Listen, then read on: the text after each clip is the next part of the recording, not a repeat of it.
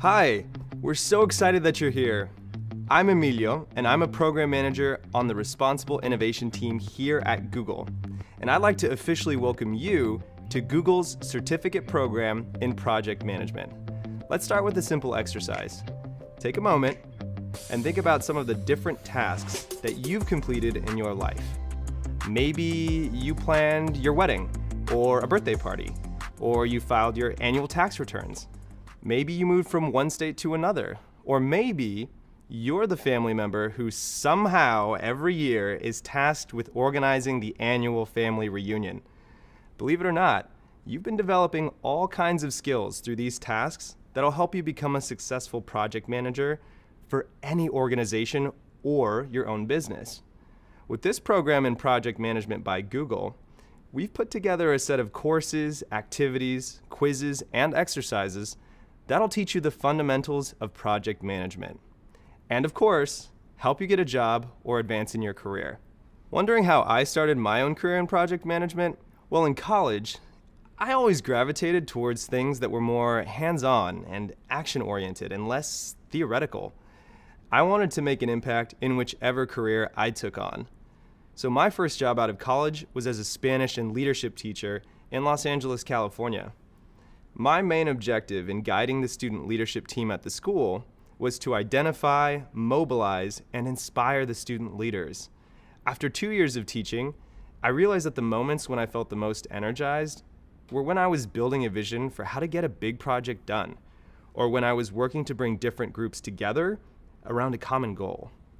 That's when I realized I had a lot of core project management skills, and I could focus on growing and developing them in the business world. I'm grateful that I get to be here for the start of your journey. When I was first starting to think about my career, project management wasn't even on my radar. It was one of those professions that I didn't even know existed until I entered the business world and experienced how great of a need there is for folks who are organized, action-oriented, diligent, and strategic. I hope that by the end of this program, you'll be as excited as I am about the prospects of a career in project management. Okay, let's get into it. We'll start with an important question. What exactly is project management? Project management is the application of knowledge, skills, tools, and techniques to meet the project requirements and achieve the desired outcome. It's possible that you've been project managing every day on some level without even knowing it. In this course, you'll learn how to hone those skills to become a truly great project manager. And the awesome thing about project management is that it spans a lot of industries and company types, and it doesn't require deep technical knowledge. This means that any job or life experience you've gained so far will help you in building those skills to become successful in a project management career. There are a lot of people around the world like you who are hoping to learn the skills to get a project management role. Whatever your reason for being here, we're glad you've joined us. This program is rooted in a belief that a strong foundation in project management can help anyone start a great career as a project manager. This program includes 6 industry-relevant courses that focus on topics like project management fundamentals, goals, objectives, and deliverables, risk management, team dynamics, project management methodologies, data-driven decision-making, and more. Each course is made up of personal anecdotes, reading materials, quizzes, and case studies. And you can go through the program at your own pace, skip the sections that you might already know, and review the videos again if you need a refresher. You'll be doing a lot of hands-on learning. You'll build project plans and timelines. You'll learn how to manage budgets and meet the needs of the people involved in the project. And you'll learn different project methodologies like Agile, Scrum, and Waterfall. You'll use tools like Kanban and learn about project management software like Asana. You'll also develop your soft skills, some of which you likely already have. Don't worry, even if you aren't quite sure how to tap into them yet, we'll explore which skills are transferable to a project management role. Above all, this program will help get you ready for a new job. But we're taking it one step further. When you complete this program, you'll have the opportunity to share your work with Google and other top employers aiming to hire project management professionals. And the best part is, you'll have professional work examples you can share with them to showcase what you've learned. Along the way, you'll hear from Google employees like me. We'll share personal stories about how we became project managers and how our foundations in project management launched our careers. We'll also share what we do at work every day and give you tips for job interviews. We've got a truly amazing group of course instructors for you to learn from. Ready to meet them? Hi, I'm Juanne, a Senior Program Manager on Cloud Security Programs. I'm your instructor for Course 2, where we'll learn more about what's needed to set the stage for a successful project. Hey there, my name's Rowena, a Senior Program Manager in Google Cloud. I'm your instructor for Course 3, Project Planning, Putting It All Together, where we'll learn about the importance of thorough project planning, identifying key milestones and dependencies, documenting project plans, scheduling, budgeting, and risk management. I'm Elita, a Senior Engineering Program Manager at Google. And I'm your instructor for Course 4, Project Execution, Running a Project, where we'll learn about communicating effectively, managing risks, understanding team dynamics, using data to inform decision-making, and tracking progress. Hi, I'm Sue. I'm a Technical Program Manager for Google's support platform. I'm your instructor for Course 5, Agile Project Management, where we'll gain a deeper understanding of Agile project management, including principles and practices, the benefits and costs of Agile transformations, the dynamics of Agile teams, and the process of running sprints and releases. And I'm Dan, a Program Manager in Google Research. I'm really excited to be your instructor for Course 6, Applying Project Management in the Real World, where we'll take all the knowledge, skills, and understanding you've built up throughout this certificate and apply it to an advanced project scenario. Ready to get started? Let's go. So far, we've previewed what you can expect throughout this program. In this video, we'll discuss the details of this course, and you'll have a greater understanding for which types of jobs are suitable for learners like you. We'll cover some key project management terms and the roles and responsibilities of any entry-level project manager. Plus, we'll discuss the kinds of jobs you can pursue after you complete this program. One thing you'll learn soon is that there's other roles and jobs outside of just project manager that this program will prepare you for. Later in this course, we'll have a video on how to search for those roles and how to view project management as both a position and a skill. But for now, we'll start by going even deeper into what a project is, what a project manager is, and what kinds of skills they have. We'll provide real-life examples to help illustrate that you probably already have learned some of the skills required to become a successful project manager. Then, you'll learn more about adding value to projects and tips on being a successful project manager from real-life Googlers. Pretty exciting, right? We'll also cover the project's life cycle. You'll learn all about a project's different phases, the corresponding tasks in each phase, different methodologies for completing tasks, and which is effective for a given project. And finally, you'll learn about different types of organizational structures and cultures, and how they impact project management. Coming up, we'll start exploring the concept of a project and the project management field as a whole. Are you ready to crank things up a notch? See you soon. Hey again, let's get back into it. In this video, we'll define a project, define project management, and explain its value to an organization. Let's start by defining exactly what a project is. A project is a unique endeavor and usually includes a set of unique deliverables. It's also a temporary pursuit. It has a defined beginning and an end. To put it another way, a project is a series of tasks that need to be completed to reach a desired outcome. Reaching that desired outcome takes collaboration and careful planning that keeps the project on track and on budget. That's where project management comes in. Project management is critical to the success of projects both big and small. So let's break it down into the what, the why, and the how. So what is project management? Why is project management an important part of an organization? And how is it vital to a project's success? As I mentioned, Project management is the application of knowledge, skills, tools, and techniques to meet the project requirements and achieve the desired outcome. Project management is valuable to businesses because it helps ensure that a project delivers the expected outcomes, both on time and within budget. To demonstrate what I mean, I'll take you through a real-life example of project management.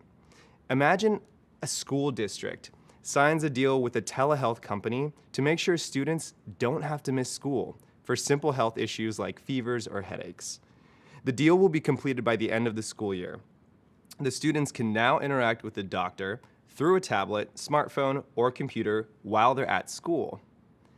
Implementing this technology into the school's procedures is the project.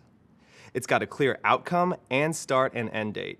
So how is that project managed?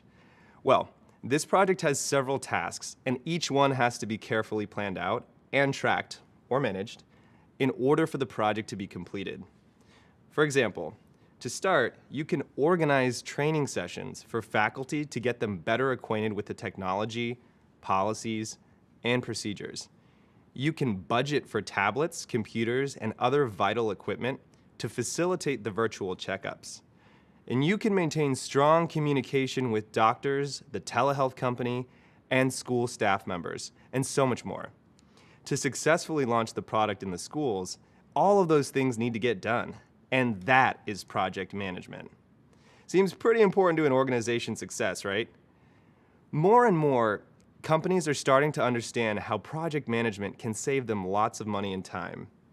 Poor project management can lead to trillions of wasted dollars every year for organizations around the world.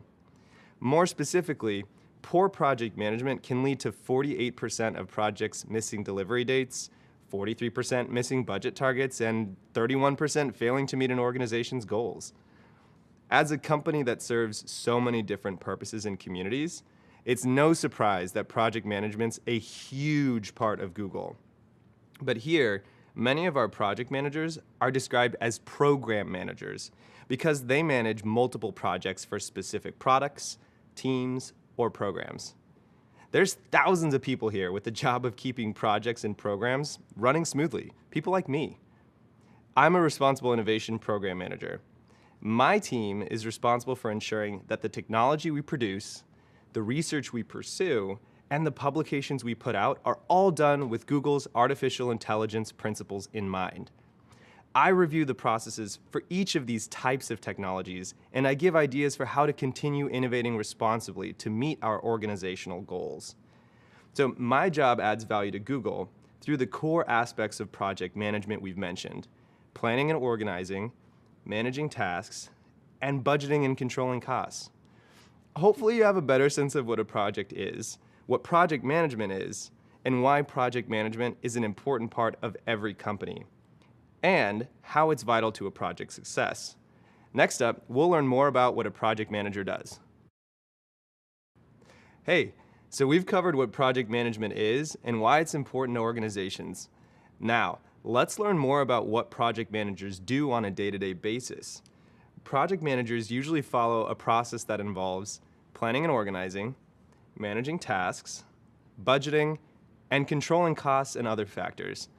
Everything they do helps make sure the project can be completed on time and on budget. In broad terms, a project manager also needs to make sure that the project outcome is bringing value to the company. A project manager can add value in many different ways, whether that's creating a new service for customers or modifying an old service so it's more tailored to the customer's needs.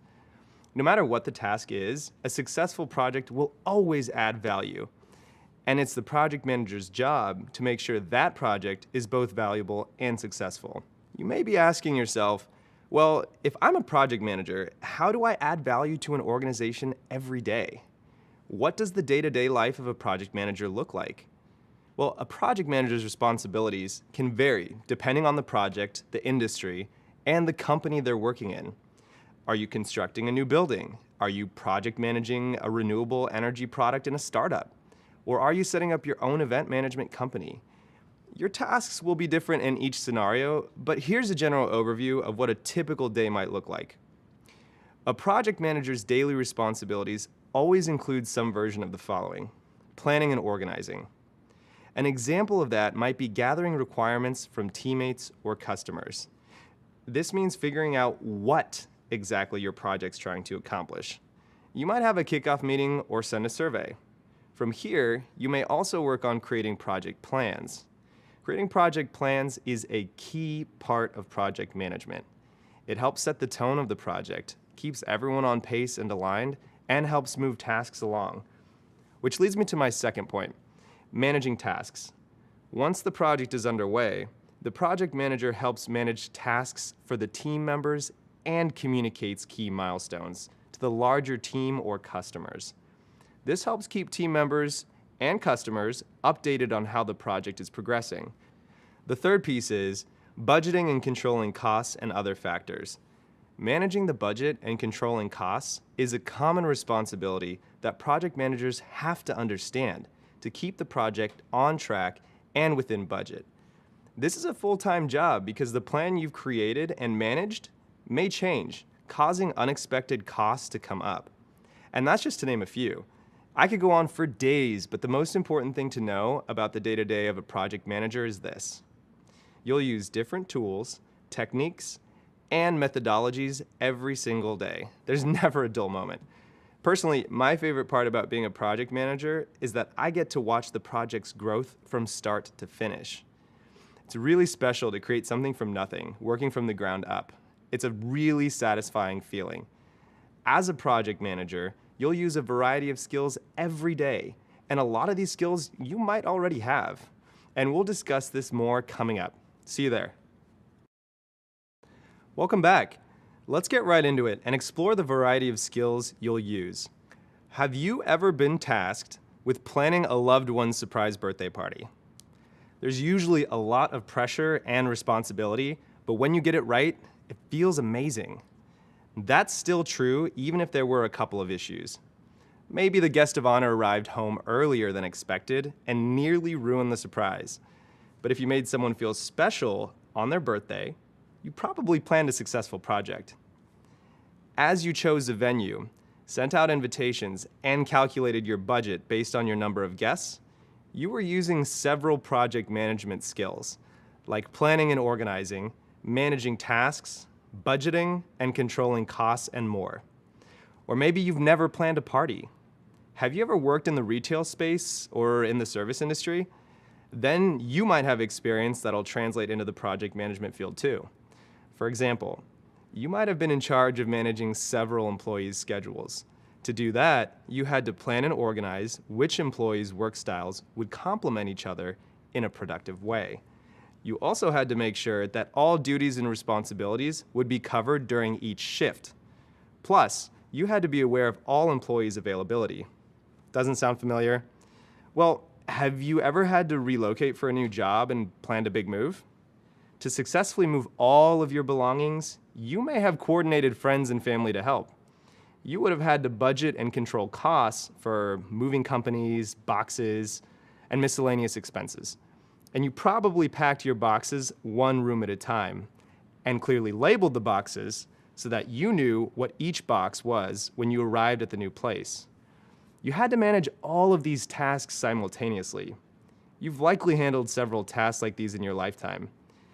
And in studying project management, you'll learn to further advance and sharpen these skills so that you'll be equipped to manage even bigger, more daunting tasks. The abilities that helped you complete these past projects are a great selling point for yourself as a future project manager. So be sure to bring up these examples in job interviews to demonstrate your skills. For instance, if you're asked questions like, "Tell me about a time when you had to juggle several tasks at once," or "Tell me about a time when you had to influence a customer or a teammate," it's good to have examples that demonstrate your skills with time management and leadership in both your everyday life and previous workplaces. Are you thinking about all of the skills that you already have and can use in your future project management role? Perfect. Up next, we'll learn more about the types of project management roles that you'll be qualified for after this program. We'll also discuss how to start exploring the various job opportunities out there for you. See you soon.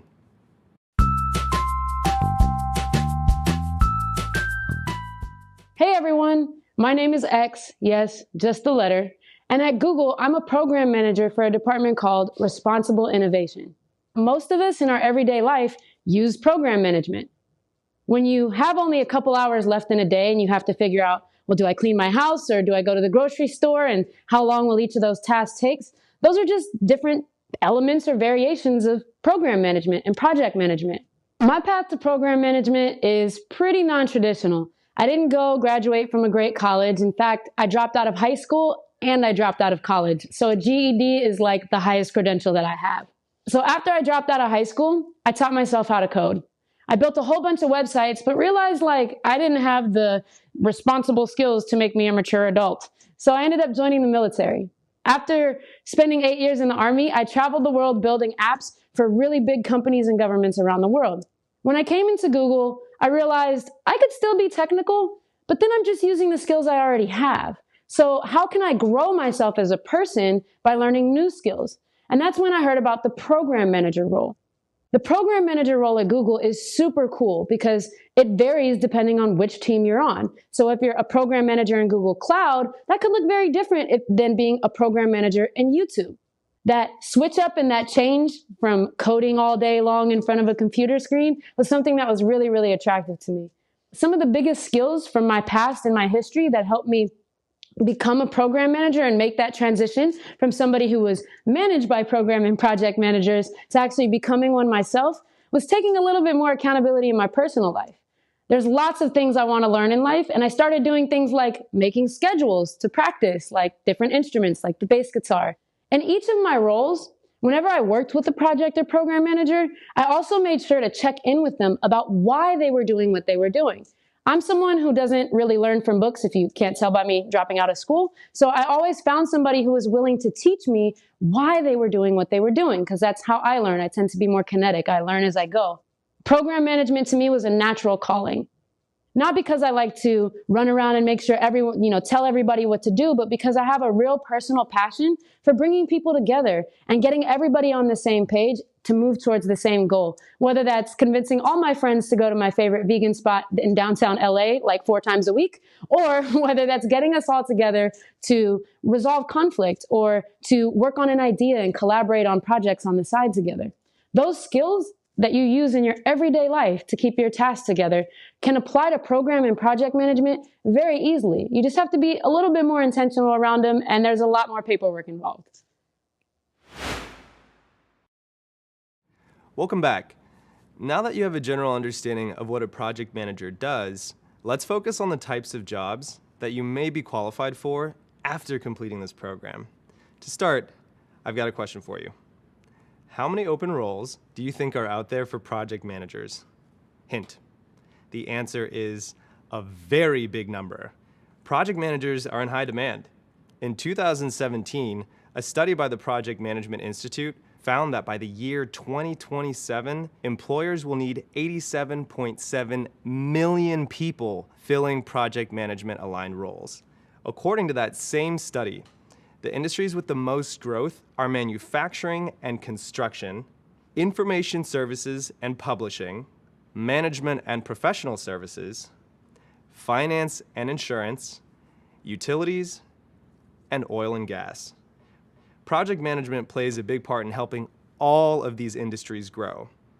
In some industries, you'll find the term project manager grouped with a more industry-specific qualifying word. For example, construction project manager, or IT project manager, or engineering project manager. Don't worry, these are all still project manager roles. They're just specific to an industry. And it's important to keep in mind that the skills you learn in one industry can be applied to another industry. New projects are popping up every single day. Across all industries, we notice that new technology is introduced, which leads to processes changing and a need to manage those processes. So all kinds of companies need people like you who can tackle a variety of projects from start to finish to help them navigate these changes. By now, you might have noticed that you already have some of those skills, like organizing or planning an event, problem solving, or even managing a budget. And you use them effectively in your everyday life. Reflect on some of those skills. we mentioned earlier and ask yourself, what are some of the parts of project management that you're drawn to? While you may not have the answer just yet, thinking about these things can help you find suitable roles later. As you keep going in this program, try to keep track of the lessons and activities you prefer, and the ones you didn't like as much. This will help you narrow your choices as you search through job boards later. The beauty of project management is that you don't need to be an expert on a focused technical topic. You just need to be able to manage projects. You could be a construction or technology project manager. Or you could enter the healthcare industry and work in patient management. You could also enter the energy sector and act as an environmental project manager. The possibilities are almost endless. What's equally exciting is that you could even end up with a completely different title altogether. For instance, there are roles that entail a sequence of ongoing projects that are considered programs or operations in the industry. In this case, the role may not be described as a project manager, but instead something a little more evergreen, like operations manager or program manager. Other titles that might make sense for you could include operations assistant, project assistant, project coordinator, and program assistant. When it comes to job duties, your responsibilities might change depending on the type of company you choose. For example, the workload and specific tasks at a small agency will be different from those at Google. It's also important to keep in mind that as the world continues to change and evolve, so do industries and the job opportunities you'll find there. So be sure to cast a wide net. You'll be able to find more and more jobs you're qualified for. In addition to being qualified for project management related jobs, there's plenty of other roles or paths that may interest you. Internships can sometimes be a good place to start. An internship is a short-term way to get hands-on experience in an industry. Plus, internships are a great way to help boost your resume and set yourself apart from other candidates. One of the key benefits of internships is that you get real work experience while simultaneously networking with people in that industry. It's a win-win. Now, some internships in your field might not technically be project manager roles, but a lot of roles are easily transferable. For example, something like an events manager intern role can become a full-time project manager position later on. Internships aren't great for everyone's lifestyle, but if you can make them work, they're a fantastic option. Another path you can take is contract work. Working for companies on a contract means you'll work with them on a project-by-project basis, but you won't be a full-time employee. This kind of work is a great way to get your foot in the door and build your portfolio. Plus, it gives you the flexibility to try your hand at a few different projects at once, depending on the commitment level required for that. Another benefit of contracting is that it lets you explore different kinds of companies and project types. Since it's a temporary position, you can explore what type of company is the best fit for you. Maybe you find you like working with a large or a small team, or you find you enjoy specific types of projects. And if you find a situation that suits you and the organization, your contract position might just lead to a full-time position. As you keep charging forward, try thinking about the type of job you might be interested in going after when we're done here. Every new topic you discover brings you one step closer to your first role in project management, and one step closer to where you want to be. In the next video, we'll learn how to identify and search for job titles best suited for a project manager. We'll see you there. Hi again. Let's discuss how to search for a job in the project management field. It's no secret that job searching can be a challenge. Even the most detailed, specific job listings can leave you wondering what the company's really seeking in a candidate. Don't worry, we've all been there, and we're here to help you sort through the lingo and the confusion. The more job listings you find, the more buzzwords you'll likely notice too. Words like data-driven, team player, self-starter. Understanding all the buzzwords in job listings will help figure out if a job is right for you. Up to now, we've discussed project management as a role, but many companies actually list it as a skill. Here's some more good news. You'll soon be qualified for a position as a project manager and a position that lists project management as a skill. Here's the even better news. If you have the skills to manage projects, you'll be qualified for program manager or operational roles that require you to manage an end-to-end system or department too, which ask for the same skill set. Now, let's check out different types of jobs that use your project management skills. When job hunting, keep your options open. As I just mentioned, you don't have to limit yourself to just project manager titles. There's lots of other titles you're qualified for too. You'll know what's a good fit for you by reading the job descriptions, so cast a wide net. Depending on the field you choose, you might find roles like operations manager, program manager, operations associate, or project assistant. All of these could be a great fit for your skills. For example, let's say you're searching a job board for project management roles when you notice a community operations manager role for a small city open up. The job title isn't project manager, but you'll notice that the job functions match your skill set and years of experience also match the job requirements. The job description may include a list of required skills like organizational management, strong planning and communication skills, budget preparation and monitoring. Sound familiar? Maybe you'll even start to notice that the job's responsibilities seem like tasks you've covered in this course, like creating monthly status reports, helping to implement new and necessary technologies, tracking work plans and performance metrics, assisting other members of the operations team on given projects, and ensuring timely responses to requests for information. These duties are nearly a perfect match for your project management skills. And there are plenty more listings like these too. How great is that? The skills that go into project management are used in all kinds of roles and professions. Believe it or not, we've all worked with or learned from a project manager at some point in the past. Can you guess who that is? It's your teachers. Think about it. Everything that goes into being a teacher takes project management skills. Designing a curriculum that's accessible to students with unique needs, managing a budget, communicating with others like parents, department heads, or school admins, developing processes to make things run efficiently in the classroom, and so on. For example, when I went for my first interview at Google, I highlighted my experience as the founder and advisor to a student leadership group. I told them about how I assembled and led a team of 20 students to plan and execute events like fundraisers, community gatherings, and academic assemblies for over 300 students during the academic year. I even kind of surprised myself looking back at how much relevant project management experience I had. Now, I'm sure you'll think back on your own experiences and feel the same thing. One more thing to call out is networking. Networking is when you meet other people in a professional setting with the goal of learning, sharing knowledge, and creating new business connections. This plays a big role in job hunting, so it is a great tool to start learning and perfecting. The skills you learn here will prepare you for all kinds of project management jobs.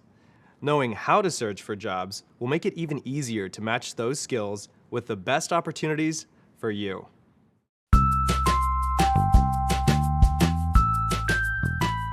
My name is Gilbert, and I'm a talent outreach specialist here at Google. Talent can mean many things. It can mean folks that have never envisioned themselves at Google. And so part of our team's remit is to identify talent that Google or other companies may not necessarily reach out to or consider for roles in the past, and helping them navigate the interview process. It could also mean candidates that are already interested or have expressed interest in opportunities at Google in the past and engaging them to support them through the interview process today. At Google, you have to wear the program and project management hat regardless of what role you're in. And that's definitely been the case for me. So in my role, I've had to practice skills such as communicating to stakeholders, managing a budget, managing a project timeline in many different projects within my role. An example of this could be organizing events for university students to come to Google's campus and hear from guest speakers about the projects we work on, the roles and their career journeys. And so as you can imagine, this is can be a complex project. My first job out of college was completely unrelated to what I'm doing now. I was an assistant manager at a big box retailer. And so a lot of the skills that I actually learned in that role have translated to support me in my role and allowed me to have success. So some of these skills are being able to talk to and have difficult conversations, being able to manage a budget, managing resources, and managing your time. These are especially important in the retail setting. I started applying a lot of these project management frameworks or practices, even into the smallest projects. Maybe it's related to my goals for the next 3 months, setting a project plan based around that, right? I was the only stakeholder. I was the only one reviewing maybe this documentation. But the practice of being able to do this really helped me so that when I had to do it for a project at Google with multiple stakeholders, with multiple timelines, competing priorities, it was already second nature to me because I even applied it just in my day-to-day.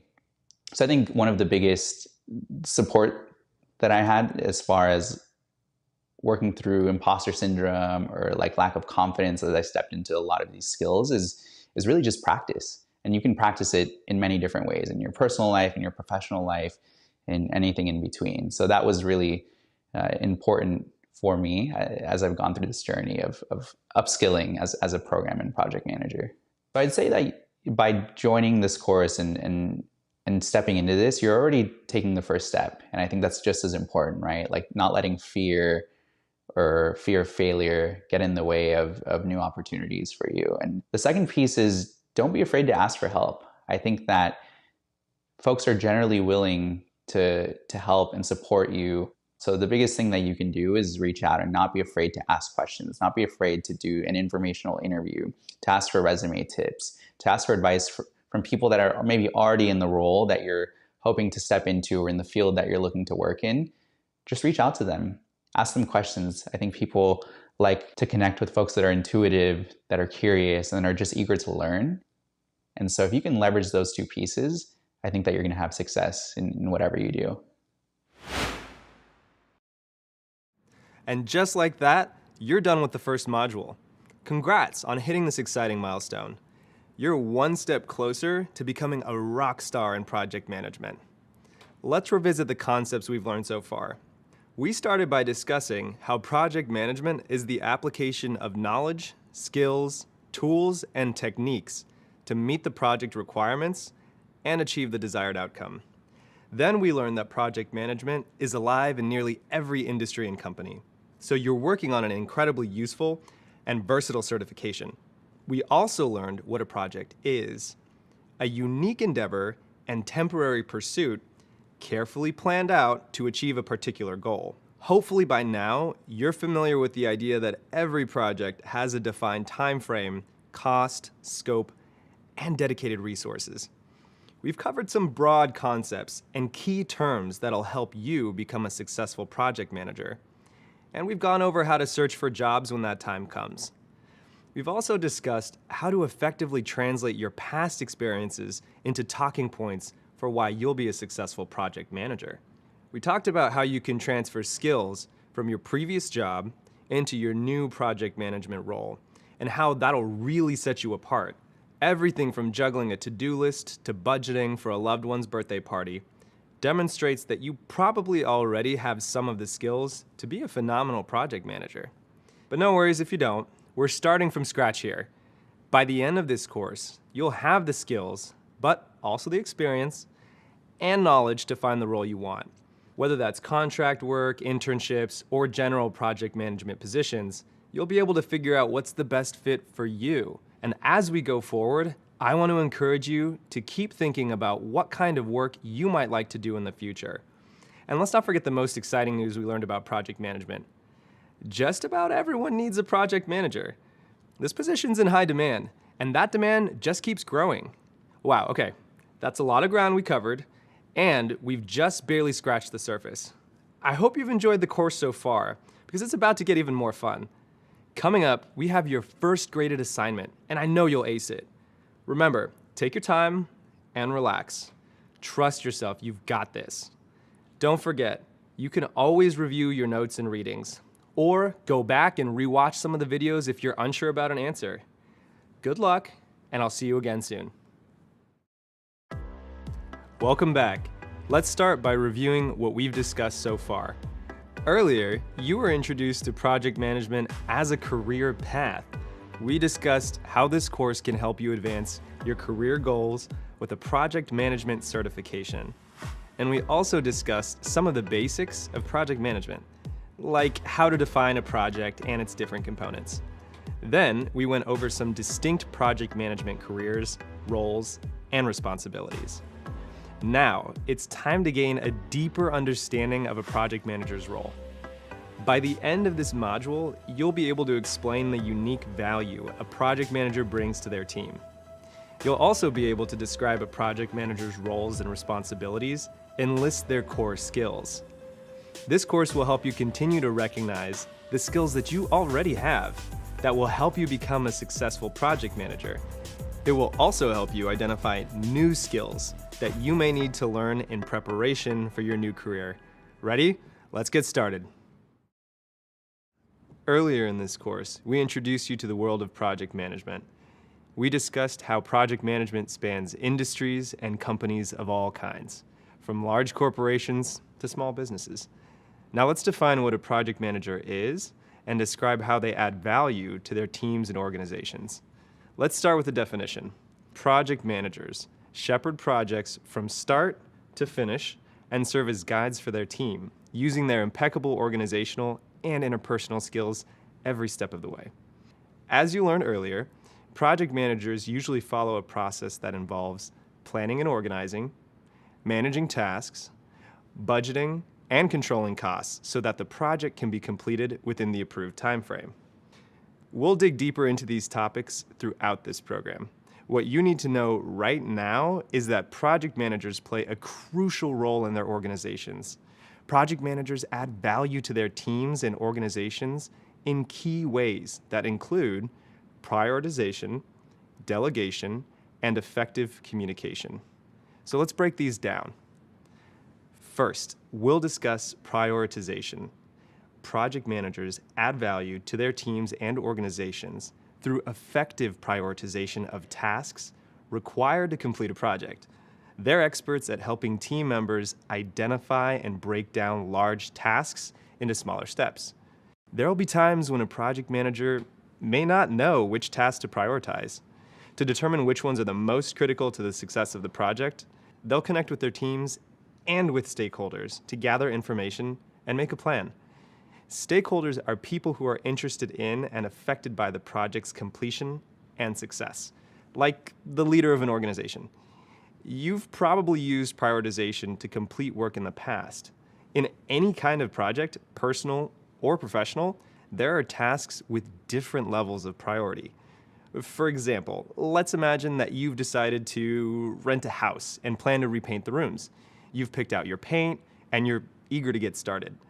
While it may be tempting to start painting right away, you'll need to prioritize tasks like laying out drop cloths to protect the floors and furniture, applying blue tape to the room's edges, and much more.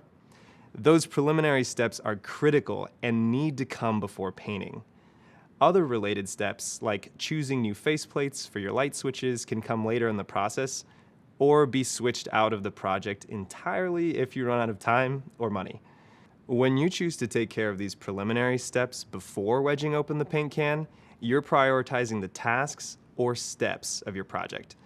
You're also increasing the likelihood that you'll be satisfied with your newly painted rooms. This process is similar for professional projects. When you effectively prioritize important tasks, you set up your team and yourself for a better project outcome. Now, let's discuss delegation.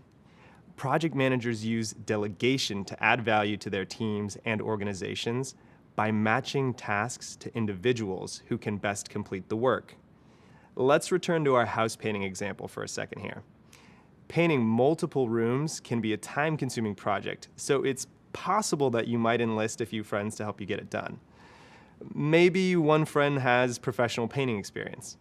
Now, with that in mind, you might ask her to handle the more challenging aspects of the project, like painting the ceiling or the detailed molding. You might also schedule her to paint the molding before another friend paints the walls. So by delegating this task to the person with the right skills to complete the work and ordering the tasks appropriately, you're applying knowledge of your team's strengths to the planning of your project. That makes sense, right? Finally, let's talk about effective communication. Project managers deliver value through effective communication, both with their team and with key stakeholders. This refers to being transparent, which means being upfront with plans and ideas and making information readily available. Project managers keep in regular contact with their team about the progress of the work and help identify areas where a teammate may need support. In our house painting example, this might involve checking in with your friends periodically to ask if they have enough paint or supplies left to complete their tasks. Checking in regularly means you'll know if you need to buy more paint before the can is empty, which ensures that the project stays on track. In addition to keeping up with teammates, project managers keep in regular contact with people outside of the team, like company leaders who are invested in the project outcomes. For example, you might reach out to your landlord to get permission to paint and to share the days you'll be working on this project. Though your landlord isn't directly involved in the project's execution, the outcomes will affect her property, and so it's important to keep her informed. Without your project management skills, you might run out of paint halfway through the project, your walls might get painted without drop cloths to protect the floors, and your landlord could be caught off guard about your plans. So it's a good thing you're here to keep the project running smoothly and efficiently. Great. Now you should be able to define what a project manager is and explain how they use prioritization, delegation, and effective communication to deliver value to their organizations. Coming up, you'll hear about the career path of a real-life project manager at Google. Their journey to me is fascinating, and we can't wait to share it with you.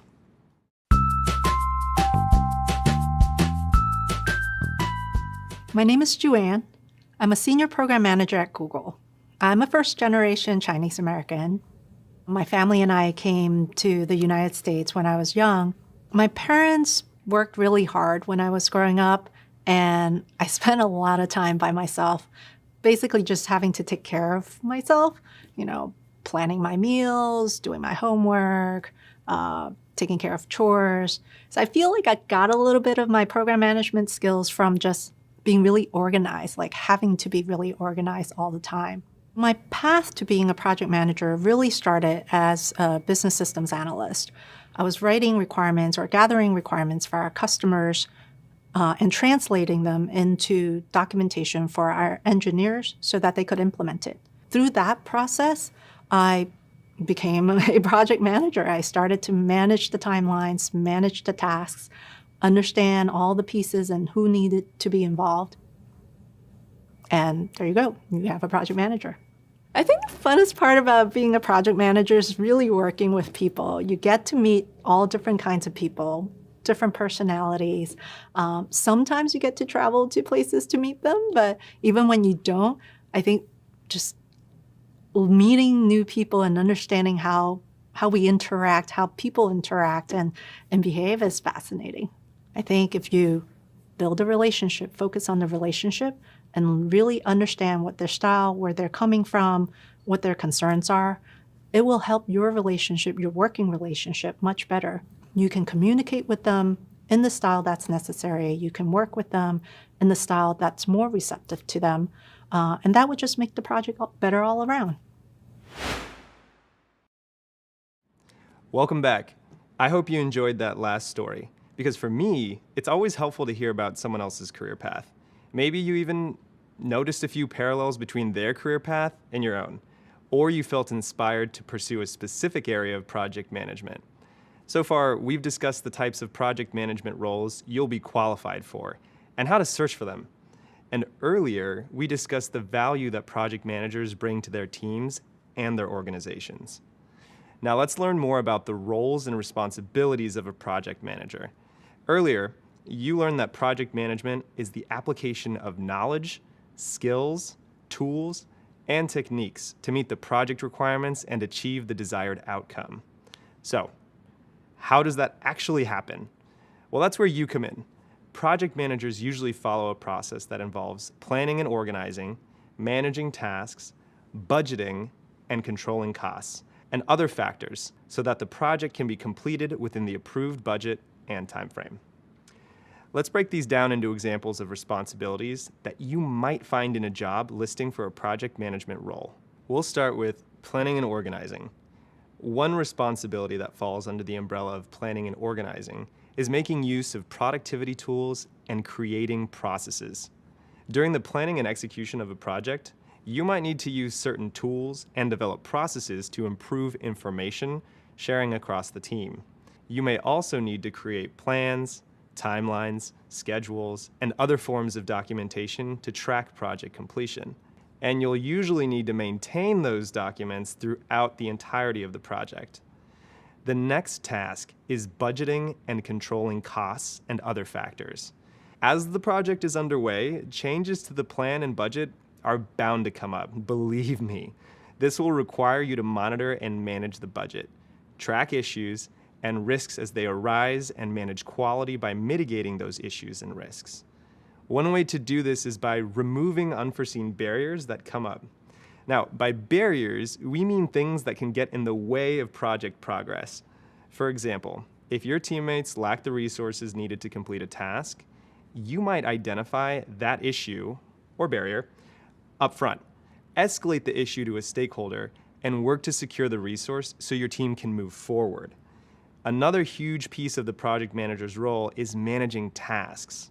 A project task is an activity that needs to be accomplished within a set period of time by you, your team, or your stakeholders. Keeping track of tasks is a great way to help manage the team's workload and ensure that things are getting done. Keeping track of tasks is also a great tool for demonstrating progress to people outside the immediate team, like your stakeholders. Back when I was a program manager in student development here at Google, one of our goals was to create pathways for students who identify with communities that are underrepresented in the technology industry. A large part of my day-to-day responsibilities involved working with two separate engineering teams to create our technical curriculum. To manage the tasks associated with this project, I created separate project trackers for each team that outlined the vision for the curriculum. These trackers kept both teams in the loop about the timeline for delivery, the categories and subcategories for work, and the team members assigned to each task. I also made sure to update our stakeholders every step of the way. By actively managing tasks throughout the project lifecycle, I was able to keep tabs on everyone's work and efficiently inform stakeholders, which allowed us to achieve our project goal with minimal issues. Nice job. Now you should be able to describe the roles and responsibilities of a project manager. Coming up, we'll discuss a project manager's role within the extended team, including how to work alongside the people tasked with executing the project. Catch you in a bit. Hey, and welcome back. Earlier, you learned more about the responsibilities of a project manager. And while it might seem like a lot to keep track of, it's important to know that you, as the project manager, won't need to do everything on your own. Let's discuss the role of the project manager and how that role relates to other roles within the project team. It's easier to hear the term manager and immediately think of your boss, but a project manager is not often the direct manager of the people working on a project team. Here we're discussing the project manager as someone who manages the tasks of a project. But what does that really mean, right? Well, although you might have a few teammates working with you on a project, you're probably not their day-to-day boss. With the help of your team, you can get a lot more done together. Everyone on your team will have their own set of roles and responsibilities, and you'll come together to ensure that everyone is able to do their part to advance the project. Each person will be an expert on their portion of the project, but no one will be an expert on every aspect of the project. And honestly, neither will you. For instance, the graphic designer will focus on graphic design, but probably won't be an expert on copywriting. Similarly, you'll be an expert on project management, but may not be an expert on marketing. Here's another way to think about it. Imagine that you're organizing a camping trip. You might be the person in charge of planning the trip, but that doesn't mean you have to be a camping expert. Maybe you've never been camping before, but your partner grew up spending every summer by the campfire. In that case, you might assign them the task of picking out the right number and style of tents for your group. So, in this example, you are planning the trip by giving your partner the job of finding the right number of tents and the right size tents to make sure everyone's covered. You aren't doing the research or the task yourself, but you're making sure that things are getting done. It's similar in the workplace. As the project manager, you won't be an expert in every project role, and that's okay. As we said, your job isn't to be the expert on everything. Instead, you're responsible for guiding your team and making sure that they have the support that they need in order to complete the project. So how does a project manager go about doing that? Let's discuss using a few more examples of the required responsibilities you might find in a job listing. First, you'll need to hold all team members accountable for their assigned tasks. Managing tasks will help you hold your team members accountable by giving them ownership over specific pieces of the project. Second, you'll need to ensure that issues and risks are tracked and visible, and be able to establish escalation paths. Now, by escalation paths, I mean that you should know how you'll communicate risks to the right people at the right time. Third, you'll need to understand and help teammates adopt the right workflows and project management styles. As the project manager, you'll likely have the best idea of which style is best for the work. It's your job to ensure that the team adheres to that style and the other systems in place. And fourth, you'll need to collaborate with other teams at the organization to meet the requirements based on project, scope, schedule, and budget. In other words, a project may affect not only your team, but other teams at an organization, as well, say, the marketing or the finance team. So you'll need to work with those teams to ensure that everyone is happy with the project outcomes. You'll learn more about working with other stakeholders in a later course. Catch all that? Let's recap. You've learned that a project manager isn't always the direct manager of each member of the project team. Rather, they're responsible for guiding those people and ensuring they have the support they need to complete the project.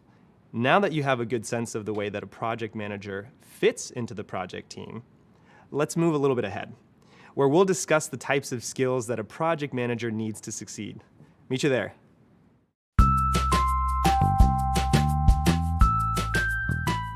A great project manager is some funky combination of EMT, ninja, and jazz musician. An EMT who can show up on a scene that's full of chaos, figure out what needs to happen now, triage all of the things on site, and then develop a plan of action while also participating in that action. A ninja, because you kind of have to be stealth about how you go about influencing other people. Overt action or pushing people too hard isn't necessarily received well. And a jazz musician, particularly a jazz drummer, who keeps a steady beat as a lot of things are happening around you. On a team, you're going to be surrounded by a bunch of talented people. A trombone player, a bass player, a trumpet player, a pianist, and you, keeping the beat and making sure that everybody is working in time. I spend most of my days with my product and engineering counterparts talking a lot about strategy, updating status to key stakeholders, and trying to figure out what comes next for our product. Some things about my job never change from this day to my very first day. The fact that I communicate with a lot of people in a day, a lot of different types of people, from engineers to product managers to partnerships to sales and marketing, all of that's the same. The biggest difference is the number of people that I communicate with and the complexity of the topics I cover. The most important thing for you to keep in mind is staying organized. The more organized you are in your actions, the more organized your team is in their thinking and their actions. What I do to stay organized is lists. Lists.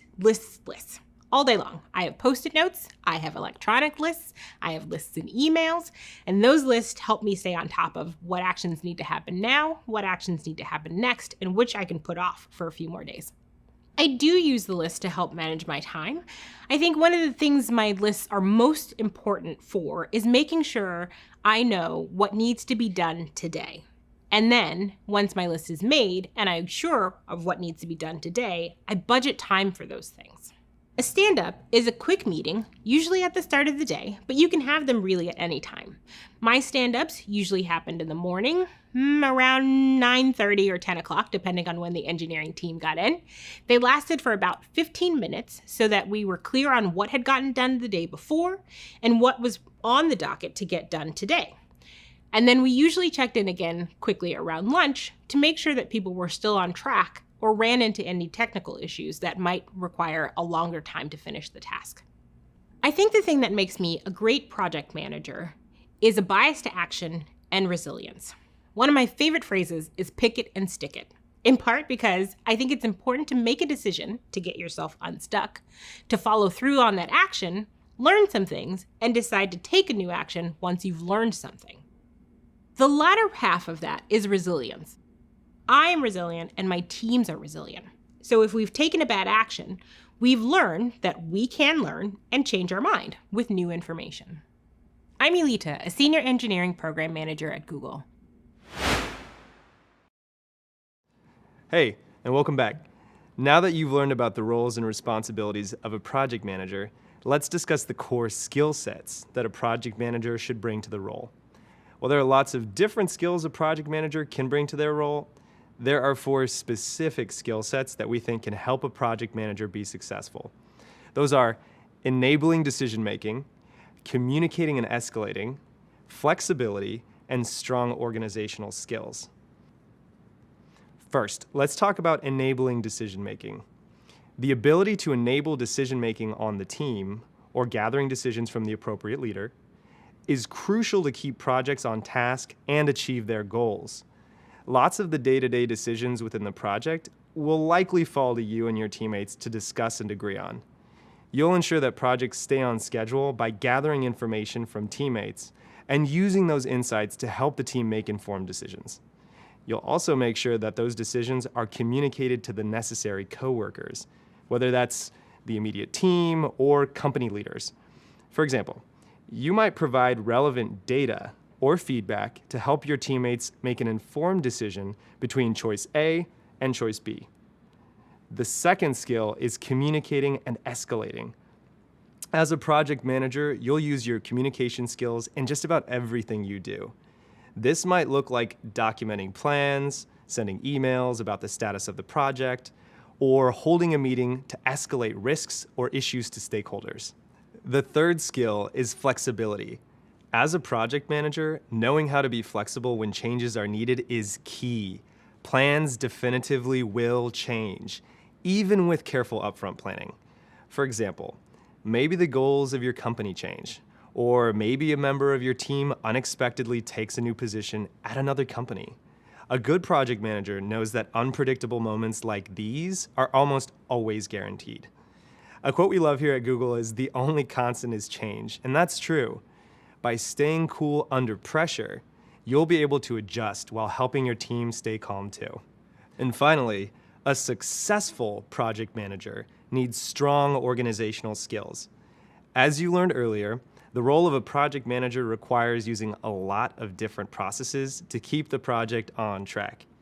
Having strong organizational skills means having the ability to organize these processes and the core elements of a project to ensure nothing gets lost or overlooked, which, trust me, can and does happen.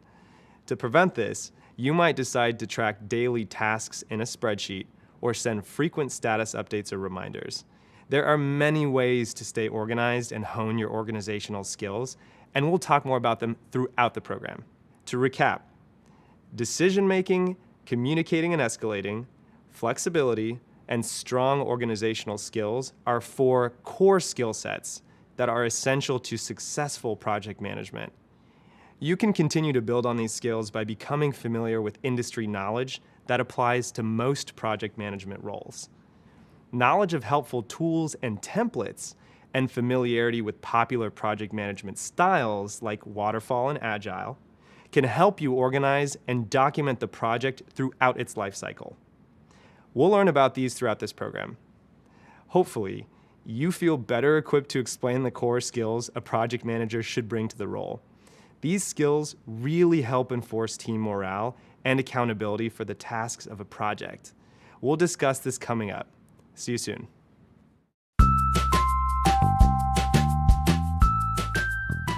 My name is Rachel. I'm a senior program manager in Google New York. Google hired me out of a bar in the East Village about 12 years ago. For about 3 years, a group of NY Ops and SRE drank at my bar. And like everyone at the bar, they asked the bartender for advice. So I gave them advice and helped them through a lot of problems and also became friends with them. I really admired them. They were incredibly smart and charming and really good drinkers and tippers. Eventually, I wanted something different from my life than standing behind a bar all night long. And there was an opportunity to apply for an admin role on their team. So I joined Google in 2008. They hired me first as an administrator for site reliability and engineering ops in New York City. After about 2 years, transferred into program management. Google's hiring is a little more conventional now, but the skills that I polished while being a bartender inform my everyday work. A wise old bartender that I knew on the Lower East Side once told me that a bar was a room full of tables and chairs and some beer, and a meeting room was the same, a room full of tables and chairs. People come into a bar like they come into a meeting room, wanting to leave feeling something else. So as a program manager, my job was to help people through that experience, the aesthetic experience of meeting with each other, making decisions, and coming to conclusions together. Very similar to bartending and helping people have a better night. My role as a program manager started by someone taking a risk on me. My engineering partner picked me out of the admin pool because he knew that I could build community with his engineers. When you work at a bar, you have to talk to anyone who comes into the bar. Anyone who walks through that door is your customer. You have to understand what they want to drink, whether they can continue drinking, whether they might be done drinking.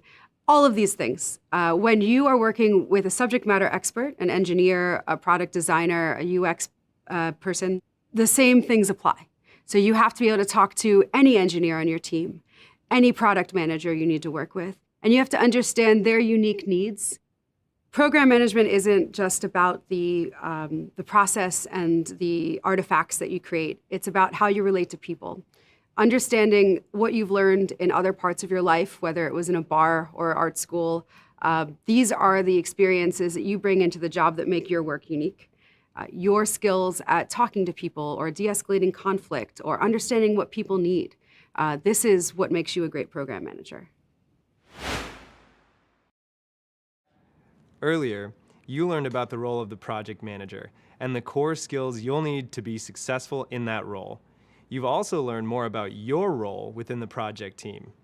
Now let's discuss a few key skills that you'll use to build relationships with your teammates and stakeholders. Using your interpersonal skills is key to building relationships with the people involved in your project. By developing these relationships, you'll learn about the needs and concerns of the team. This will help you determine the priorities of the project and motivate your team throughout the process. Possessing strong interpersonal skills is a huge part of good leadership. Even if you've never held a formal leadership position, having these skills will help you when you need to guide a team. This is called influencing without authority, which refers to a project manager's ability to guide teammates to complete their assigned work without acting as their direct managers. There's a few key interpersonal skills that you can use to accomplish this and guide the project outcomes, even without the authority of being your teammate's boss. These skills include communication, negotiation, conflict mediation, and understanding motivations. So let's break these down. First up is a key skill we've mentioned a few times now, communication. In the context of leading a team, communication can include checking in with teammates to understand how they're progressing on a task and providing clear feedback on the quality of a teammate's work. Next is negotiation. Negotiation might include working with a teammate to compromise on a new deadline when they tell you that they won't be able to complete their work on time. Now, trust me, I know this can be frustrating, but you'll need to use your negotiation skills often with your teammates and stakeholders to balance their needs and what is best for the project. Another important skill is conflict mediation. As we mentioned, project plans can change and issues will arise. This can sometimes lead to tension and conflict within the team. So conflict mediation is a great skill to practice and develop to ensure the project does not suffer as a result. This might involve setting up a meeting with two teammates who are struggling to agree upon the best way to handle a shared task. And finally, there's understanding motivations. This means getting to know your teammates and figuring out what pushes them to do their best work. Understanding motivations might also include learning how your teammates prefer to receive feedback and how they like to receive recognition for doing a great job. You would use that individualized information to motivate and encourage each person on your team. So to recap, communication, negotiation, conflict mediation, and understanding motivations are all interpersonal skills that will help you influence without authority. During job interviews for project management positions, you might be asked to discuss a time when you influenced without authority. And it's possible that you've already noticed ways that you've used these skills in your personal life without even realizing it. For example, let's say you have a coworker who's constantly late to every meeting, and I mean every meeting. While you can't force them to arrive on time, it's likely that you've thought about ways to motivate them to want to be on time. In doing so, you might have also wondered how to change the way you communicate with your coworker to influence them to be on time.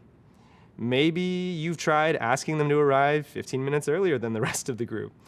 Or maybe you've told them how this behavior impacts the rest of the team. Both of these strategies are examples of influencing without authority, and they serve to encourage specific behavior.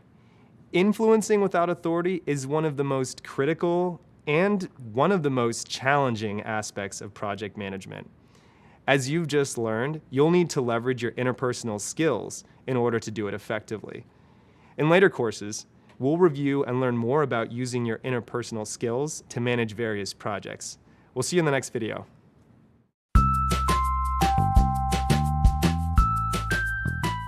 I'm Ellen, and I'm a Director of Technical Program Management. And that means I lead a team of program managers at Google. I love project management because I really like this idea that you can do more together as a team with a group of people than you could do alone.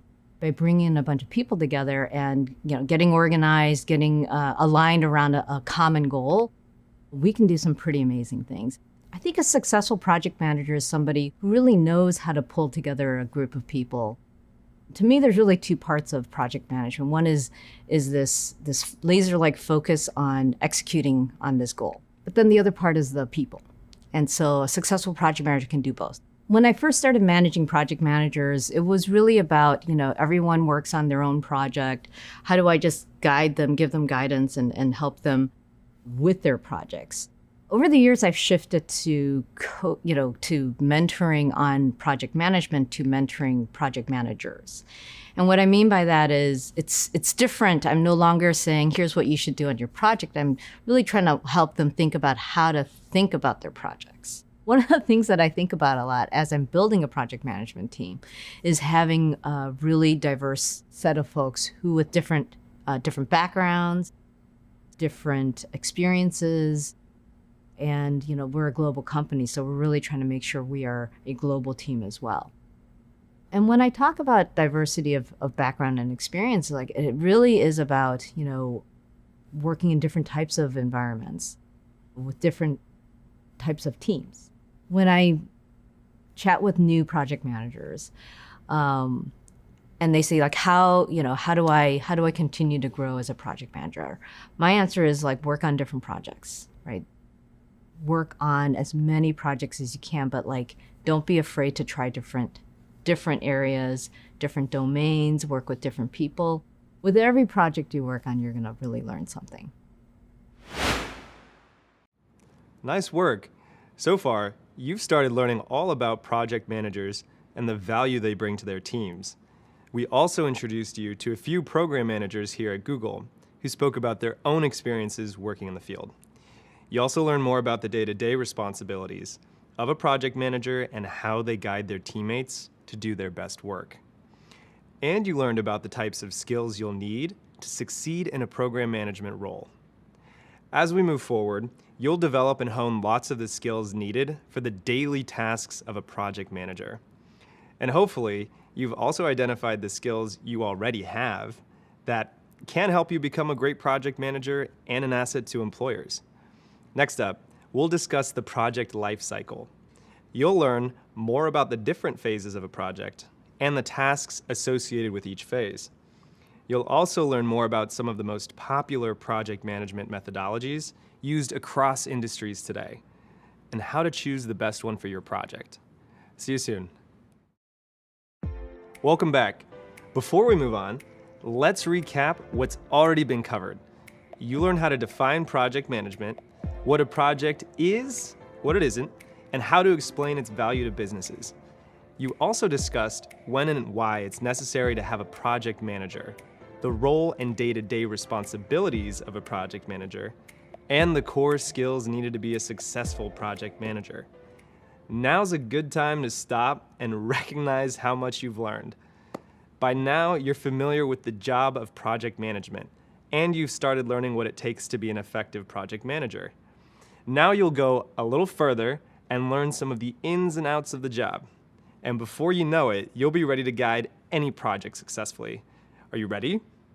Well, coming up, I'll introduce you to the two most popular approaches to project management, waterfall and agile. We'll also cover the project management life cycle and phases, and you'll learn about the different styles, scenarios, and factors that can impact a project and its tasks at any given phase. When we're done, you'll be able to explain and follow the life cycle of a project, define and outline a project's phases and each phase's tasks, compare different project management methodologies to determine which methodology is most effective for a project, and finally, organize how a project is run according to different program management methodologies. Ready? Let's get started. No two projects are exactly the same, which means there are many different ways to manage them. Each project comes with its own needs and factors that impact how you'll take action and achieve your goals. There are many ways to manage projects, and not always one right way to do so. Picture this. You're project managing a political campaign for a local candidate. To make it happen, you need to think about things like your available resources, the people you'll be working with, the election date, and the location. You need to be aware of lots of details to successfully complete your project. Because so many different things can impact a project, it's important to understand its basic structure. We call this structure the project life cycle. The life cycle is a great way to guide your project in the right direction so that you and your project stay on track and end up in the right place. Most project life cycles have 4 major phases, each with their own set of tasks and concerns. Check it out. The main phases of a project are initiate the project, make a plan, execute and complete tasks, and finally close the project. Let's talk about the first phase, initiate the project. This is the launch pad for the entire process of your project. In this phase, you'll define project goals and deliverables, identify the budget and resources you'll need, the people involved in your project, and any other details that can impact the successful completion of your project. You'll document all this information in one place to showcase the project's value, and hopefully get approval to move forward with it. Once the project is approved, it's time to get rolling. Next, you'll make a plan for how you'll meet the goals of your project. There are all kinds of ways to plan your project, and we'll get into some different methods and techniques later on. But right now, the important thing to know is that for every single project, creating a plan of how you're going to meet your goals is absolutely 100% essential. Think about it. You can't hire a contractor to build a house without planning what it'll look like or how much you have to spend. These same considerations apply to any project that you manage. To be effective, your plan needs to include a lot of things. For example, a budget, a breakdown of all the tasks that you need to be completed, ways to communicate team roles and responsibilities, a schedule, resources, and what to do in case your project encounters problems or needs to change. Now, that's just to name a few. Once you have your plan in place, it's time to execute and complete those tasks. It's important to point out that your project team has the job of completing the project tasks. Now, as the project manager, your role is a little different. While you might be in charge of completing certain tasks in the project, your primary tasks as the project manager are to monitor progress and keep your team motivated. You'll also remove any obstacles that might come up so that the tasks are executed well and on time. Finally, when all the tasks have been completed, all the resources have been accounted for, and the project has crossed the finish line, it's time to close the project. Why is it important to close? Well, one big reason is so your team has a moment to celebrate all of their hard work. But closing the project is also a chance to evaluate how the project went. You can make note of what worked and what didn't, so you can plan better for next time. Even if the project was a massive success, it's helpful to take time to reflect. Closing the project is also a great way to connect with anyone outside your team who may have had interest in the project's goal. You can let everyone know what was completed and what you accomplished. Some projects, like the campaign example, will have a firm end date. Once the project is finished, that's it. There's no more work to do. Other projects have different finish lines. For example, a project where you're implementing a new ordering system at a restaurant is complete after the system is set up and the employees know how it works. At that point, your goals are completed. Now it's time to hand over the project to another group whose job it is to provide support and make sure the system stays running on a day-to-day basis. Another example of this is, I once project managed the creation of a dashboard that would be used by various stakeholders in my organization.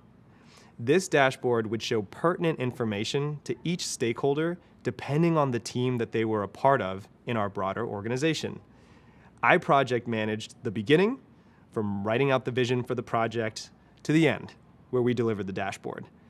Now, once I passed off the final product, I transitioned the continued update of each team's data and the corresponding dashboard page to the respective teams. Think of it like turning over the keys of a newly built house to its new owner.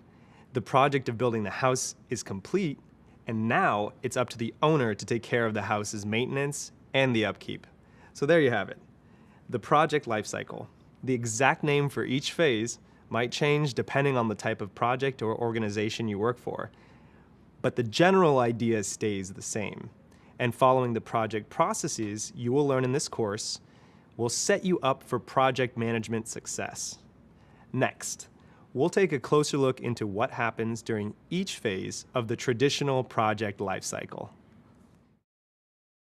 Now that we've discussed the project lifecycle, we're going to explore some of the different tasks that match up with each lifecycle phase. But first, let's review the phases. The project lifecycle phases are: initiate the project, make a plan, execute and complete tasks, and close out the project. Okay, great. Let's get back to the tasks that need to be accomplished during each phase. For this video, we're going to focus on the first two project lifecycle phases: initiating the project and making a plan. It's important to call out that the name or tasks for each phase might change or may be a little different depending on the type of project or the organization where you work. At Google, we use a mix of different project management methods, which you'll learn more about later in the course. But regardless of the method, all projects share a lot of the same tasks needed to get the job done. So let's get into it. The first step of the project lifecycle is to initiate the project. During initiation, you'll organize all of the information you have available to you about your project. This way, when you're ready to continue on, you'll be prepared for the next phase when you can create your plan. Defining project goals makes the details of your project clear so that you and your team can successfully complete the project. For example, if the project goal is to manage a political campaign, then some deliverables, which are specific tasks or outcomes, might be to raise $5,000, or get 500 signatures in support of your candidate's cause. With this in mind, you'll need to do some research to come up with ideas that will help you meet your goals. You'll also need to find out what resources are available. Resources can include people, equipment, software programs, vendors, physical space or locations, and more.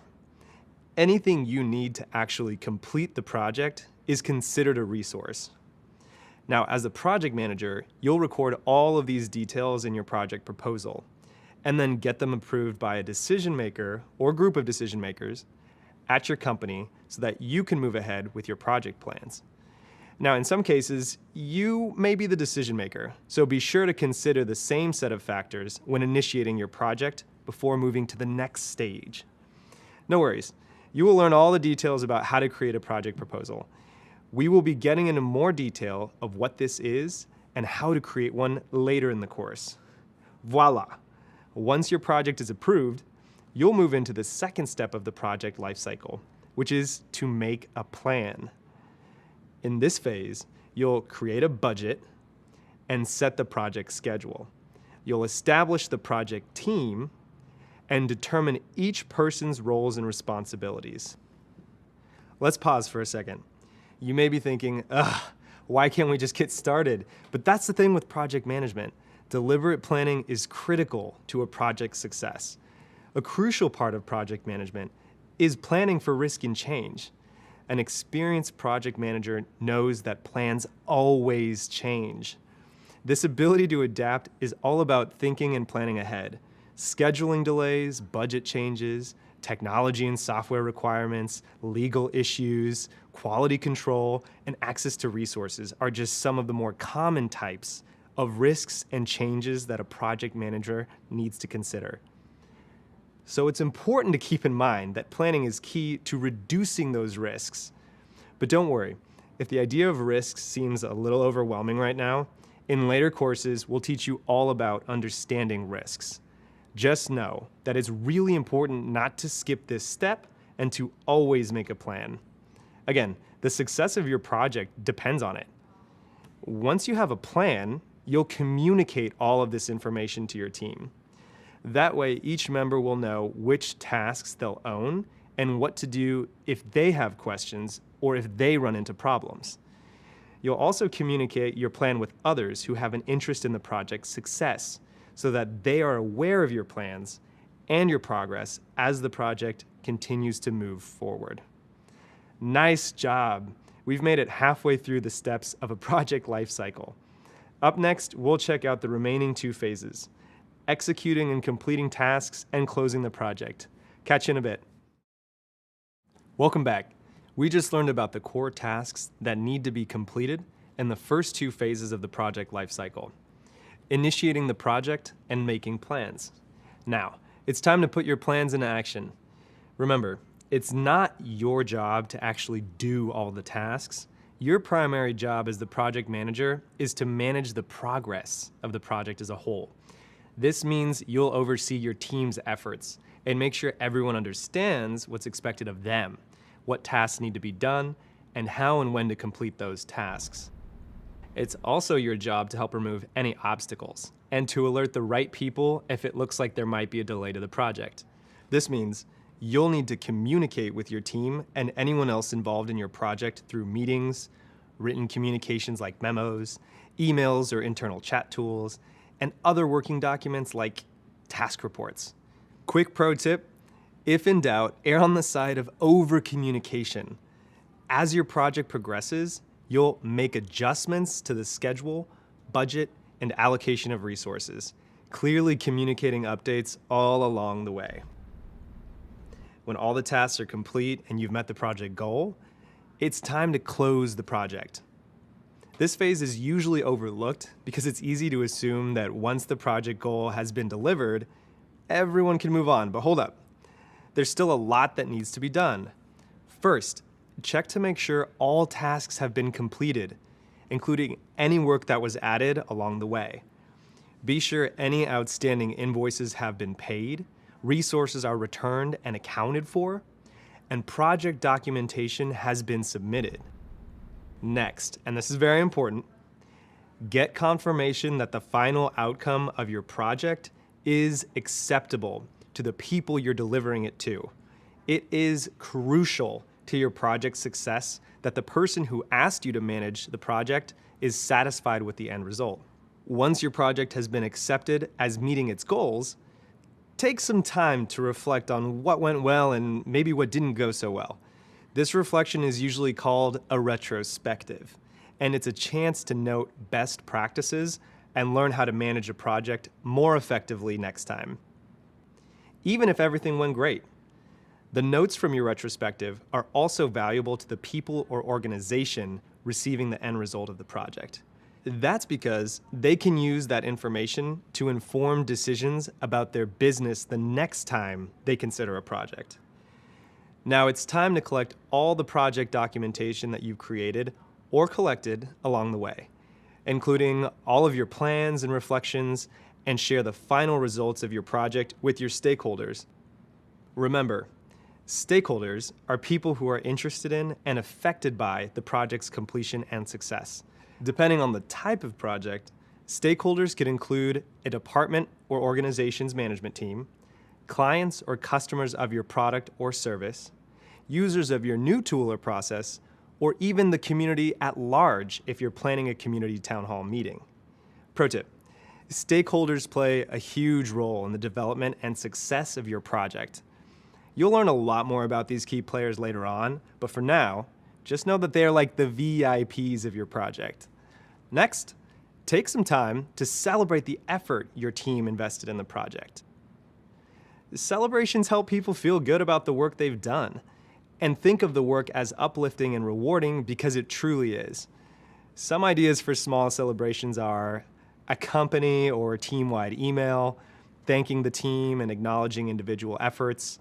Now for big projects, you may even consider a company party to celebrate the team and the project's success. To wrap up, you and your team can formally move on from the project so that you can pursue new projects in the future. Well, as you can see, being a project manager is a lot of work, but it's very rewarding, and it's all, well, manageable when you follow through with the project lifecycle. You can see how the organization, communication, and improvements you add to various areas of a project can make the entire team more effective and efficient. And you can have an impact on many areas of a project in a way that's greater than if you focused on any one task on the project.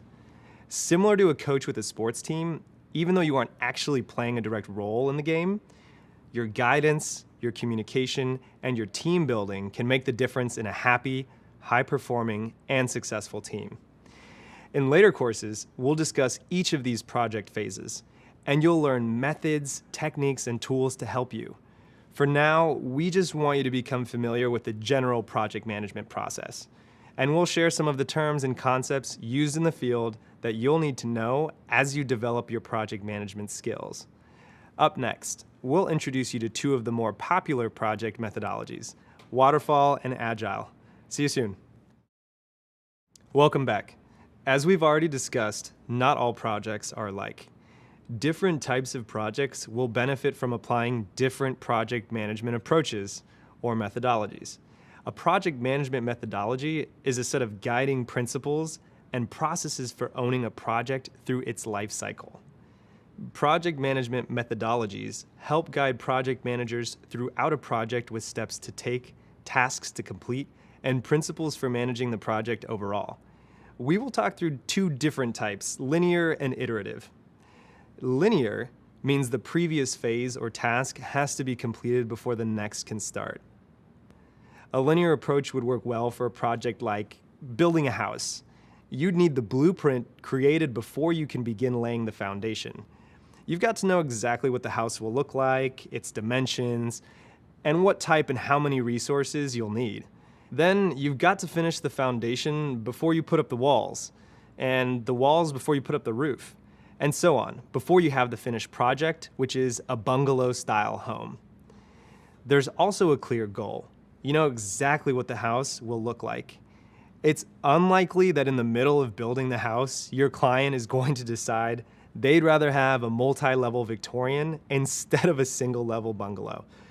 What's more, even if they wanted to change, it's too late. You already laid the foundation and built the walls for the bungalow. Done and done. A bungalow is what they wanted, and a bungalow is what they'll get. Using this type of linear project management approach, completing each step in order and sticking to the agreed upon specific results and being able to deliver just what the client ordered. For a project like producing a new show for a television company, on the other hand, it might be more effective to use a methodology that uses an iterative, more flexible approach, where some of the phases and tasks will overlap or happen at the same time that other tasks are being worked on. Your team comes up with an idea for a show and films a pilot. You run several tests of the pilot in different locations and time slots. As your team gathers feedback about the pilot, adjustments to the show are made. At the same time, you're able to make decisions and start working on other parts of the project, like hiring permanent actors, starting film production, and working on advertising, even while the final version of the show is being worked on. And even though the overall goal is clear, produce a new show, the type of show could end up being different from the original idea. Your team may have started out creating a 1-hour show, but during testing, they realized a half-hour show would actually be more popular. Or maybe a supporting character got a lot of positive feedback, so you want to make them one of the main characters. What's more important is that you produce a show that audiences are going to watch. Because of the iterative approach, plans remain flexible, and you're able to make adjustments as you go along. Each of these projects benefits from a different approach to how tasks will be carried out in order to best meet the project's goals. Linear projects don't require many changes during development and have a clear, sequential process. If you stick to the plan, it's likely you'll finish your tasks within the time schedule and all other criteria. Iterative projects allow for more flexibility and anticipate changes. You're able to test out parts of the project to make sure they work before the final result is delivered. And you can deliver parts of the project as they are completed, rather than waiting for the entire project to be done. Over the years, the field of project management has developed many different methods that project managers can choose from that will help them manage most effectively. Google takes a hybrid approach to project management. We mix and match from different methods depending on the type of project. Our project managers are encouraged to adapt their own style to what makes the most sense to their project and their team. So are you starting to see how different approaches might benefit the projects you'll be working on now? Pretty soon, you'll become a pro at picking an approach or combining approaches to fit with your project. Up next, we'll learn about the most well-known and most used project management methods that you can add to your project management toolbox. Two of the most popular project management methodologies are Waterfall and Agile. Each of these methods has a rich and complex history. In fact, you could take an entire certificate on just one of these methods alone. You'll have a chance to learn more about Waterfall and Agile methods in the upcoming courses of this certificate. So be sure to check those out after completing this one to learn more. For now, I'll just give you a brief introduction and provide you with some examples that illustrate how different types of projects can be more successful or easier to manage when you consider which method to use. First, let's take a look at the waterfall approach. Waterfall, as a methodology, was created in the 70s and refers to the sequential ordering of phases. You complete one at a time, down the line, like a waterfall starting at the top of a mountain and traveling to the bottom. Remember the definition and example of linear from that last video? Well, waterfall has a linear approach. At first, waterfall was used in the physical engineering disciplines, like manufacturing and construction. Then software emerged as an important field of engineering, and waterfall was applied to those kinds of projects as well. It's still used a lot in engineering fields, including product feature design and application, also known as app design. Over time, other industries like event planning and retail have adapted waterfall phases to fit their projects. There are now many styles of waterfall, and each style has its own specific set of steps. What they all have in common, though, is that they follow an ordered set of steps that are directly linked to clearly defined expectations, resources, and goals that are not likely to change. Let's take a closer look. The phases of a waterfall project lifecycle follow the same standard project lifecycle flow that you learned about earlier: initiating, planning, executing, which includes managing and completing tasks, and closing. So, when would you want to use a waterfall approach to project management? Well, when the phases of the project are clearly defined, or when there are tasks to complete before another can begin, or when changes to the project are very expensive to implement once it's started. For example, if you were catering an event for a client on a very tight budget, you might want to use waterfall methodology. This way, you could confirm the number of guests first, then very clearly define the menu, get approval and agreement on the menu items and costs, order the unreturnable ingredients, and successfully feed the guests. Because the budget is limited, you can't afford to make changes or waste food. The traditional method won't allow for the client to make changes to the menu once the order has been placed. You can also reserve tables, chairs, and dishes because you know exactly how much and what kind of food is being prepared. A well-thought-out traditional approach to managing a project can help you reach your desired outcome with as little pain as possible during the project implementation. By spending extra effort thinking through the entire project up front, you'll set yourself up for success. Now, in an ideal world, following this approach will help you identify the right people and tasks, plan accordingly to avoid any hiccups along the way, create room for documenting your plans and progress, and enable you to hit that goal. However, plans don't always go, well, according to plan. In fact, they rarely do. The waterfall method has some risk management practices to help avoid and deal with project changes. Luckily, there are other methodologies that are entirely built for change and flexibility. One of these is Agile, another popular project management approach. The term Agile means being able to move quickly and easily. It also refers to flexibility, which means being willing and able to change and adapt. Projects that use an Agile approach often have many tasks being worked on at the same time, or in various stages of completion, which makes it an iterative approach. The concepts that shaped Agile methodology began to emerge in the 90s as a response to the growing demand for faster delivery of products, mainly software applications at that time. But it wasn't officially named Agile until 2001. The phases of an Agile project also follow the project lifecycle stages we described earlier, generally speaking. However, rather than having to always go in order or wait for one phase to end before starting the next, Agile project phases overlap and tasks are completed in iterations, which in Scrum are called sprints. Scrum is a form of Agile that you'll learn more about in the course focused entirely on Agile. And by sprint, we do not mean running a race as fast as possible. In this case, sprints are short chunks of time, usually 1 to 4 weeks, where a team works together to focus on completing specific tasks. What's important to understand is that Agile is more of a mindset than just a series of steps or phases. It's concerned with building an effective collaborative team that seeks regular feedback from the client so that they can deliver the best value as quickly as possible and adjust as changes emerge. Projects that are best suited for an Agile approach are those where the client has an idea of what they want, but doesn't have a concrete picture in mind. Or they have a set of qualities they'd like to see in the end result, but aren't as concerned with exactly what it looks like. Another indicator that a project may benefit from Agile is the level of high uncertainty and risk involved with the project. We'll talk more about those things later. An example of a project that would work well with an Agile approach might be building a website.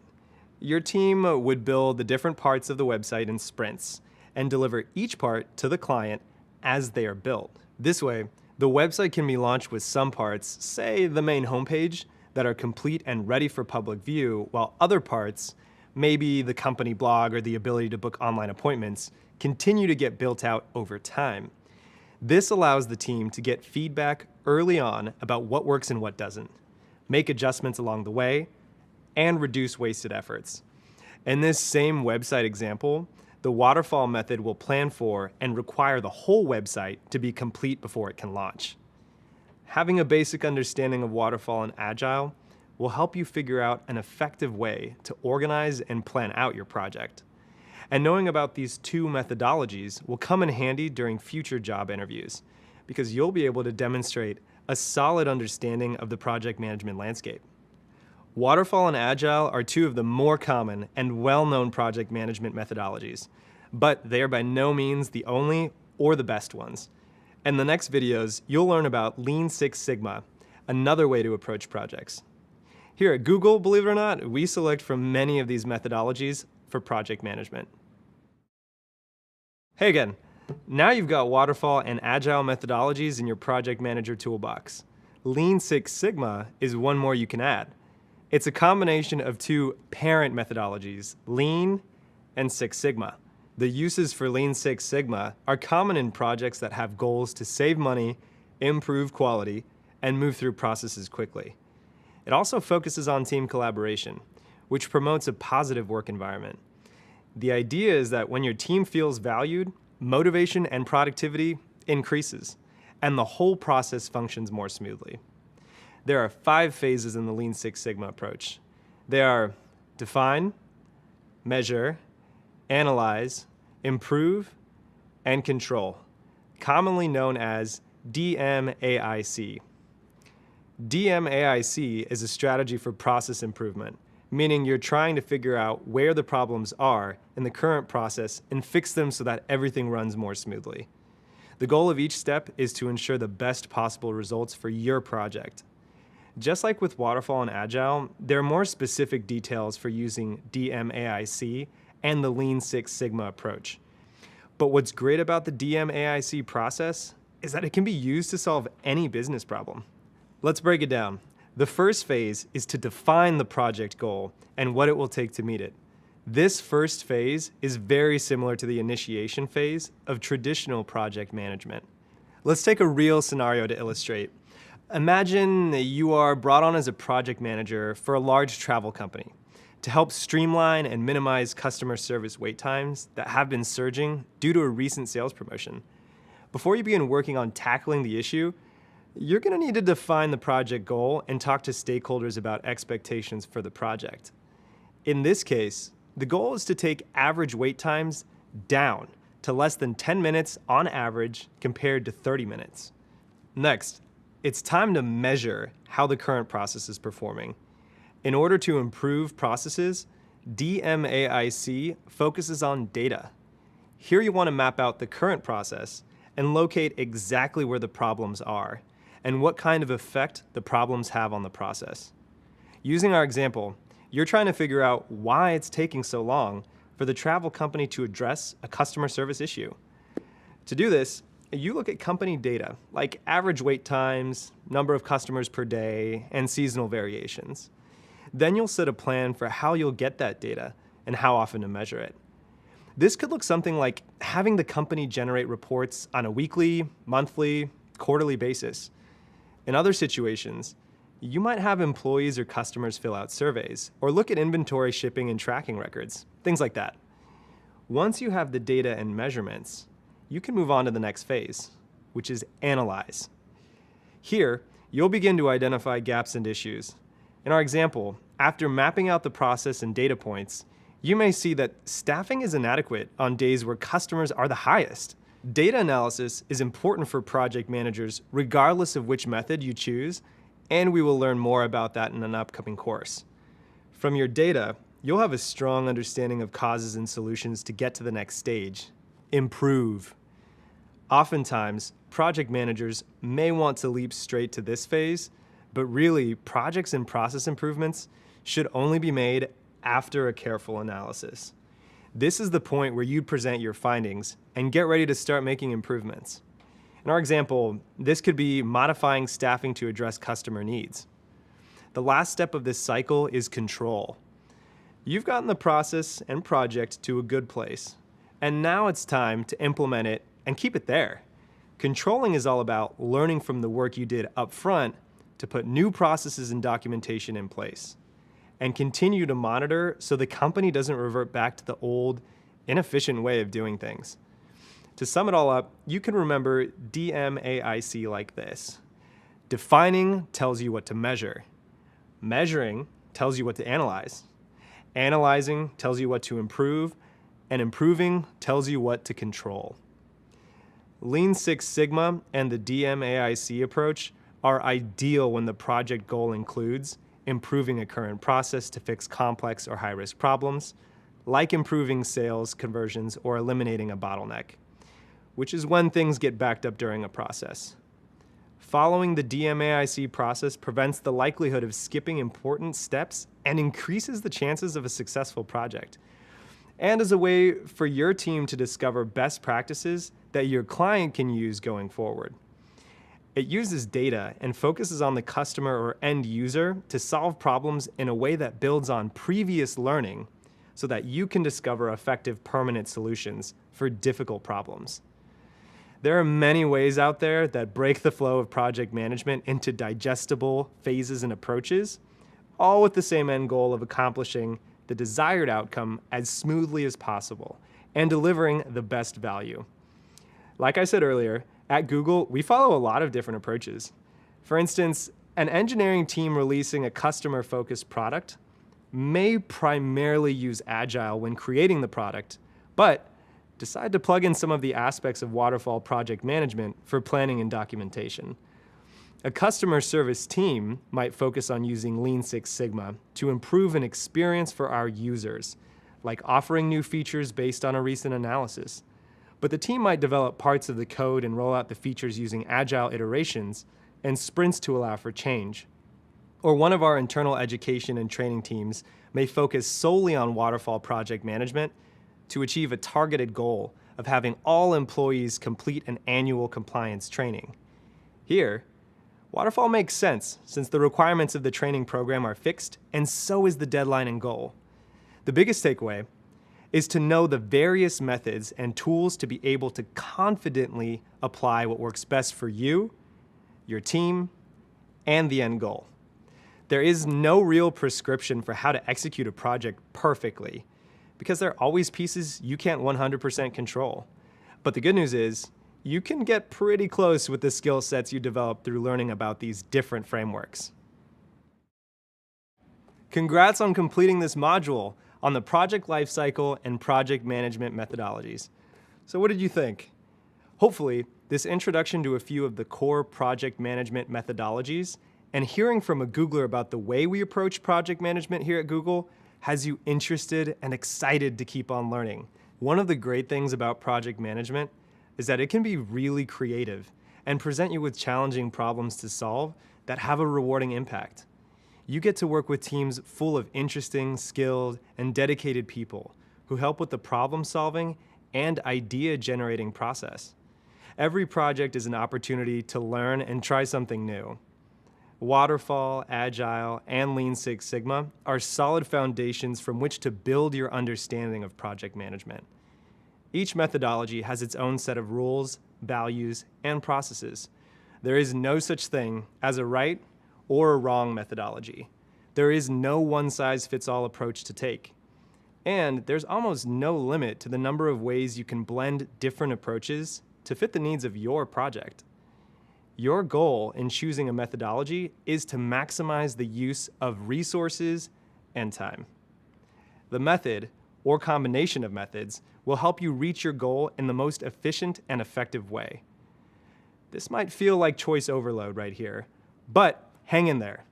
With time and practice, you'll become more comfortable with the benefits and limits of different methodologies, and you'll be able to approach your project assignments with confidence. Next, you'll build on these foundations by learning how an organization's structure and culture can impact the way you manage your project. See you soon.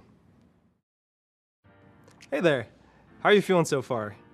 We're nearing the end of this course, and honestly, you've done a great job. Previously, we talked about the life cycle of a project, the task breakdown of phases, and some different methodologies you can use as a project manager to help ensure your project success. You also heard from my colleagues about some of the ways we manage projects at Google. Here, You'll learn about organizational structure and culture, and how they impact the way you set up and execute your project. I'll describe some common types of structures that you're likely to encounter during your project management career. You'll also learn about change management, which refers to the way you present the final project to the organization and get them to accept and implement your project outcome. These are important elements to ensure that your project is adopted and lives on. Are you ready? Let's get into these concepts. Welcome back. In this video, I'm going to talk about the concept of organizational structure and the project manager's role within a given structure. Keep in mind that your role won't be the same for every team or organization because many companies are structured differently. But this overview will serve as a foundation for wherever you work. So, what is organizational structure? Organizational structure refers to the way a company or organization is arranged or structured. This structure also tells you how job tasks are divided and coordinated, and how all the different members of the organization relate to one another. In other words, organizational structure gives you a sense of who reports to who. But organizational structure is much more than that. Understanding the different types of organizational structures can serve as a map to help you determine where you fit in, who you should communicate with, and how frequently to communicate with them. Now that we have a basic overview of the definition of organizational structure, let's look at the various organizational hierarchies that you may encounter at work. An organization's structure is most commonly mapped out using a reporting chart or org chart, which is short for organizational chart. Reporting charts show the relationship between people and groups within the organization and details who each person or group reports to. There are a few different types of organizational structures, but for this course, we're going to focus on two of the more popular ones, classic and matrix. Let's start with classic. The classic grouping includes what are usually called functional or top-down structures. The classic grouping follows a typical chain of command, where the chief executive officer, also known as CEO, and other executives are at the top, followed by directors or managers, then their direct reports, and so on. Each of these directors or managers typically oversee teams within their function of the organization, like marketing, sales, or human resources. You can see this type of structure in effect by looking at a branch of the military. Take the Army, for example. You may enter the Army as a private and report up to a sergeant, who oversees multiple people in your squad. And that sergeant ultimately reports up to a lieutenant, and so on. If your organization works in this structure, as the project manager, you might communicate regularly with your manager, the person directly above you, and also with your peers who work on the same types of projects as you. But it isn't always a straightforward top-down approach. There are other factors at play that make organizational structures a bit more complicated than we can see on paper. For instance, you may have project teams that sit across different functions. This is common in many companies, Google included, and is usually referred to as the matrix structure. You might think of a matrix structure as a grid, where you still have people above you, but you also have people in adjacent departments who expect to hear updates on your work progress. These people may not be your direct bosses, but you are responsible for communicating with them, since they may inform changes to your work. For example, at Google, we have the major functions of marketing, sales, and more, with a traditional reporting chain. But we also have programs for our products, like Google Search, where project teams consist of program managers, engineers, user experience or UX designers, and so on. And each team member reports to their own management chains. Another example is my organization. It's called Global Affairs. I have a direct manager who oversees the work I do in my core role, and who is responsible for delivering my performance reviews. But because I work with multiple people across other teams and specialties, I often get asked to manage projects where I'm informally working with lead program managers in other organizations. Similar to my own manager, I provide updates to that program manager, seek their approval, and solicit feedback on our partnership and progress. So to recap, the classic structure follows a traditional top-down system of reporting, and the matrix structure has direct higher-ups to report to and stakeholders from other departments or programs. Knowing which kind of organizational structure you're working in plays a major role in how you prepare for and carry out your project, or even in an interview. During an interview, you can ask about the type of organizational structure the company uses and where your role will fit in. This will help you and the interviewer communicate clearly about the people you will engage with daily and the expectations for the role. In the next course, you'll hear from a Googler about a third type of structure, project management office, which you might see in some of the organizations where you work or interview. Enjoy. Hey again, ready to keep going? The previous videos explained that knowing what kind of organizational structure you're working in plays a major role in how you prepare for and carry out your project. An organization's structure provides the framework for accountability and communication. As the project manager, it's vital that you understand who you're reporting to on each project, and just as importantly, who the members of your team report to. Knowing the organizational structure also tells you how and where to get the resources you'll need so you can get the project done efficiently.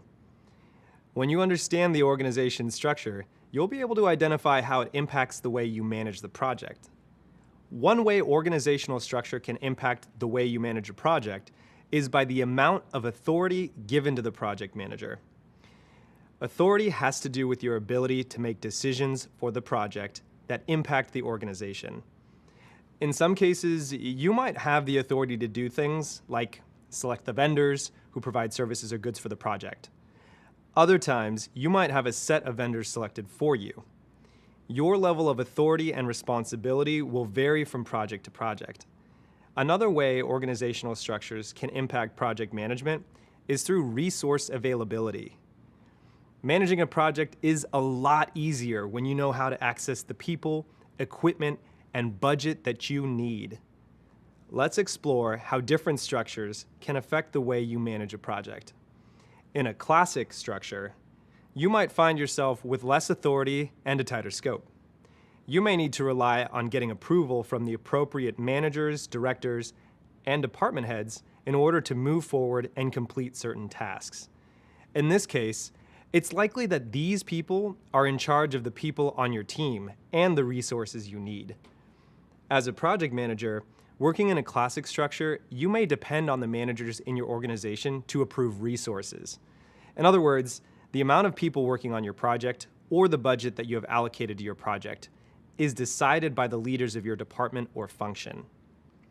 In a classic structure, you may have to go through a chain of approvals and advocate for more resources if you need them. For example, if you need a budget increase, you would report this to your manager. Then your manager might escalate this up to their management chain to get approval. That's the classic structure, a traditional top-down arrangement of employees and authority. Now, let's explore the matrix structure. The main difference with a matrix structure is that employees often have 2 or more managers or leaders they'll need to work with and update. Your team members will have their functional manager and you, the project manager. If members are working on multiple projects, they may have even more managers. This can affect your authority as a project manager, as you will need to cooperate with more than one leader in the organization.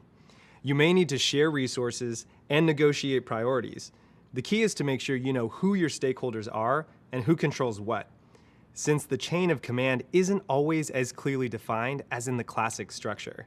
Because there isn't always a clear chain of command in a matrix structure, you need to make sure you have identified and communicated with anyone you might need to report to and get approval from well before the project begins. Once this is established, though, your project within a matrix structure should be able to run efficiently. Matrix structures emphasize a strong project focus from the team and the organization, so you as the project manager generally have more autonomy to make decisions and gather resources as needed. As I hope you've noticed, the way an organization is structured can have a big impact on the planning and execution of your project.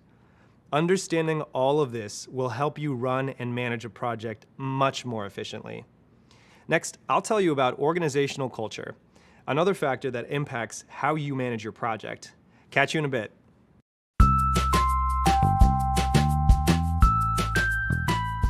Hi, I'm Lon. I'm a director of program management at Google. A program management director has a team of project managers to help execute and bring products to our users. I work on the project management team, or the PMO team, for a group called Geo. And in Geo, we bring geospatial products to our users, things like Google Maps and Google Earth. And the team that I'm a part of actually works on all of the data and imagery that powers all of those products. A project management office is a team of project managers.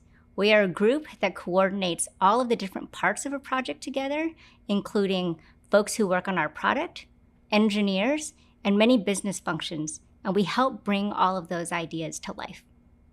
My role specifically in working in a PMO is ensuring that we're connecting all of the different parts that are associated with projects to ensure that they're all connected together.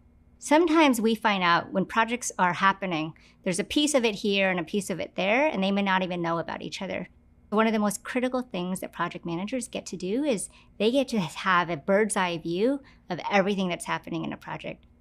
So that's a lot of my role, and what I'm working on with my team is ensuring that all of the pieces that need to connect together actually do connect together. I've had many different roles inside of many different PMOs inside my career, all the way from taking just a piece of a part of a project when I was really early in my career, and then expanded that into taking a full end-to-end project, which were smaller, and then building up my career and then moving into really large, complex projects. And at each stage of these, I had loved every piece of it. So even from the time that I had only a part of a project, I got to go really deep inside of some of those technologies and have really deep and meaningful relationships with the teams that I have been working with. And that's not always possible when you're working on a really large project that has hundreds of people. You won't be able to develop deep relationships across that large group. On the flip side, when you're working on a large, complex project, you get to see all of the different gears turning inside of a large ecosystem of things that are happening. But that took a long time in my career to build up. But at each phase of it, I realized I was learning a little bit more, and I was learning how to work a little bit more broadly and think a little bit more differently, but really ensuring how do you continue to keep the execution and rigor of a project to ensure that ideas were coming to life. One of the biggest benefits I see in working in a PMO is that you get to share a lot of best practices with each other. One of the downsides, I think, for project management is typically we don't get to work with each other because we're working with a lot of client teams and we're working with other disciplines. But a huge benefit in working in a PMO is that you get to connect with other project managers where you can share your challenges and see how somebody else has gotten through it. Or you can share templates or tools that you may take time to develop on your own, but somebody else already has handy, so you can borrow or just steal their tool for your own use. But the best part is you have a community of people who think the same way about problems in a very methodical, in a very task-oriented, in a very action-oriented and goal-oriented way, which is not typically true if you're working across all other disciplines all the time. Hey again. Let's begin with two quick questions. What do you know about culture? And how do you define culture? When I hear the term culture, the first things that come to mind are things like languages, food, clothing, and types of dress. It's important to note that there are other, maybe less obvious, but just as impactful parts of culture, like beliefs, traditions, and customs. When we learn about someone's culture, we gain a much deeper insight and more complete picture into who they are and how they navigate the world. The same can be true for organizations. An organization's culture provides context and acts as a guide for what their people value, how they operate on a daily basis, how they relate to one another, and how they can be expected to perform. There are many ways to define organizational culture. Some definitions emphasize teamwork and innovation, while others focus on attention to detail and achievement. Entire thesis papers, workshops, and conferences are dedicated to defining and analyzing organizational culture. We only have a few minutes here, so I'll do my best to sum it up. Organizational culture is, in part, the values employees share, as well as the organization's values, mission, history, and so on. In other words, organizational culture can be thought of as the company's personality. Understanding an organization's culture will help you navigate your team more effectively toward achieving the project's goal. It also impacts the way you plan your project. You'll need to be familiar with an organization's culture so that you can minimize conflict and complete the project with as much support and harmony as possible. An organization's mission and values can provide clues to its culture. If you can demonstrate how the project supports the company's mission or how the project aligns with the company's values, you'll have more support from executives and stakeholders to get the approvals and resources you need. Pay attention to what leaders in the organization value when conducting business. Does the management team care about speed over perfection? How do people within the organization make decisions? Do they thoroughly examine every option for every decision? This will help inform which values are the most important to them and how you can approach your decision making. If you're ever stuck in your project and need guidance about making a certain decision or are unsure how to communicate with someone in the organization, reviewing the mission and values may help direct you toward the right way to handle that situation. Here's an example.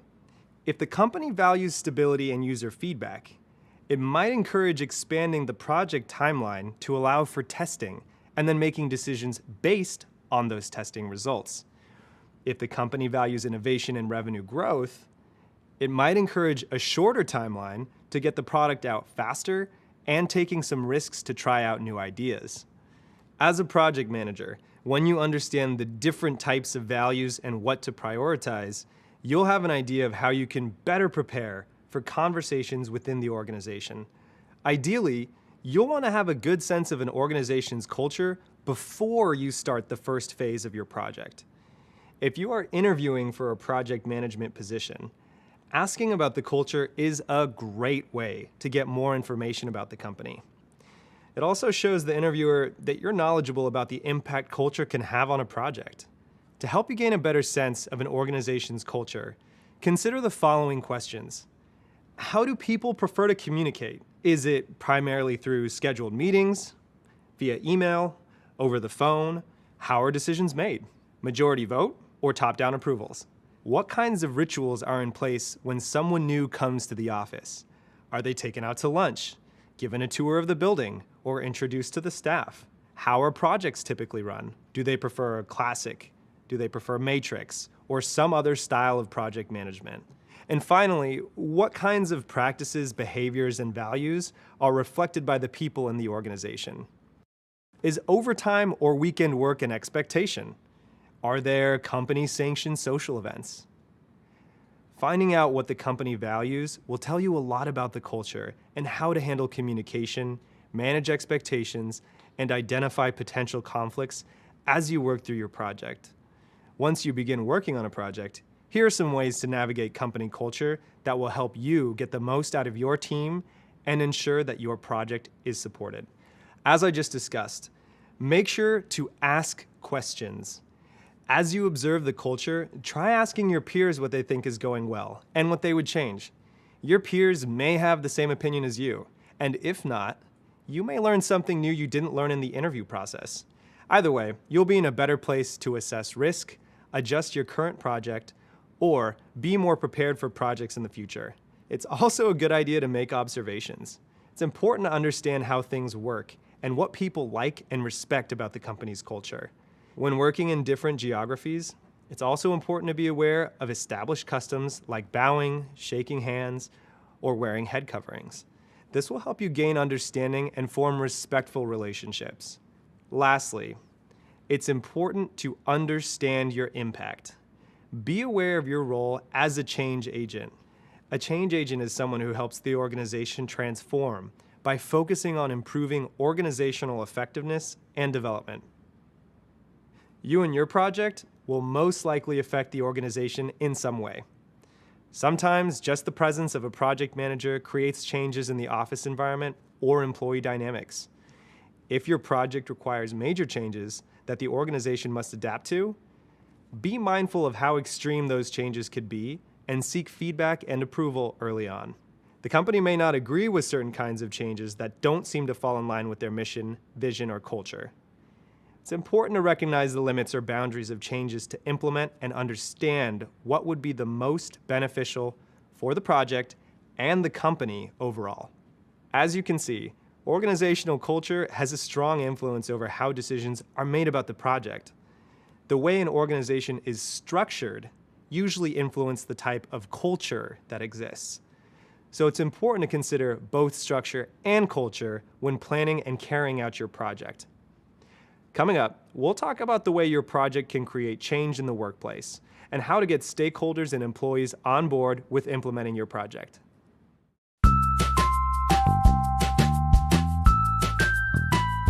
Hi, I'm Amar. I'm a senior engineering program manager at Google Shopping. And on a day-to-day basis, I drive programs which spans across multiple products at Google. The way I look at program management, it's more like life is program management, right? Everything in life is program. Having kids, building a house, buying car, everything we do, there's a start and end kind of deal.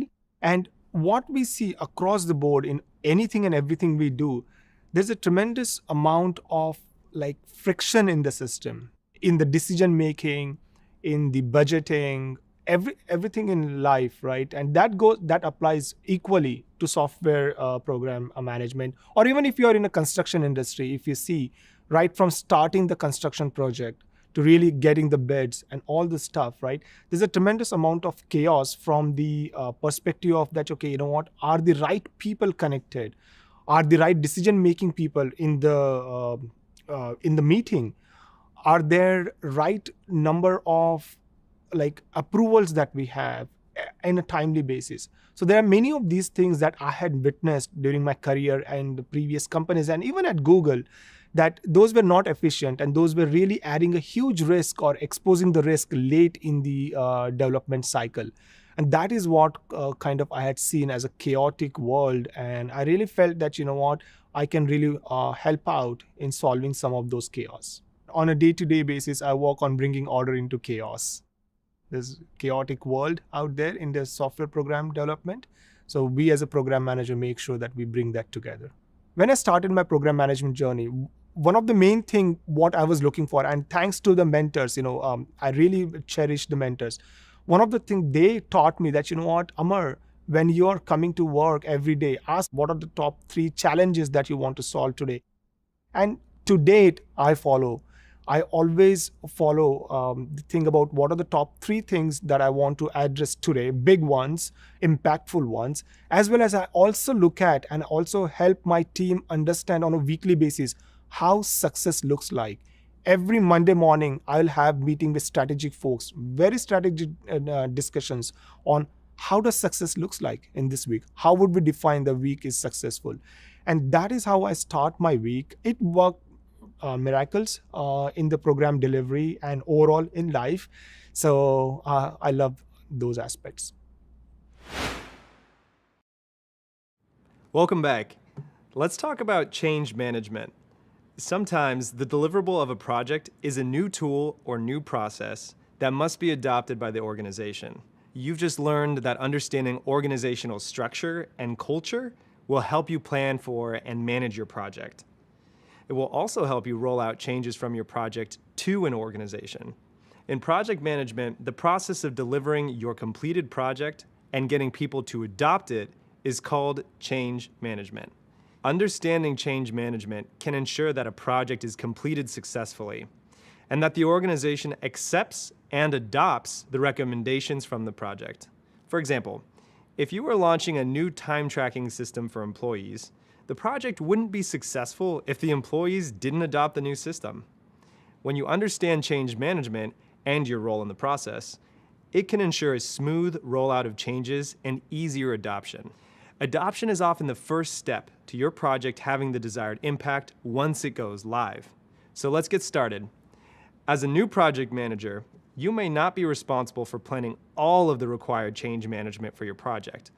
But regardless, you can help the success of the project by understanding your role in the process and how your organization may react to that change. It's important to recognize that it's the people in an organization who are directly impacted by any changes in the workplace. Implementing a new project can mean changes to processes, budgets, schedules, and employee roles and responsibilities. Even aesthetic changes, like building a new wing, renovating the lobby, or switching to a new company logo, means employees will have to adjust to something new and different. Something as simple as adding a new logo can lead to a major headache for the employees who have to swap out all the old stationery and make sure everyone in the office is using the new logo correctly.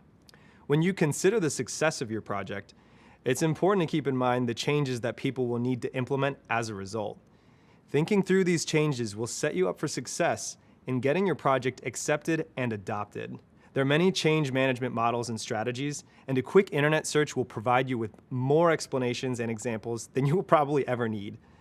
While we have additional readings on change management coming up, feel free to read on any articles on the topic from well-respected project management organizations to keep learning. Though there are lots of different models, they all share the same general concepts. Change management in project management is centered around 3 core concepts and best practices. The first core concept is creating a sense of ownership and urgency around the project. Ownership means getting others to feel like they are empowered to take responsibility for the successful completion of their tasks. Urgency means getting them to understand that the project is important and to identify what actions need to be taken to move the project along. When team members feel a sense of ownership and urgency around a project, it increases interest, motivation, and engagement with the project outcome. Another core concept is to figure out the right combination of skills and personalities when selecting the people who will work on your team. Find people whose knowledge and skills complement one another. If your team is selected for you, see if you're able to choose who gets assigned which tasks. And if that's not possible, then it's extra important for you to find ways to connect with your team. This will get them excited about the project, so then they can be advocates for change when it's needed. One effective way of motivating your team is to communicate clearly your vision and approach for the project. Then you can share how you see everyone working together as a team to make it happen. Communicating this idea clearly allows others to share in your vision and take ownership in bringing it to life. The final core concept is that ever important one, effective communication, and I can't stress this enough. Communication is key. Having effective communication with your team means being transparent and upfront with your plans and ideas, and making information available. Make sure your team, along with the rest of the organization, is kept up to date on your progress. This will allow everyone to feel like they are included in part of the project. Once your project is complete, you may experience some resistance or a few roadblocks. Remember, change doesn't happen overnight, so don't give up on it yet. If you do get some pushback, you can move the process along by helping folks adjust, rewarding their efforts, and reminding them of the overall value the project is providing long-term. Understanding the change process can help you determine how you can support a successful response to your project. For example, understanding the importance of communication will help you be mindful of clearly communicating project plans to your team, as well as communicating the expected impact of the project with the rest of the organization. Remember learning about Agile project management? Well, since it's a popular methodology that you'll probably use at some point, I wanted to point out that many of the principles of Agile project management align with successful change management. How might an Agile team approach change management, you ask? Well, being receptive to change is a core value in Agile teams. So you will often find that they are in a state of evolution or are constantly adapting to change. If this seems like a lot to remember, no stress. We'll continue learning more about these concepts throughout the course. Just know, as the project manager, you can enact effective change management approaches in all of your interactions. In the next video, we'll discuss the differences between managing and participating in the process. See you soon. Hey, welcome back. In the previous video, we talked about the process of change management. Change management is actually a huge undertaking and a project in itself. As mentioned, you may not always be responsible for leading and planning the entire end-to-end change management process. Instead, you may ask a member of the project team, your manager, or another senior leader to help take on that transition. If you are participating in change management, then someone else is responsible for successfully implementing the changes. Let's say you've just completed the project of creating the new check-in system. The project is now at the point where it needs to be installed and adopted by the organization, but you don't have the formal authority or influence to enact this change. Your role as a project manager then doesn't include getting employees to use the new system. That's someone else's job. But just because you are not the one directly calling for or leading the change, there are still ways in which you can and should participate. And that's what this section is about. The process of handing off the project and the ways in which you, as the project manager who created the new system, can stay involved. Being empathetic to the challenges of change management can help you support the process in subtle ways.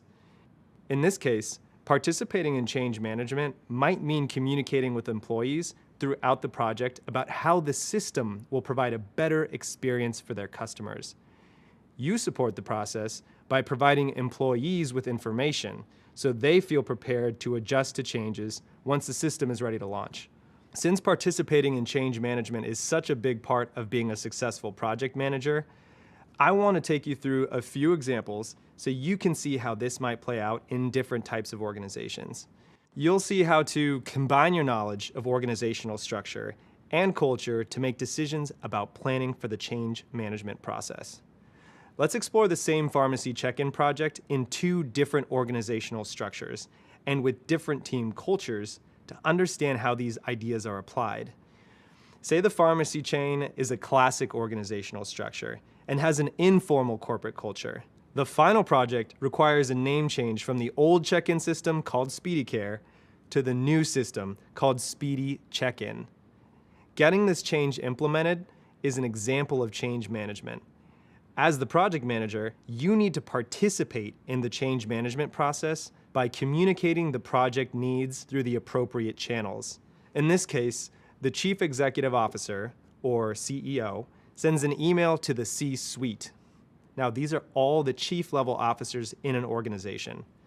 The CEO lets them know that the name must be changed and to please inform their teams to implement the name change. Since this is a classic structure within a hierarchical organization, the budgets are managed separately, and the marketing department needs to request an extra $10,000 to change all of their printed posters for the stores. This request goes back up to the Chief Financial Officer, or CFO. There may be other cost adjustments and process changes that need to happen across the organization to ensure a successful system name change. In this instance, you may need to have multiple meetings with others to help them understand what is changing and why. Now suppose that the pharmacy chain is a matrix organization structure and has a formal corporate culture. What does change management look like in this scenario? Well, you might meet with representatives from marketing and technology to explain the overall budget impact for all the necessary changes. With the formal culture, you might write a document that describes all budget, timeline, and training impacted by the name change. Then you might circulate that document to get feedback and alignment from all the stakeholders and share that feedback with the CEO so they can understand the full scope of the name change. The feedback and alignment from the stakeholders will tell the CEO how the change management process went. Did everyone agree on the implications? Was the feedback positive or was there resistance? Then, when the CEO needs to communicate the name change to the entire organization, she may have someone on her team write up a formal memo that describes why the name change needs to happen and share out the memo to her staff and their teams. Keep in mind, these are just examples, and every organization's structure, team culture, and change management processes are going to be different. But understanding this framework can help you navigate how to effectively participate in and support change management.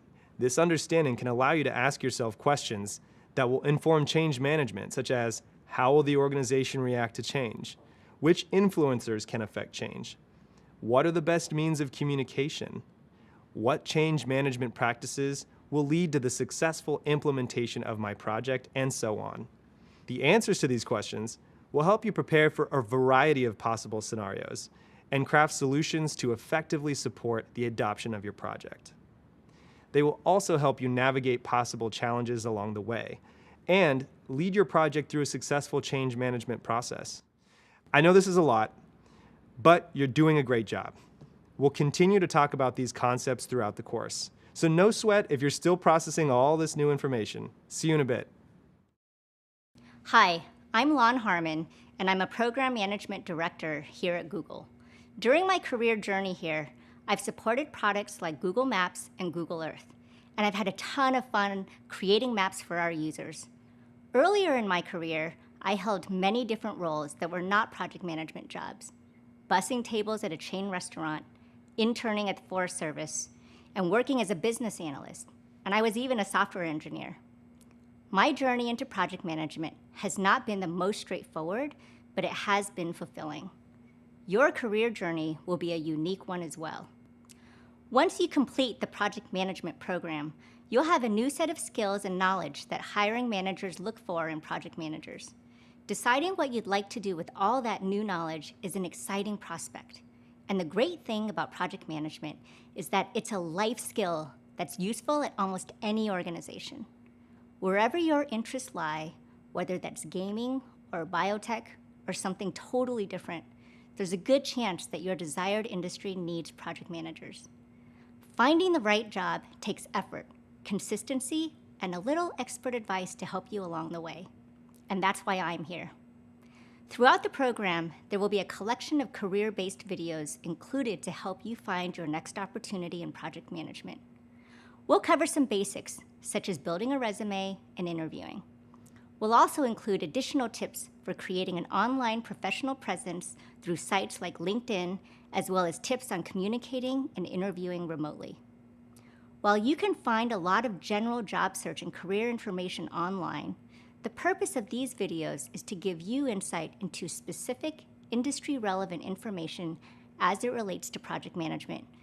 In addition to what you have already learned about searching for these types of roles, I'll offer some of my own tips and best practices on how to take it a step further to help you navigate through the job search process, breeze through the interview, and land your next opportunity. Sounds exciting, right? Enjoy the rest of the content, and I'll see you soon. Congratulations on completing Course 1, Foundations of Project Management. You're off to a strong start. You've just learned a lot of new information, and you're already starting to apply that knowledge to the field of project management. So let's do a quick recap. In this course, you learned what project management is, along with the role and value of a project manager. Next, you learned the life cycle of a project and the tasks to manage a project from start to finish. Then you learned about different project management methodologies and tips for choosing the right method for your project. You also learned how creating simple team connections can lead to a successful project outcome. Lastly, you learned how organizational structure and culture can impact your project. These topics provide the foundation for beginning any new project, and you now have the knowledge and tools to build informed plans and set up your projects for success. After all, that's why we created this specialization, to give you, the newbie project manager, the tools you need to confidently move forward with your career. This is just the beginning. Keep at it, and you'll have more opportunities to put your learning into action and develop the skills and mindset you need to manage lots of types of projects. The skills you've learned so far give you a big picture view of project management. You'll use these skills to focus your learning for the next course, where you'll start creating, analyzing, and making decisions about project plans all on your own. In the next course, we're going to kick off the project lifecycle and break down all you need to know and do to get a project off to a great start. It's time for me to say so long. It's been a blast being your guide to project management and sharing my passion for projects and people with you. Best of luck, and maybe I'll see you on a project someday. Hi there, welcome. This course is all about initiating a project successfully. If you haven't gone through our foundational course yet, we recommend checking it out. It covers the foundations of project management and contains lots of helpful information for anyone wanting to start a career in this field. There are lots of people around the world like you who are hoping to learn the skills to get a project management role. Maybe you prefer to take a specialized certification rather than a 4-year degree. Maybe you're looking for an affordable way to stand out among competition. Maybe you're interested in changing your career. Whatever your reason for being here, we are glad you've joined us. This program is rooted in the belief that a strong foundation in project management can help anyone start a great career as a project manager. Before we begin this course, let me introduce myself. My name is Juan, and I'll be your instructor for this course. As a senior program manager at Google for the past 8 years, I have worked on cross-functional projects involving product managers, software engineers, user experience designers, network operations, customer support, and more to build software used at Google and used by Google Cloud customers. I began my career working as a liaison between customers and engineers, documenting requirements on software development projects. As I became involved in larger projects, I started to manage the timelines of the projects and coordinate the work of the different teams that had to get involved to finish the project. Before I knew it, I was the de facto project manager. I have accumulated my knowledge through formal and informal training, finding practical application in finance, insurance, and tech companies. I'm super excited to be sharing with you more about the project management discipline. During this course, you'll learn all the steps for kicking off a project. We'll start with an overview of initiation, which is the phase that allows ideas to come together and form the beginnings of a plan for a project. You'll identify the individual components of initiation, like the project scope, goals, and deliverables. You'll also learn how to measure the success of a project. This is a super important piece of the puzzle. After all, you want to be able to meet or exceed all of the requirements for a successful project, right? Later, we'll talk about how to identify stakeholders. Stakeholders have a direct interest in the project's completion and success. We'll teach you about some really helpful tools you can use to define project roles and responsibilities, and more tools and resources you typically need to complete the work of a project. Finally, we'll introduce documentation that can help your team prepare for project kickoff. Exciting, right? The skills you learn in this course will help you start projects of your own. We can't wait to get into these topics with you. So let's get started. Meet me in the next video. Welcome back. In the last course, you learned that initiation is the first phase within the project lifecycle, followed by planning, executing, and closing.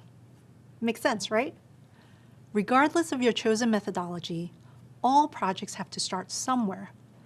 Let's talk more about initiation and why it's important for the success of a project. Because initiation is the first phase of the project, it's really important to get it right. A well-planned initiation results in a strong foundation for your project and sets it up for success.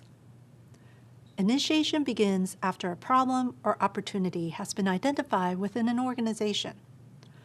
Often, stakeholders like senior leaders at a company will initiate a project to address a specific need for the business. For example, perhaps the company would like to roll out a new product, improve employee well-being, or reduce costs in a certain department. It's your responsibility as the project manager to help identify the project goals, resources, and other details based on initial discussions with the project stakeholders. Even though someone else might come up with an idea for the project, it's still your job to figure out all the important pieces that need to come together in order to get the work done. The initiation phase is a crucial time for asking stakeholders the right questions, performing research, determining resources, and clearly documenting the key components of a project. Doing this will help you solidify the scope or the boundary of the project. If this seems a bit overwhelming, don't worry. We'll talk more about project scope later on in this course. If a project isn't initiated properly, things can go wrong pretty fast. For example, without sufficient understanding of the project's goals, you might underestimate what resources you need or how long the project might take. Or without agreeing with stakeholders on what success looks like, you might think the project was completed successfully, while the stakeholders might think it didn't accomplish their goals. Getting on the same page and gaining clarity during the initiation phase can save a lot of time and extra work for everyone throughout the project. Proper initiation also helps ensure that the benefits of the project outcomes will outweigh the costs of the project. To determine this, you'll do what's called a cost-benefit analysis, which is the process of adding up the expected value of a project, the benefits, and comparing them to the dollar cost. To do this, you will work with stakeholders to consider a few questions. To determine the benefits of a project, those questions might include: what value will this project create? How much money could this project save our organization? How much money will it bring in from existing customers? How much time will be saved? How will the user experience be improved? And to determine the costs of a project, those questions might include: how much time will people have to spend on this project? What will be the one-time costs? Are there any ongoing costs? What about long-term costs? The benefits of a project should always outweigh the costs, so it's really important that you consider these questions early on. Coming up, we'll talk more about the initiation phase and explore the key components of initiating a project. Bye for now. Hello, and welcome back. You just learned about the initiation phase of the project lifecycle and why it's so important to get it right.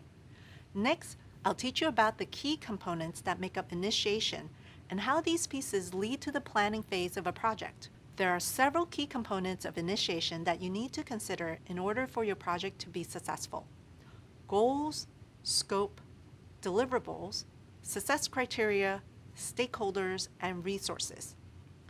First, you need to consider the goals of a project. The goal is what you've been asked to do and what you're trying to achieve. All projects should have clear goals, and often those will be determined by senior company leaders with your help. From there, you will begin to consider the project's scope. This is the process to define the work that needs to happen to complete the project. You also need to think about project deliverables. There are products and services that you will create for your customer, client, or project sponsor. Deliverables can be anything from product features and functionalities to documentation, processes, and more. Anything that enables the goal of your project to be achieved.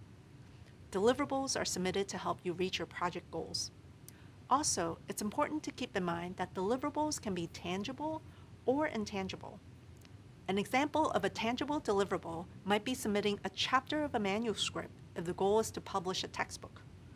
Or if your project goal is to finish implementation of a new point-of-sale software at a retail store, scheduling staff training sessions could be an intangible deliverable. Once the goals, scope, and deliverables are determined, you need to consider success criteria. Success criteria are the standards by which you measure how successful a project was in reaching its goals. Another important consideration is your stakeholders. Stakeholders are key to making informed decisions at every step of the project, including the initiation phase. They're the people who both have an interest in and are affected by the completion and success of a project. As a result, they're often instrumental in determining the goals, objectives, deliverables, and success criteria of a project, from coming up with the idea to outlining the expectations of its results. As you move through the initiation phase, it's your job to ensure that you understand the needs of the project's stakeholders early on. It's also your role to ensure that all stakeholders are in agreement on the goals and overall mission of the project before moving on to the next phase. Now, let's talk about resources. Resources generally refer to the budget, people, materials, and other items that you'll have at your disposal. It's super important to think carefully about these pieces early on. No one wants to get started on a project only to realize halfway through that they don't have enough money or enough people to complete the work. That would be a mess. Finally, once you've established your goals, scope, deliverables, success criteria, stakeholders, and resources, it's time to create a project charter. A project charter is a document that contains all the details of a project. Project charters clearly define the project and its goals and outline what is needed to accomplish them. A project charter allows you to get organized, set up a framework for what needs to be done, and communicate those details to others. Once you've drafted the charter, you would then review the document with key stakeholders to get their approval to move into the planning stage. Coming up, you'll learn more about project charters and even get the chance to create one yourself. Hopefully, you're starting to see how the key components of initiation help lay the foundation of a solid project. To quickly recap, you'll gather information about your goals, scope, deliverables, success criteria, stakeholders, and resources. And you'll document that information in the project charter. During the rest of this course, we'll talk more about each of the components outlined so far. You've come so far and learned so much. Keep up the great work.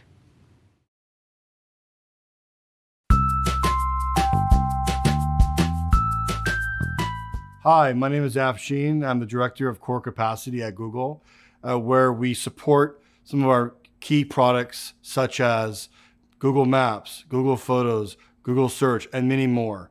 Ultimately, what we're doing is we're managing the supply and demand for our products in the resource space. So specifically, compute, storage, machine learning, and networking resources.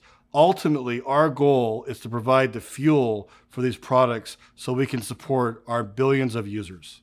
I often look at establishing the project goals, and tied to the goals is discussing the criteria. What's a successful project? What are the measurables involved in the project space?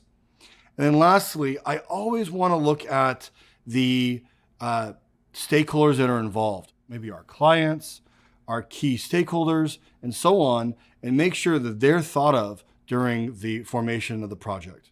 I'm meeting with the stakeholders. I'm trying to understand what they're trying to achieve, what we're trying to achieve, and the goal, if you will, is a critical aspect of setting the scope. When I'm trying to set the goals of a project, I apply very in-depth active listening. I'm doing a lot of socializing with stakeholders. I'm meeting a lot of players to understand what's the landscape like. I really am, it's an active listening experience. So I have a recent example of a project that in my view did not do the proper initiation phase. Last week, in fact, a group approached me with a process or a feature that they were going to launch. I reviewed it and immediately realized that they were so far off.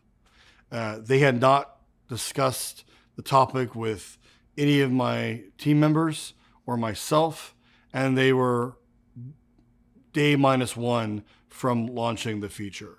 It was a total miss. And it really illustrates the point about when you initiate a project, you can't invest enough time in meeting with stakeholders, meeting with your colleagues, listening to them, actively listening. Someone taught me recently the value of building that listening to learn muscle. And in the project initiation phase, to me, that is such a valuable talent. There are those that have it, there are those that haven't learned it, and there are those that will never do it. And I believe it's a trainable skill, but it requires you to really slow down and look at the landscape in front of you. Nice work. You're on your way to becoming a great candidate for roles in project management. We're so glad you've stuck with us, and we hope you're proud of the progress you've made so far. In the last few videos, we've given you a primer on kicking off a project successfully. To recap, you learn more about initiation, the first phase of the project lifecycle. Hopefully, you're starting to see how important this phase is for the overall health of a project. As we talked about earlier, a lack of preparation during the initiation stage can lead to problems later on in the project lifecycle, like a budget shortage, a missed deadline, or too few teammates to complete the work. But with early planning, you can set your team up for success. We also introduce you to the major factors you should consider during the initiation phase, including goals, scope, deliverables, success criteria, stakeholders, and resources. All of these come together in the early plans for a project and are documented in a project charter.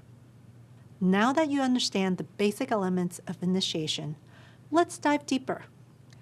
Next up, we'll talk about identifying goals and deliverables and learn more about measurement and success criteria.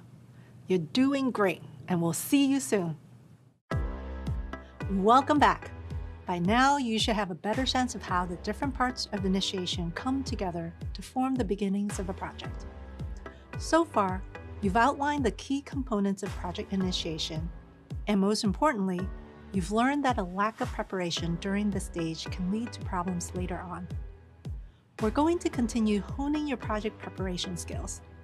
Once we're done here, you'll be able to define and create project goals and deliverables, the guiding stars of your project. You'll also be able to define project scope, the boundaries of your project that state what is and is not part of your project.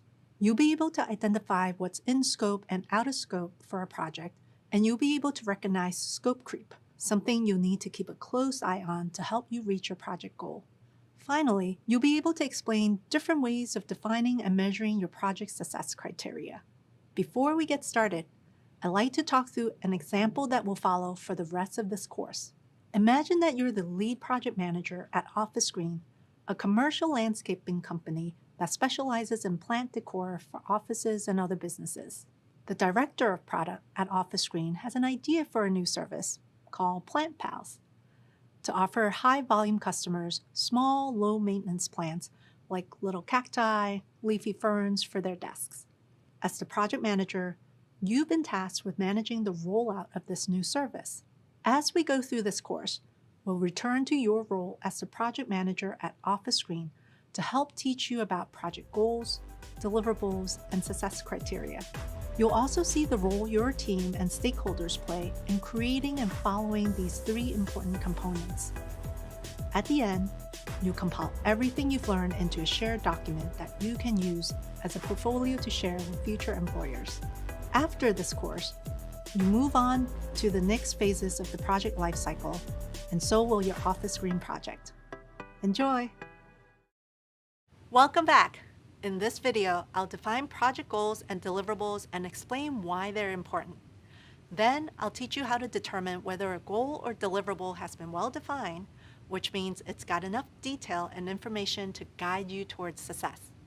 First things first, to set up a project for success and to make your job easier, you want to figure out what needs to be done before you actually get started.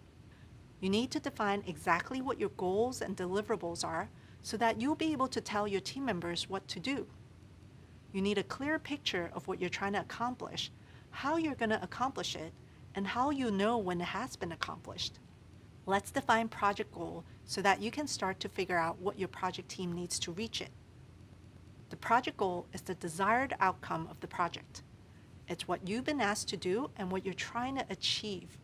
For example, your goal could be to improve the response time to customer inquiries via email by 20%. The goal of your Office Green project might be to increase revenue by 5% through a new service called Plant Pals that offers desk plants to top customers by the end of the year. Goals are important because they give you a roadmap to your destination. Without a clear goal in mind, how can you know where to go or how to get there? Now, one of the biggest differences between what makes a good goal and a not so good goal is how well it's defined, meaning how clear and specific is the goal. If the goal is your destination, are you confident you'll know when you've arrived? The examples I mentioned before, to improve the response time to customer inquiries via email by 20% and to increase the Office Green revenue by 5%, are two well-defined goals because they tell you what you're trying to achieve. But wait, there's more. These goals also tell you how to do what you've been asked to do. In this case, it's via email and through a new service offering. And that's not all. These goals clarify the goal even further by saying to improve by 20% and increase by 5%. Now we know where we're going. Well-defined goals are both specific and measurable. They give you a clear sense of what you are trying to accomplish. Really great goals have even more detail, but I'll get to that soon. When you start a project, take time to review your goals and make sure they're well defined. To do this, you might need to get more information from your stakeholders. Talk to them about their vision for the project. Ask how this aligns to the company's larger goals and mission. By the end of that conversation, you and your stakeholders should agree to support the project goals in order to avoid running into issues later on. Here's an example from my own experience as a project manager. Our team had finished a new product feature. Our stated goal was to deliver an early version of this feature and collect user feedback. When we delivered the feature to one of our key customers for user feedback, the customer didn't have anyone available to try it out. Our team debated whether or not we had met the goal if we hadn't collected user feedback. Some felt that we hadn't achieved the stated goal, while others thought we did. The customer was satisfied with our team's ability to deliver a feature in the timeline stated, but our internal team wasted valuable time going back and forth about it. That said, make sure that before you start your project, you, your stakeholders, and your team are all clear on the project goals so that you know you're making the right kind of progress. I'll teach you a process for how to do this coming up. Once you have the goals nailed down, it's time to examine the project deliverables. Project deliverables are the products or services that are created for the customer, client, or project sponsor. In other words, a deliverable is what gets produced or presented at the end of a task, event, or process. Take the goal to improve customer response time. A deliverable for that goal could be the creation of email templates for responding to typical questions. Your office screen project goal to increase revenues could have these two deliverables: launching the plant service and a finished website that highlights the new kinds of plants being offered. These are considered deliverables because they describe tangible outputs that show stakeholders how additional revenues will be generated. There are all sorts of project deliverable examples. A pretty common one is a report. When a goal is reached, you can visibly see the results documented in a chart, graph, or presentation. Deliverables help us quantify and realize the impact of the project. Just like needing well-defined goals, you need well-defined deliverables for pretty much the same reasons. Deliverables are usually decided upfront with the stakeholders or clients involved in the project. They hold everyone accountable and are typically a big part of achieving the goal. Make sure to ask questions about what the deliverables should be and have everyone share their vision and expectations of the deliverables so that you're all on the same page. Coming up, you'll practice the art of defining your goals even further following the SMART method. Enjoy! Welcome back. By now, you know that goals are important to the success.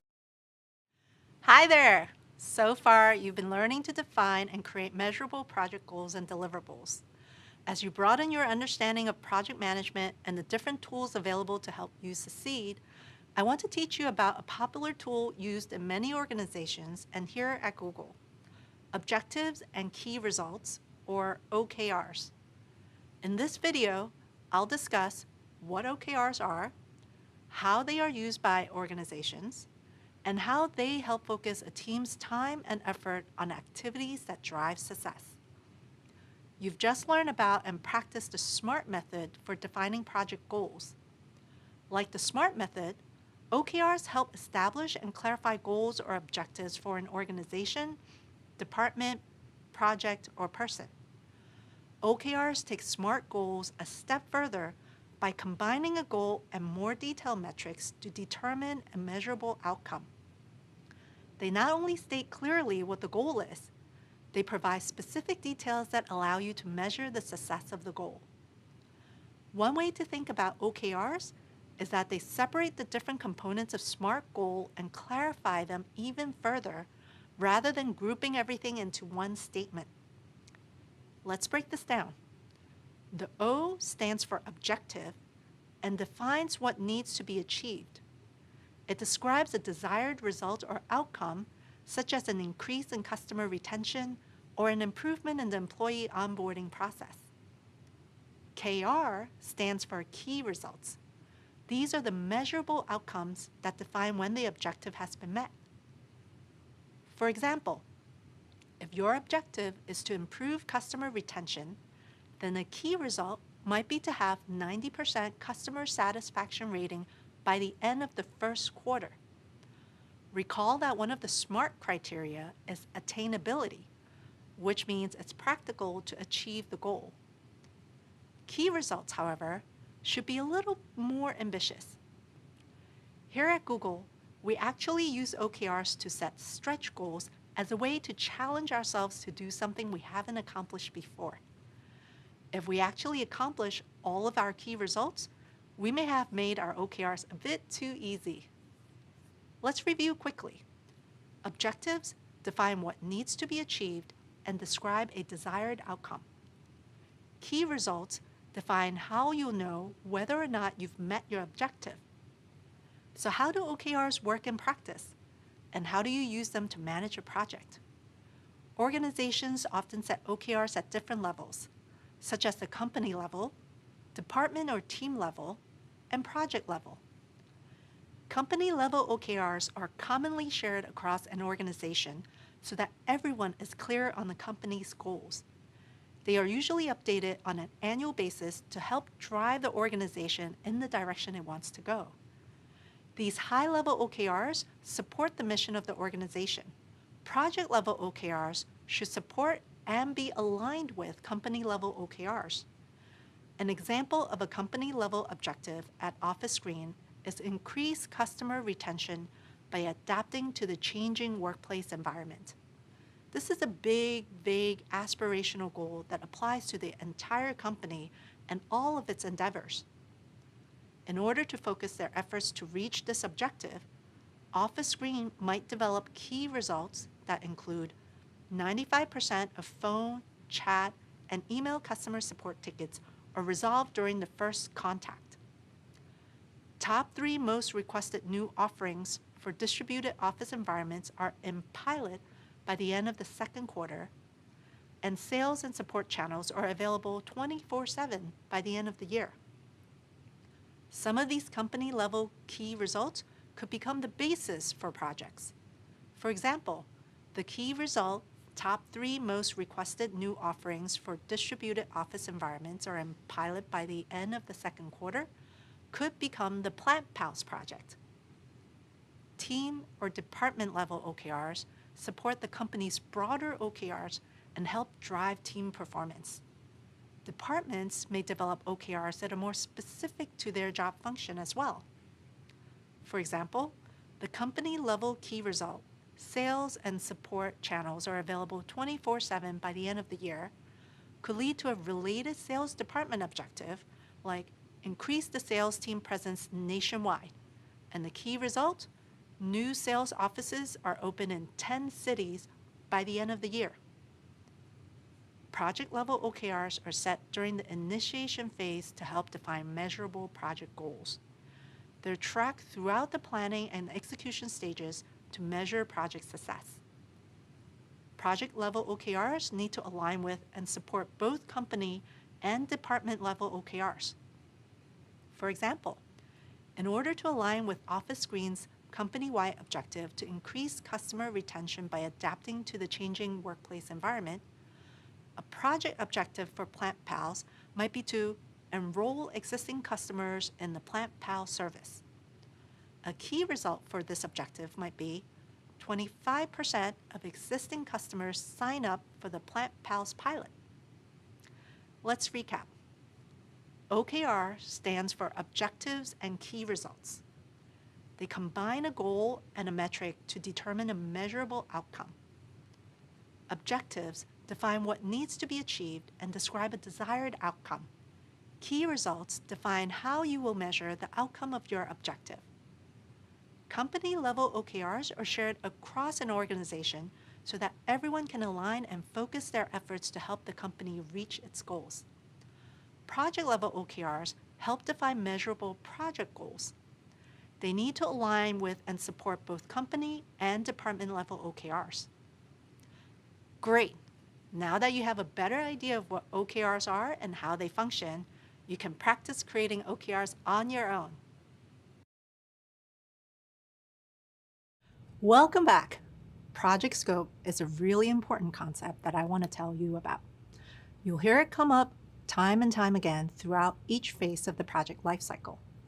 In fact, you may even find yourself defending it. So let's get acquainted with scope. In this video, you will learn how to define and determine scope. Simply put, your project scope includes the boundaries of a project. The way we define it at Google is an agreed upon understanding as to what is included or excluded from a project. Scope helps ensure that your project is clearly defined and mapped out. That means knowing exactly who the project will be delivered to and who will be using the end result of the project. You also need a firm understanding of the project's complexity. Is it straightforward with an easily manageable list of tasks? Or will it require extensive research, multiple rounds of approvals, and a large-scale production process that will take years to complete? Scope also includes the project timeline, budget, and resources. You'll need to clearly define these so that you can make sure you're working within those boundaries and what's actually possible for the project to work. Poorly defined scope or major changes to your scope can cause changes to the budget, timeline, or even final outcome of the project. Let's look at the scope of your office screen project as an example. As a reminder, the new Plant Pals service offers customers small, low-maintenance plants like cacti and leafy ferns that they can place on their desks. Customers can order them online or from a print catalog, and Office Screen will ship the plants straight to the customer's work address. Things to consider for your scope then might be whether or not to provide replacement plants, which customer segments will be offered the service, whether or not the online catalog is an app, a website, or both, and how to ensure customers can purchase from the online catalog, whether by phone, PC, Mac, iPhone, or Android.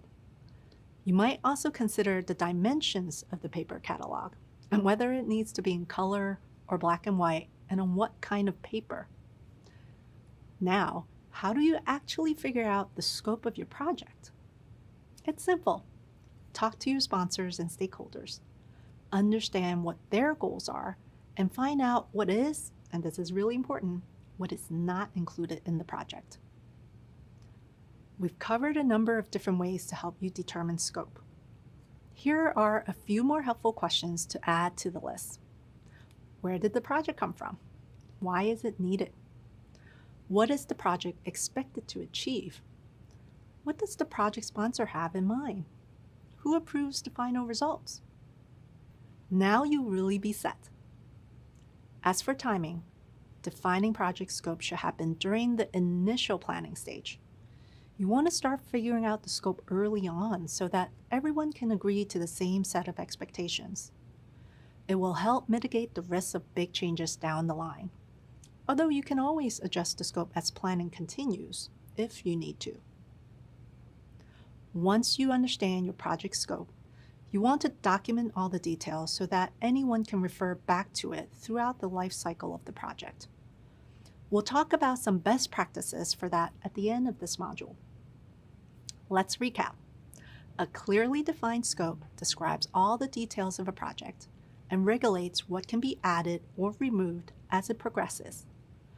While it's ultimately the project manager's responsibility to monitor the project and make sure all the work and resources fall within its scope, team members and stakeholders can be encouraged to do their part by focusing on the tasks that are the most important to reaching the project's goal. The next video talks about the concepts of in scope and out of scope, and a phenomenon called scope creep. All three will help with ensuring your project stays on track and within budget. Stay tuned. Hi there. As you now know, an important part of project management is keeping an eye on your project scope and knowing which tasks are truly part of the plan and which aren't.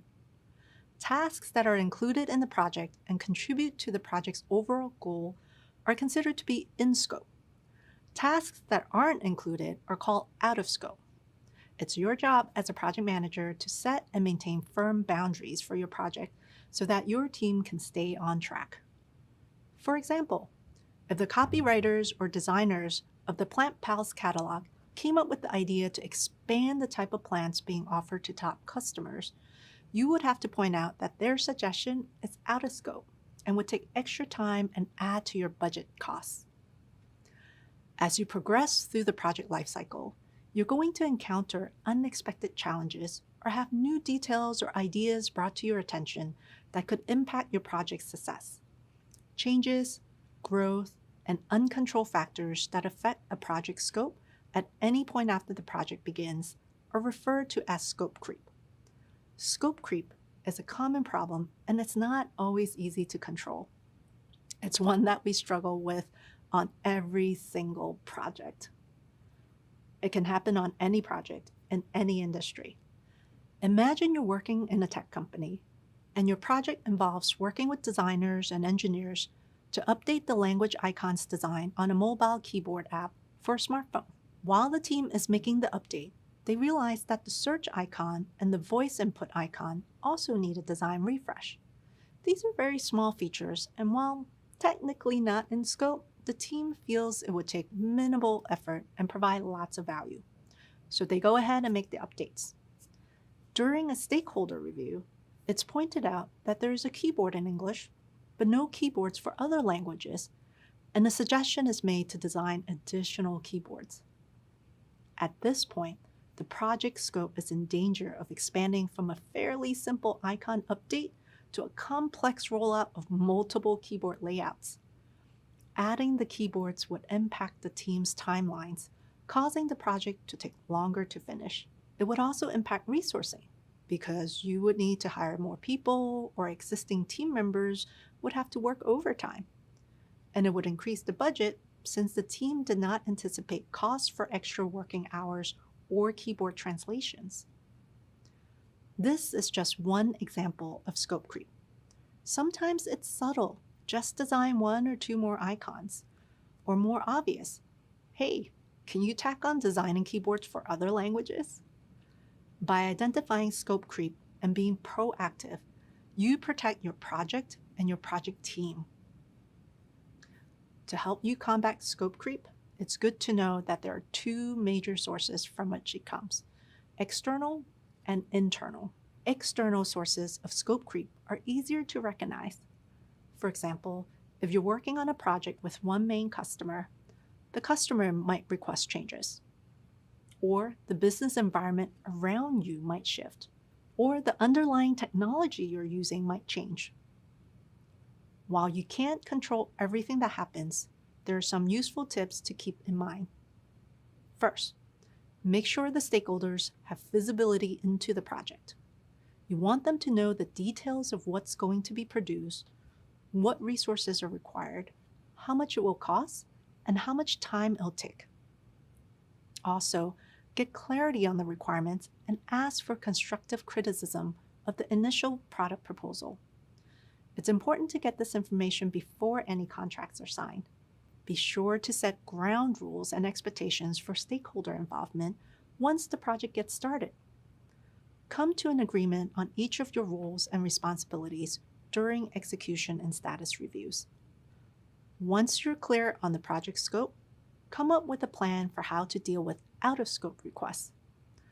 Agree on who can make formal change requests and how those requests will be evaluated, accepted, and performed. And finally, be sure to get these agreements in writing.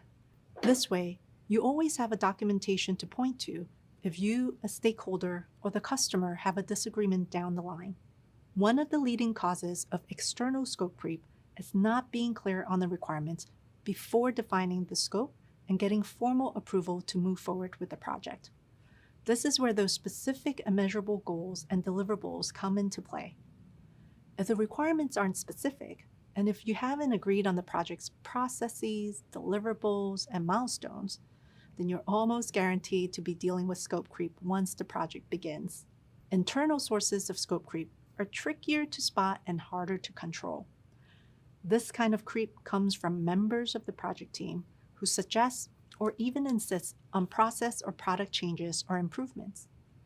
It's possible that a product developer will justify a decision on the grounds of making the product better, even though it's going to cost more.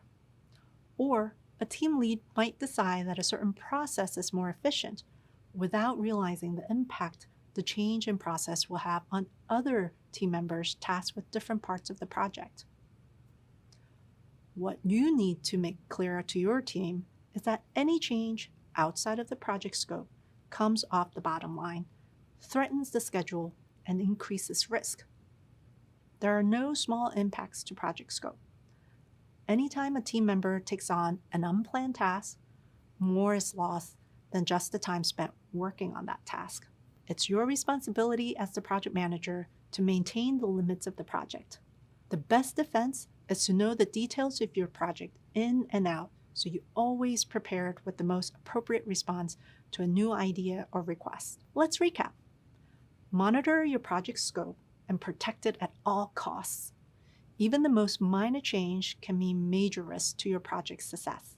Coming up, I'll tell you about the triple constraint model and how you can use it to help determine how your project changes affect scope. Stay tuned. Hi, and welcome back. In this video, we're going to talk about managing project scope. Managing scope goes hand in hand with goal setting. For example, redefining the scope can change the goal, and a revision of the goal can change the scope. The concept of project scope is important throughout the project. While your project will have its own specific goals, the overall goal for you as the project manager is to deliver the project according to the scope agreements. This includes delivering the project within the given deadline and the approved budget. You'll quickly find that this is easier said than done. As you progress through your project, you will continually need to make compromises and weigh trade-offs as new challenges and changes and factors present themselves. Anytime a team member takes on an unplanned task, more is lost than just the time spent working on that task. In order to decide if a scope change is acceptable and what impact it will have, project managers usually refer to the triple constraint model. The triple constraint model is the combination of the three most significant restrictions of any project: scope, time, and cost. We've talked a bit about what scope is, so let's focus now on time and cost. Time refers to the project schedule and deadlines. Cost includes the budget, and it also covers resources and the people who will work on the project. Both time and budget have to be carefully managed alongside scope. All three of these are linked. You can't change one without having an impact on the others. For example, a decrease in cost means a change in time or scope. An increase in time means a change in scope or cost, or both. Understanding how changing one impacts the other two constraints is key. It's important to consider what trade-offs you're willing to make as the project progresses. To do this successfully, you need a clear understanding of the project priorities. You have to know what is most important when it comes to scope, time, and cost. If there's a specific deadline that must be met, then you'll need to limit any changes to the scope that might cause the project to go past the deadline. If the product must look or function in a certain way, then the requirements are a priority, and you could justify changes in costs or time in order to meet the scope requirements. But just because you can make a change, that doesn't mean you necessarily should make a change. And even though the limits of scope, time, and cost have been set, you can still make changes if there's a good reason to do so. Don't worry, you won't have to decide on these changes all by yourself. If there are scope decisions that need to be made, the project manager will likely need to consult with the project sponsor and stakeholders to get their approvals. Let's go through a few scenarios so you can get familiar with weighing the value of a trade-off and understanding the impacts of any changes. In the first scenario, a request has been made to improve the PlantPal's product features. The director of product at Office Green wants to use pots that indicate when the plants need to be watered. Making changes to the product is a scope change. You know that you can't change the budget, but you can extend the timeline. So you can accept the scope change request and extend the timeline, as long as the budget doesn't increase. Here's another possible scenario. A request has been made to reduce the budget without making any changes to the scope. The final outcome of PlanPal still needs to look and function as you all originally agreed. If you're going to reduce the budget and keep the scope, you may need to extend the timeline. Okay, here's another scenario. There's a request to tighten up the timeline and finish early, but you can't increase the budget. In order to do this, you'll need to make changes to the scope, like limiting shipping options. Doing this will give your project more time because you'll have one less shipping contract to negotiate. The end result won't be exactly what was originally agreed on, but it means getting it out earlier as requested and within budget. Let's try one more.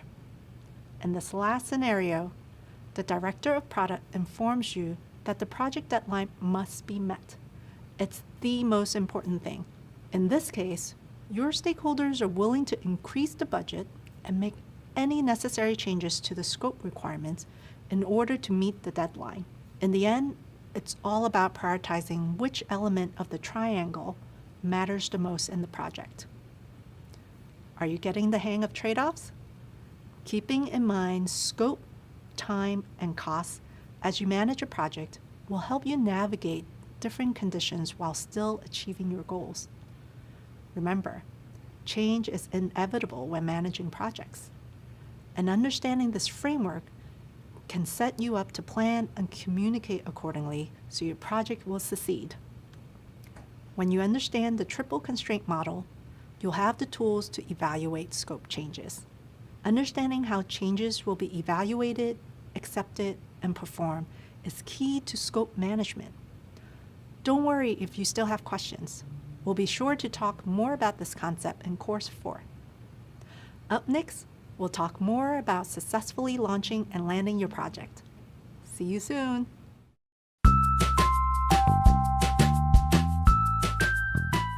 Hi, I'm Tori, and I'm an education program manager at Google.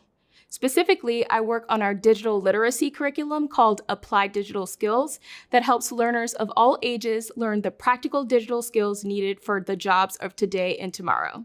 So scope is important because if you have a well-defined scope in the beginning of a project, it'll help make sure that your team members, your stakeholders are all aligned and on the same page right from the start, and you can avoid any issues down the line that may come up that you might not have been aware of.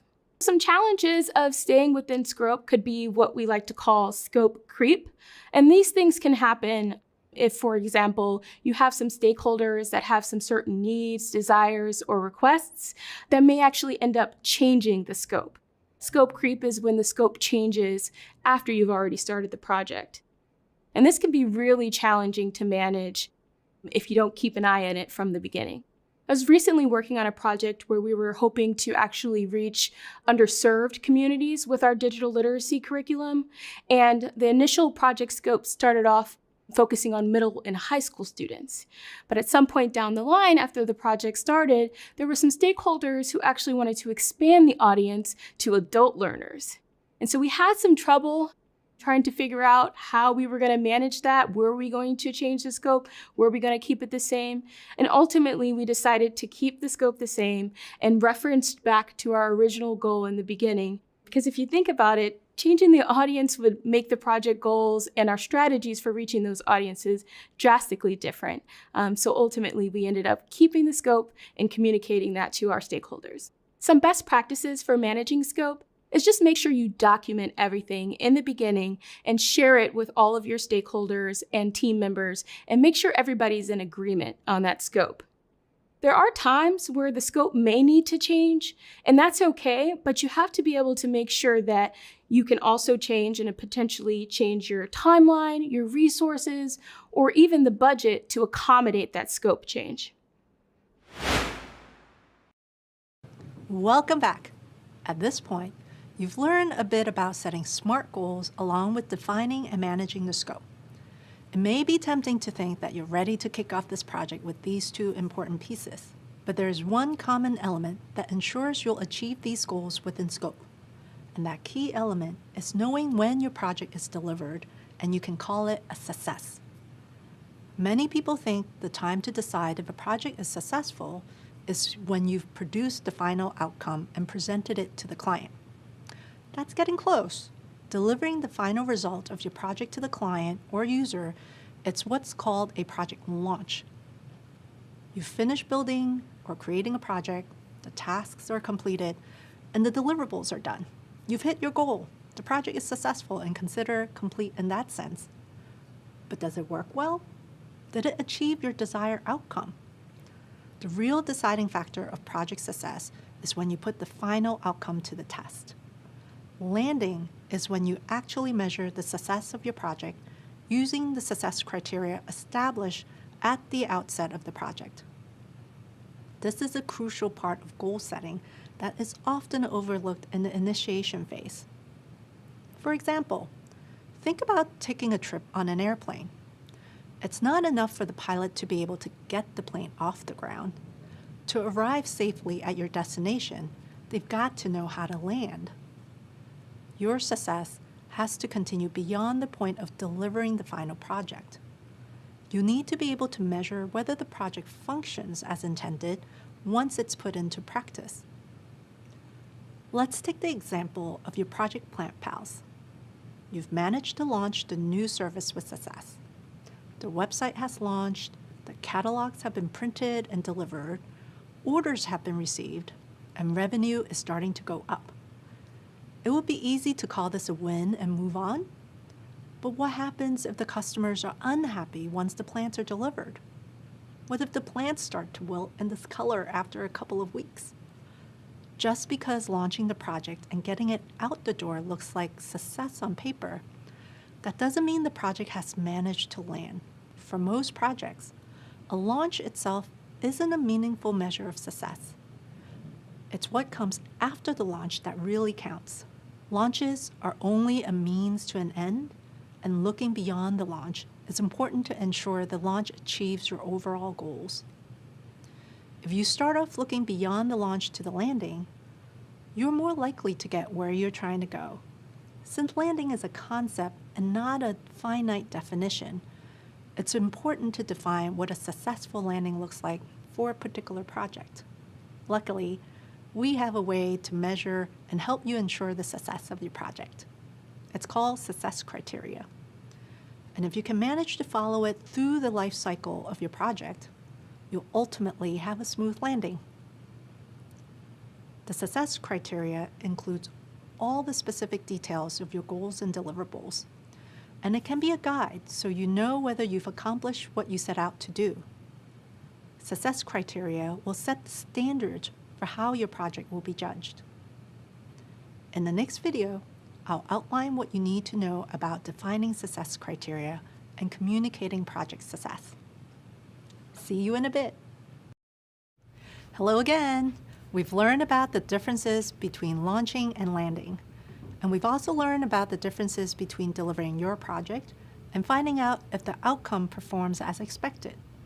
But how exactly do you know that your project is a success? How do you know if you've actually landed? At the beginning of the project, you define goals and deliverables that are measurable, meaning that you can determine if they were met. Similarly, you need to define success criteria that can also be measured, so you'll know whether they were met. The success criteria will tell you whether or not the project as a whole was successful. They are the specific details of your goals and deliverables that tell you whether you've accomplished what you set out to do. They are the standards by which the project will be judged once it's been delivered to stakeholders and customers.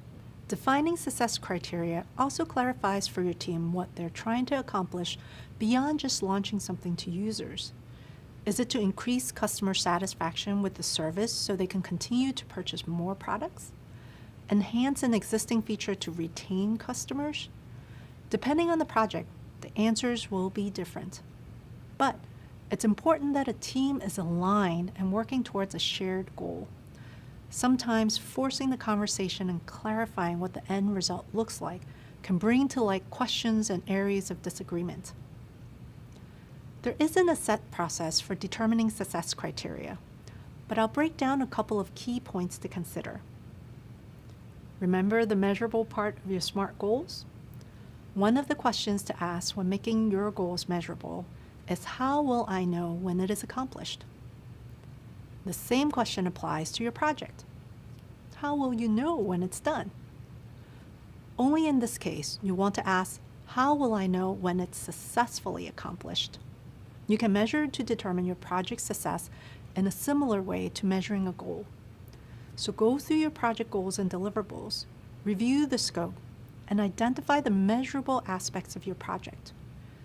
These are going to be any of the metrics used in the goals and deliverables, along with your budget and schedule details. Another thing you'll need to do is get clarity from stakeholders on the project requirements and expectations. This is key.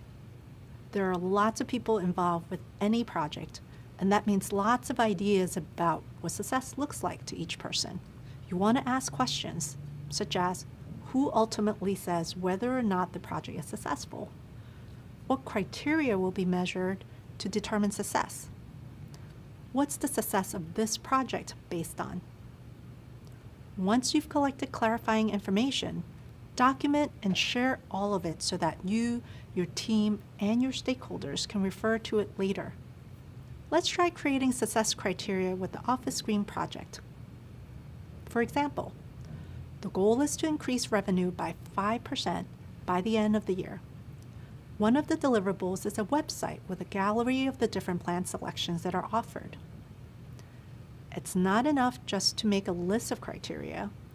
You need a process for measuring success from start to finish throughout the entire project lifecycle. This way, you can make adjustments and ensure success by the time you're ready to land. There are many metrics you can use, and for some products, it will make sense to use more than one. The metrics you choose should be as closely aligned to your project's goal as possible. For example, happiness metrics measure user attitudes and satisfaction, or perceived ease of use, and you can measure these through surveys. For the Plant Pals project, we may consider a customer satisfaction rate of 85% within the first 3 months of launching as a way to measure success. You can also consider customer adoption and engagement metrics along with more business-oriented metrics that track things like sales and growth. Adoption refers to how the customer uses and adopts a product or service without any issues. Engagement refers to how often or meaningful customer interaction and participation is over time. Adoption metrics might include launching a new product to a group of users and having a high amount of them use or adopt it. Engagement metrics might include increasing the daily usage of a design feature or increasing orders and customer interactions.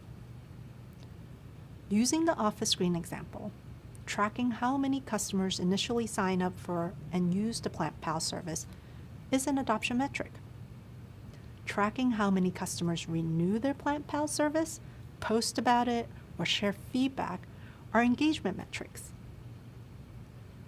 Once you've defined the metrics that you'll be measuring, think about how you track these metrics. Evaluate which tools can help you collect the data you need to ensure you're staying on track. For example, if you're measuring business metrics like revenue, consider tracking that in a spreadsheet or dashboard where you can easily spot gaps and trends. If you're measuring customer satisfaction, you can think of a way to incentivize customers to participate in regular email surveys and create a system to measure their responses when they participate. You can also utilize your project management tools to check on efficiency metrics, like what % of tasks are completed, or whether the project is progressing alongside the planned timelines. It's smart to measure success with your team as the project or product is in progress. For example, you can hold a project review once a month, have team members complete task checklists by certain deadlines, or hold live feedback sessions with your users or customers. There are many different ways to measure success. The key is to pick the methods that work best for your success criteria. It's a good idea that, along with each success criteria on your list, to also include the methods for how success will be measured, how often it's measured, and who's responsible for measuring it. Share your success criteria document with your stakeholders and ask if they agree with how the project's success will be determined. It's also a good idea to have the appropriate stakeholders sign off on the success criteria. This way, everyone will be clear on who is responsible for which tasks, and you'll all thoroughly understand what the path to success entails. Keep this documentation visible throughout the duration of the project and clearly communicate it with your team every step of the way. They're the ones who will be attempting to meet all the different requirements, so don't keep them in the dark about what they're supposed to do or how they're supposed to do it. If done correctly, defining your success criteria should create greater alignment within the team and give everybody better visibility into how to achieve success. Clarity around success metrics also helps teams prioritize which efforts are most impactful to their users. Defining project success is a complex but crucial part of project management. With more and more practice, this process will come more natural to you in the planning stages and throughout your project. We'll continue exploring and talking more about these concepts throughout the course. Nice job. You're almost done with Module 2. I'll see you in a bit to review what we've covered. You're doing great. You've completed this module and have set yourself up for success. Way to go. Defining goals and managing scope and ensuring a successful landing might seem tricky to master at first, but the SMART method and the triple constraint triangle, tools and methods for measuring success criteria, and clear communication will help you every step of the way. In the next module, we will talk about the roles and responsibilities that come along with each project, so that everyone knows how they contribute to reaching the project's goals. Welcome back. In this module, we'll learn all about stakeholders and their importance to a project. In the last set of videos, you learned the ins and outs of project scope. While exploring how a project can be in scope or out of scope, you learned about setting SMART goals. We also discussed launching a project, getting it started, versus landing a project, whether or not it was successful. And there are a lot more exciting topics to come. In this module, you learn more about stakeholders. Remember that stakeholders play a pivotal role. They are people who are interested in and affected by the project's completion and success. You'll see that each person involved has a set role and set responsibilities to help bring the project to a landing. Those roles include project sponsors, customers, team members, and of course, you, the project manager. You'll also find out about things like stakeholder mapping and analysis and RACI charts. These are tools that help clarify roles and responsibilities and prevent confusion on who takes ownership of which tasks. Throughout this module, you'll have plenty of hands-on activities, discussion prompts, and readings to really help you master how to start a project. As we go through each new skill, imagine checking off a to-do list. There's almost nothing more satisfying than crossing off a to-do. Hello, nice to meet you. My name is Holly, and I will be your accessibility instructor for this course. Accessibility should be incorporated into every role at a company, whether a product designer, communicator, developer, or yes, project manager. In my role of Accessibility Education Program Manager at Google, I help ensure all Googlers are educated on accessibility, from building accessible products for the entire world to communicating accessibility with you throughout this course. I'm deaf myself, so I am able to share my experiences as a person with a disability too, and help others understand that having a disability isn't a barrier in itself. It's the world around us that we must strive to make accessible for everyone. Accessibility can be defined a number of different ways. To me, it means actively removing any barriers that might prevent persons with disabilities from being able to access technology, information, or experiences, and leveling the playing field so everyone has an equal chance of enjoying life and being successful. A disability is often defined as a physical or mental condition that substantially limits a major life activity, such as walking, talking, seeing, hearing, or learning. Over 1 billion people in the world have a disability. 1 billion. That's more than the populations of the United States, Canada, France, Italy, Japan, Mexico, and Brazil combined. Disability is diverse and intersectional. Someone can be born with a condition or acquire it later in life.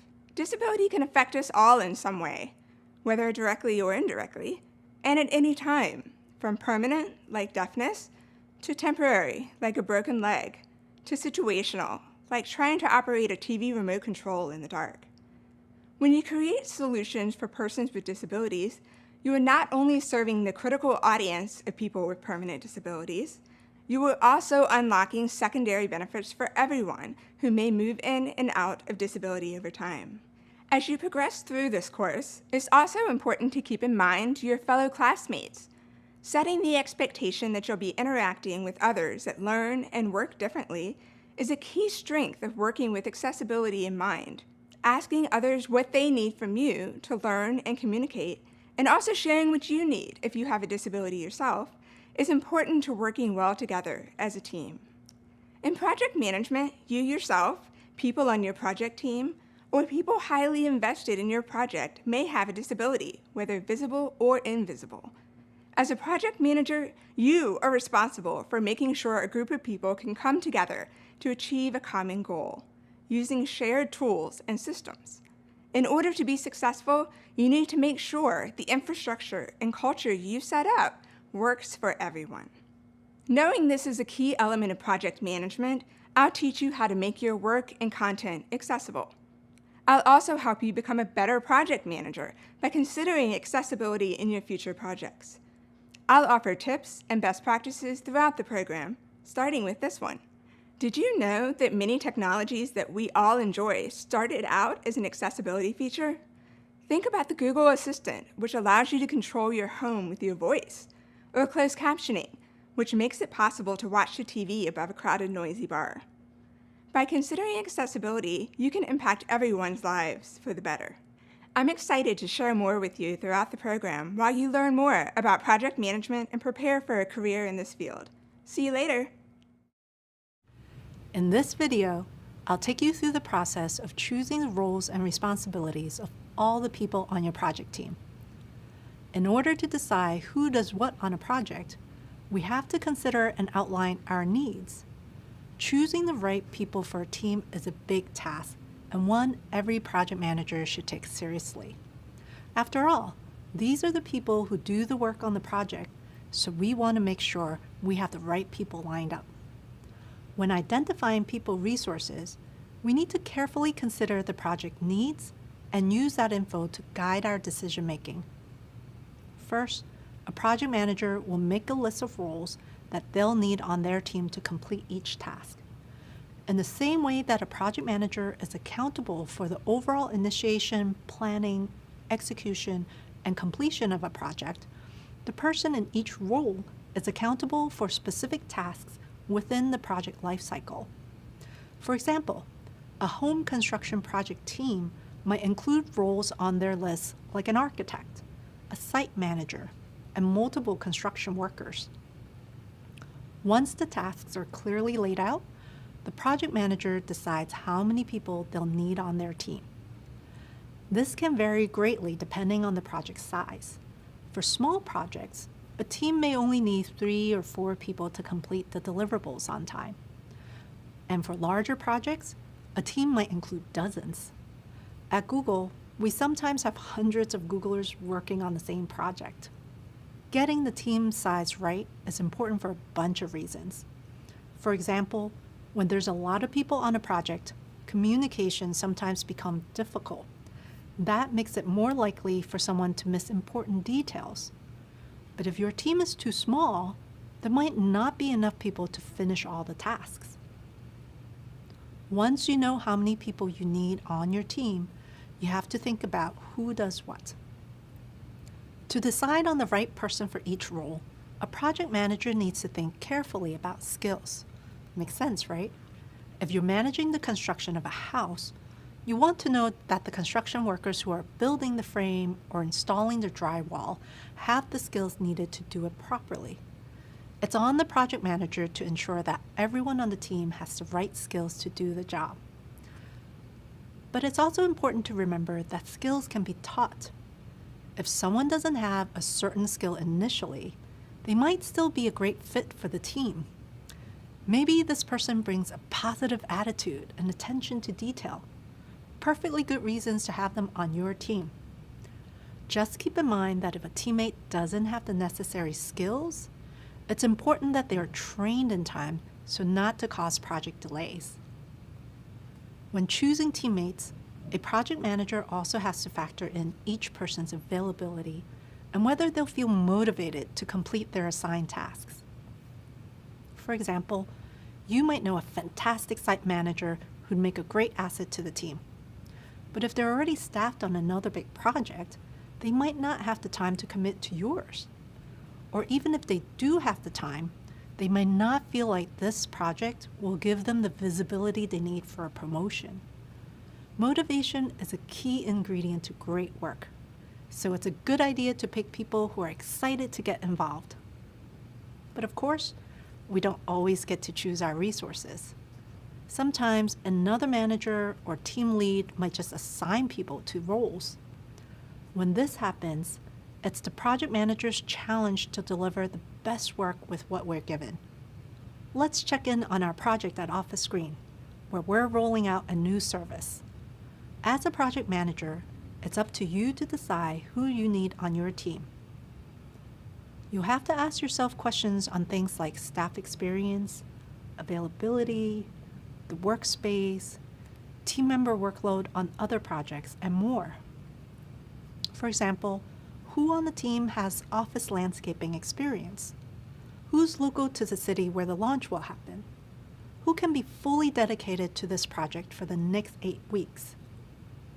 There's no exact formula for putting together the right team, which makes it a little tricky. Every situation is different and calls for a different set of skills, experience, and perspectives. It can be helpful to look deeper into each task on the project. Always ask yourself these key questions. How many people do I need on my team each step of the way? Which team members do I need and when? Are those experts already busy on other projects? Who makes the final decisions on project resources?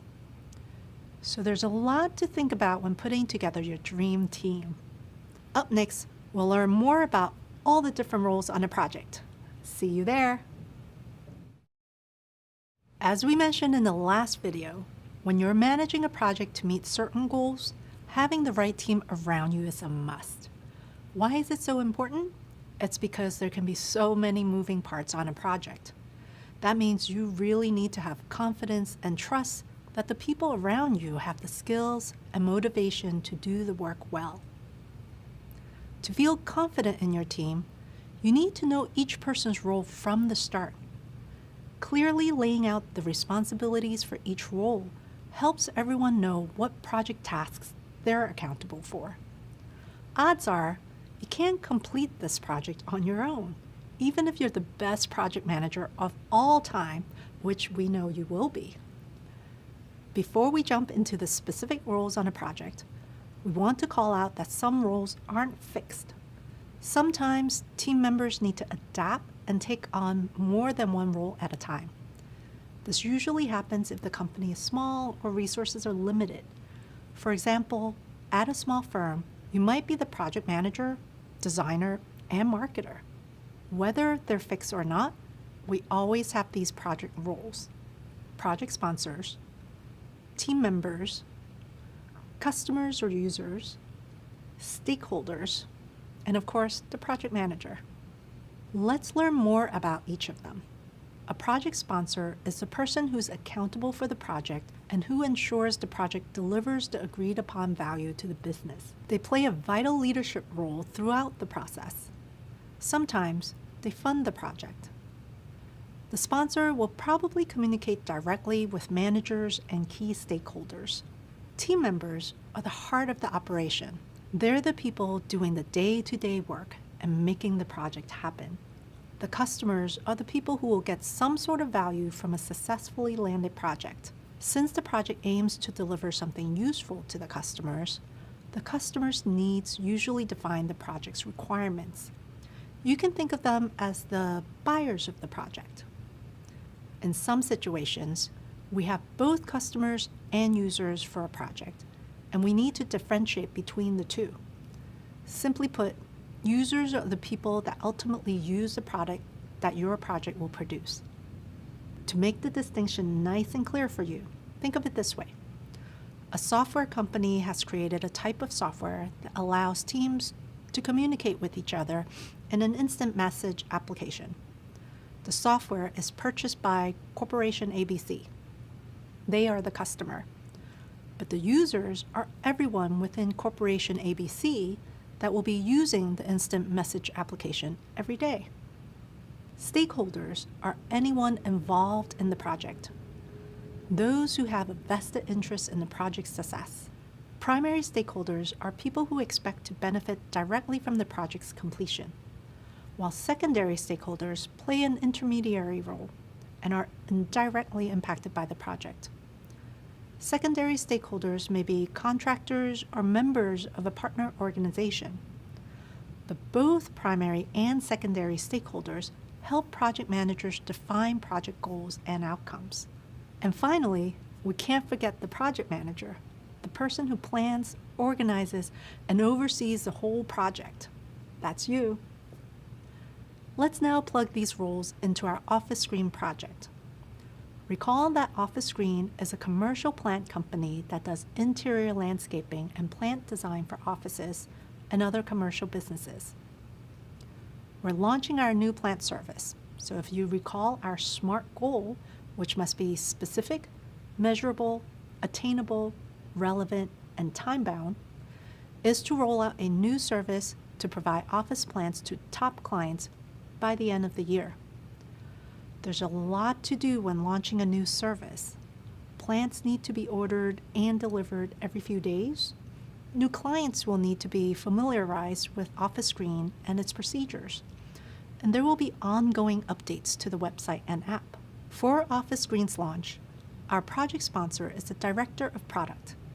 They approve the project's budget and ensure that everything stays aligned to the vision, which in this case is that inexpensive and easy to maintain live plants are provided in order to improve the employee work environments.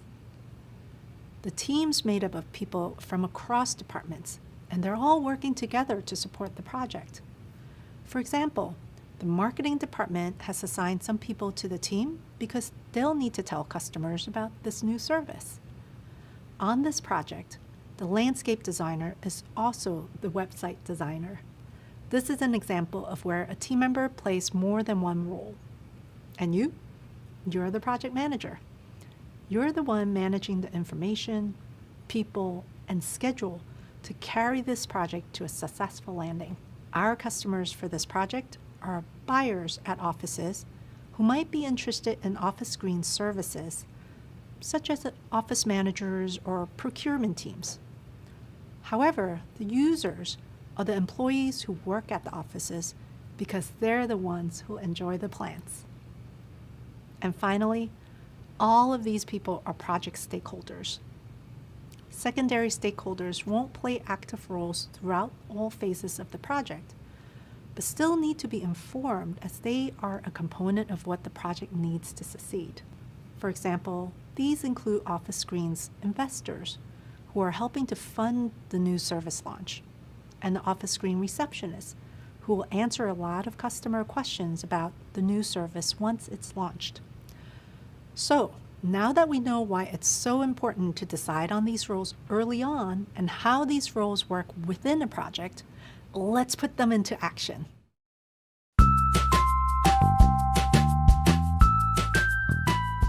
My name is John Flatley, and I'm a technical program manager for Google in the Chicago office.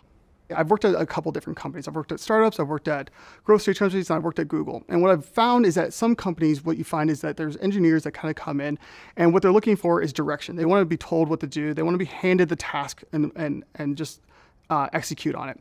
At Google, people are really invested in their product. We call Google a bottom-up kind of culture. A lot of companies, you have this directive from the top saying, this is what we're going to do. But at Google, people are so passionate about the industry and what they're working on that the ideas really come up and bubble up from the bottom. What I always tell folks is that the technical and hard skills of program management, you can pick up in a book. You can learn about Agile, you can learn about extreme programming, you can learn about all these things, planning, retrospectives, all these great terms and tools and stuff like that. At the end of the day, that's all they are though. They're just a tool. And you can't use a hammer for a screw. It's the same thing with program management. You can't use the same tools for every project. You have to learn what's going on in a given team, a given project, and a given group of people. And so at the end of the day, really the challenge is understanding the dynamics of the people that you work with. I like to say that the key about program management is people and context. You have to understand the people that you're working with, you have to understand the context, and only then can you apply the skills that you learned. You won't always have the opportunity to pick and choose what people you want to work on a project. And that's okay, because you can just use those tools that you've gained in the past to understand the backgrounds and the style and the personalities of the people that you're working with. The most important part about program management is understand the personalities of the people you work with so that you can tailor your approach to make sure that you're working effectively with them. Think about it this way. You might be working with an introverted person. That person needs different types of attention than an extroverted person. An extroverted person wants to talk about their ideas and their project plans in a meeting. An introverted person, you might want to get their feedback offline or have an async kind of form or opportunity for them to voice their opinion. It's really not going to be cut and dry every time you work on a project. And that's why it's really, really important that you're flexible in your approach. You want to have people that are challenging the choices that we make. But at the end of the day, we all need to agree on a common goal and a common vision so that we can move forward. We don't want distractions because that's the one thing that can slow things down. At the end of the day, technical problems aren't that hard. People problems are really hard. And making sure that your team is sold and bought in on a vision and the project is super, super important. It's your goal and your job role as a program manager to motivate the team and make sure that everyone's on the same page. We just saw how important stakeholders are to the project and how both primary and secondary stakeholders help project managers define project goals and outcomes. As a quick refresher, primary stakeholders are people who will benefit directly from the project's success, while secondary stakeholders are indirectly impacted by the project's success. Having all these different people involved on a project can get confusing, and that's where stakeholder analysis comes in handy. This is a visual representation of all the stakeholders. It helps you avoid surprises, build necessary partnerships, and ensure you're involving the right people at the right time. When done well, your stakeholder analysis helps you see all the opportunities for success and the potential risks. It illustrates which stakeholders are taking on which responsibilities. And it can help you include the right people in important conversations, which is key to getting the support you need throughout the project. There are 3 key steps to kicking off a stakeholder analysis. First, make a list of all the stakeholders that the project impacts. Then, determine the level of interest and influence for each stakeholder. And finally, assess their ability to participate and find ways to involve them. In the second step, we talk about influence and interest. What do those terms mean here? Influence measures how much power a stakeholder has and how much the stakeholder's actions affect the project outcome. In our office screen example, the director of product who first initiated the project and oversees new products and services has a huge amount of influence, while the vendor providing the greenery has less influence. Interest is pretty much what it sounds like. How much are the needs of the stakeholder affected by project operations and outcomes? For example, Office Screen's Human Resources Department might not have as much interest in the product launch as the sales department does. The Power Grid is a super useful 2x2 grid used for conducting a stakeholder analysis.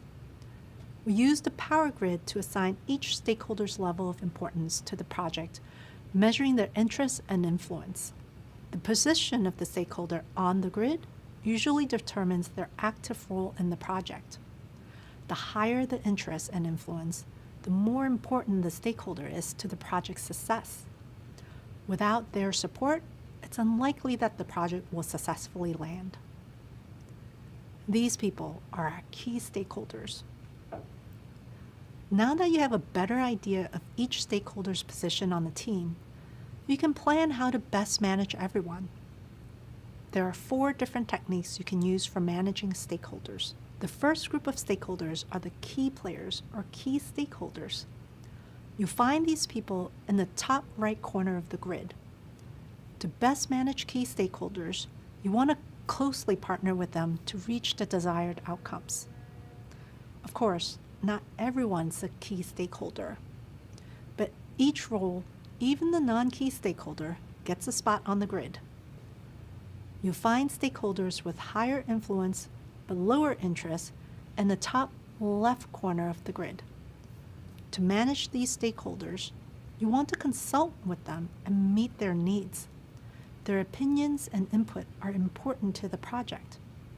The director of product has high influence but may not be vested into day-to-day activities, and therefore will have a lower interest. Stakeholders with lower influence but high interest are in the right bottom corner of the grid. For these stakeholders, you want to show consideration for them by keeping them up to date on the project. It's unlikely they'll need a say in what's going on, but keeping them informed is important. For example, the customer success team may have lower influence but high interest since they'll work directly with clients on the new product. Last up, we have stakeholders with low influence and low interest. You'll find these in the bottom left corner. They're the least important of the stakeholders, but this doesn't mean that they don't matter. It might just be that for this particular project, they aren't as integral. So for this project, you mainly want to monitor them, keeping them in the know. Creating a grid like this is an effective way to track who should be communicated with and when. This grid here is an example of how that might play out, depending on the project and the stakeholders. You may also want to create a steering committee made up of high influence and high interest stakeholders. These people will be the most senior decision-making body on any project. They have the authority to make changes to budget and approve updates to timeline or scope. The project manager isn't a member of the committee, but they're responsible for bringing the right project information to the steering committee so that decisions can be quickly made. How you engage your stakeholders from this point on depends on your particular situation. There are different ways to involve each stakeholder, and you have to be strategic to get helpful and relevant input from the right people at the right time. You want to meet with some stakeholders every single day, and others you'll just send periodic updates to. Stakeholder buy-in is the process of involving these people in decision-making to hopefully reach a broader consensus on the organization's future. To get stakeholders to buy in on the project, you'll have to pay particular attention to your high-impact stakeholders and make sure they feel looped in. You want to explain to them how the project will help them achieve their goals, and you'll want to have their support later on if any issues come up. Here are some important things to keep in mind when communicating with stakeholders. If you have one main stakeholder, that stakeholder is likely to be highly influential and needs constant communication. But if you're on a larger project with numerous stakeholders, they won't be quite as involved in the day-to-day tasks. For stakeholders who need time to make decisions about the project, over-communicate early on. For example, hold frequent meetings and send daily end-of-day progress emails. This way, they have enough time to weigh the options and make decisions. Think about the level of project details each stakeholder needs. You don't want to spend time diving deep with stakeholders that just need a project summary. For example, the facilities team that delivers the product doesn't need daily updates on vendor pricing or website issues. On the flip side, do spend time updating key members that need frequent updates. The sales team will need to know pricing and availability changes, so a weekly check-in might make sense here. Great work! You just completed your own stakeholder analysis. Up next, we'll check out another tool, RACI charting. See you there. In the last video, we saw how a stakeholder analysis shows us how to best work with stakeholders and when to communicate with all the different people involved in the project. In this video, we're going to check out another handy tool called a RACI chart. A RACI chart helps to define roles and responsibilities for individuals or teams to ensure work gets done efficiently. It creates clear roles and gives direction for each team member. There are 4 types of participation included in a RACI chart. These are responsible, accountable, consulted, and informed. Let's take a look at each. Responsible refers to those doing the work to complete the task. Accountable refers to those making sure the work gets done. Consulted includes those giving feedback, like subject matter experts or decision makers. And lastly, we have informed, which includes those just needing to know the final decisions or that a task is complete. Here's an image of how this breaks down in a chart form. When creating your RACI chart, you'll need to write down each task or deliverable for your project and then assign it the appropriate role for each stakeholder. To do this, first think about who's involved in the project. Write the roles or people's name in a row across the top of your chart. Pro tip: use roles rather than names if some people might take on more than one role.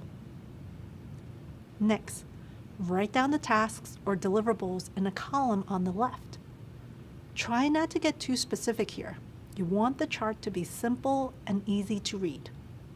After that, go through each task and deliverable and ask who's responsible for doing this, who's accountable if it doesn't get done, who will have strong opinions to add and therefore should be consulted about how this gets done, and who needs to be informed of the progress or decisions made about this. Assign the letters R, A, C, and I based on your answers.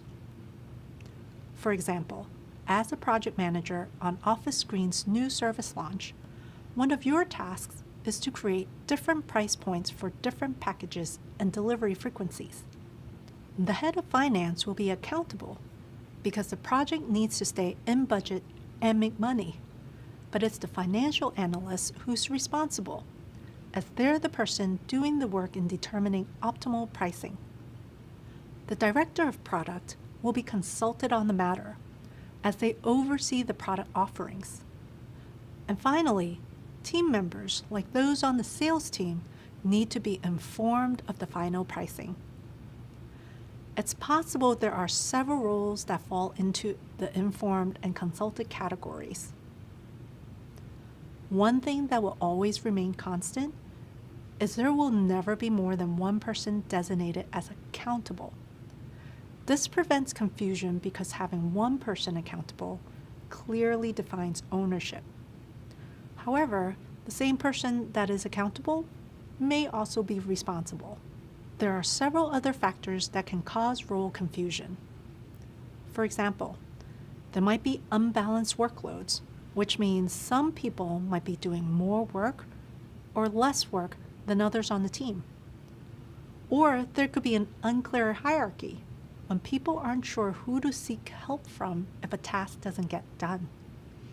Or unclear ownership of decisions, where people aren't sure who makes the final call on a project.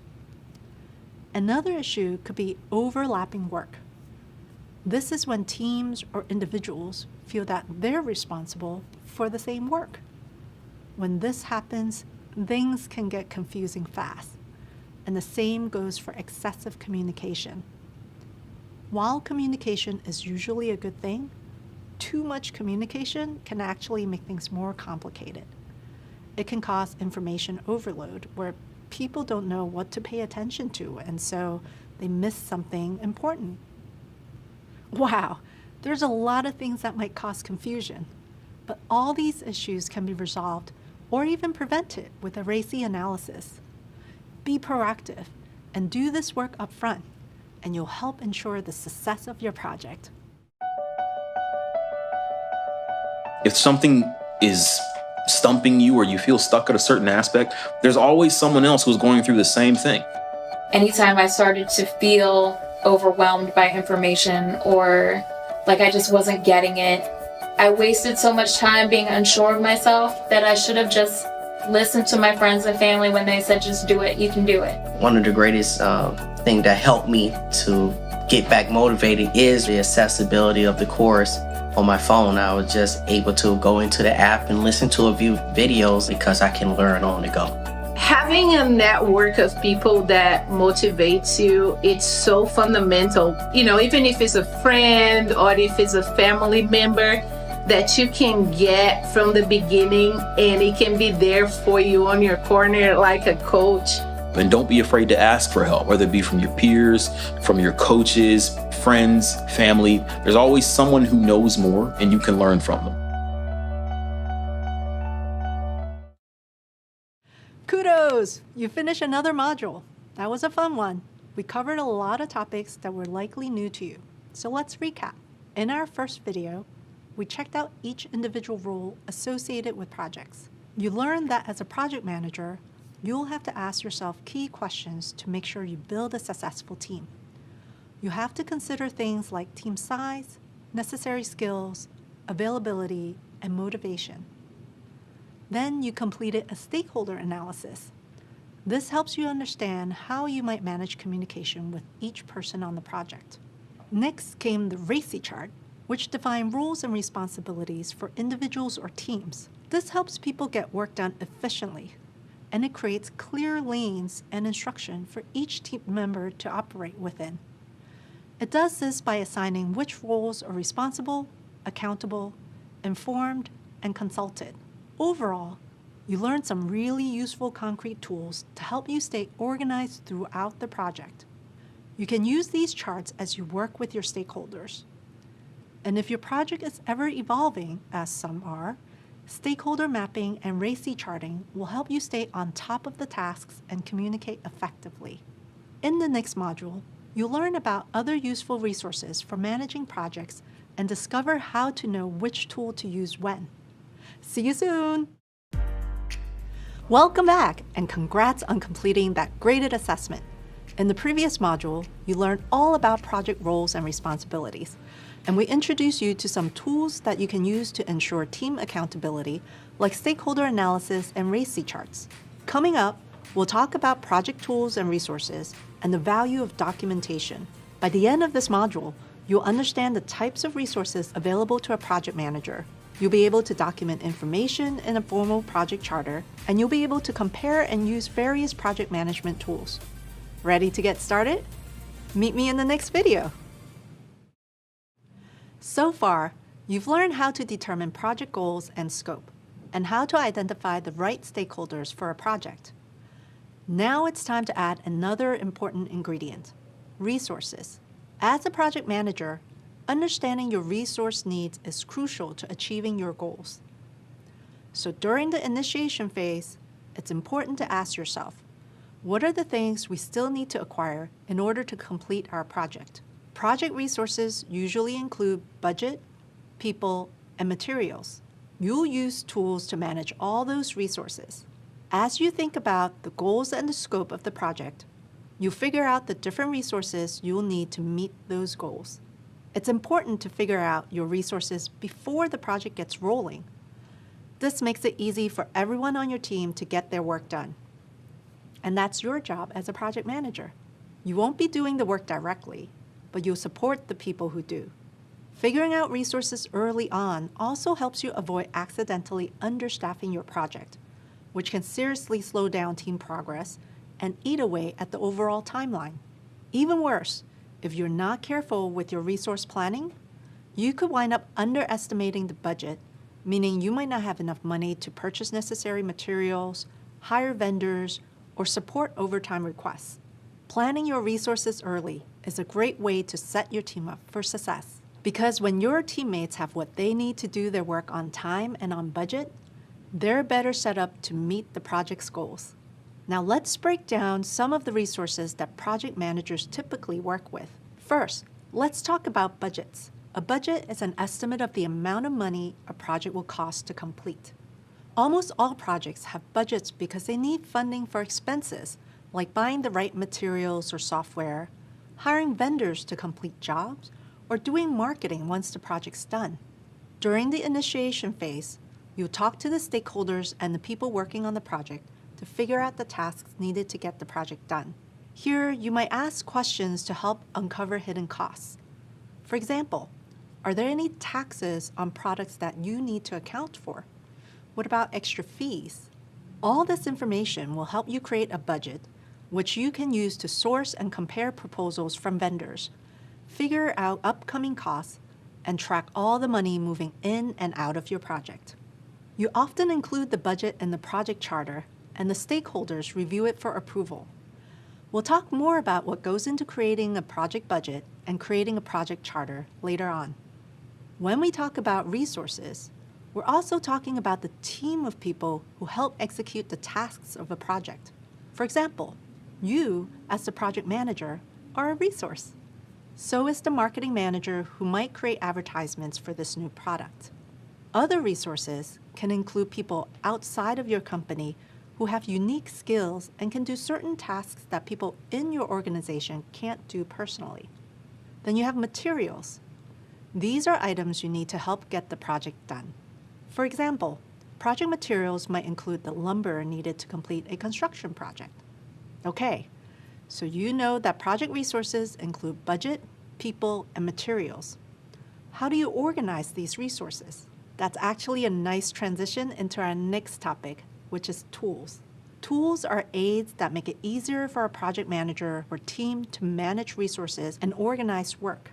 They help you do things like track tasks, manage budgets, and collaborate with teammates.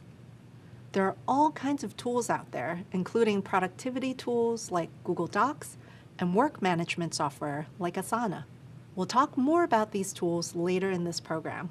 Tools are essential for tracking progress, so you want to keep them top of mind at all phases of your project. Let's talk about how you might determine your resources during the initiation phase of your project at Office Screen. As a reminder, the Plant Pal service offers customers small, low-maintenance plants like cacti and leafy ferns that they can place on their desks. Customers can order them online or from a print catalog, and Office Screen will ship the plants straight to the customer's work address. The project goal is to increase revenue by 5%. So how do you get started? Well, you might do some research to figure out the costs of launching the new plant service. That might include the estimated prices of developing a new website and new promotional materials, as well as shipping and delivery costs. You also might want to budget for specific tools, like a project management software that will help you track progress on this complex project. With that information, you can start to build a realistic budget.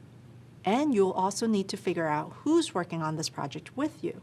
To do this, you might make a list of people and external vendors who will help complete all the project's tasks. For example, the person who manages client communications with customers, or a new plant supplier that can provide you with your product. Great. Hopefully, you're getting more comfortable with the types of resources you'll need not only to get stuff done, but to achieve your project's goals too. In the next video, we'll talk about documentation, another important topic for anyone who manages projects professionally. By now, you've probably noticed that a big part of project management is guiding decision-making. Even if you're not the one making final decisions on major aspects of the project, it's still your job to keep track of every new decision and use those decisions to create a plan. And as you've learned, there are a lot of important decisions to keep track of. That includes everything from identifying project goals and deliverables to choosing the right people to add to a team. It's way too much for any one person to mentally keep track of. It's also important information for everyone on the team to be aware of, not just the project manager. If a decision affects a member of the team's tasks, they'll need to know about it, right? That's why documentation is such an important part of a project manager's role. While your team may work deeply on specific areas of the project, you might be the only person on the team who is aware of and communicating across all the different areas of the project. Clear and consistent documentation can ensure transparency and clear communication. Documentation helps set the stage for the project. It communicates the answers to key questions. For example, what problem are you trying to solve? What are the project goals? What are the scope and deliverables? And who are the project stakeholders?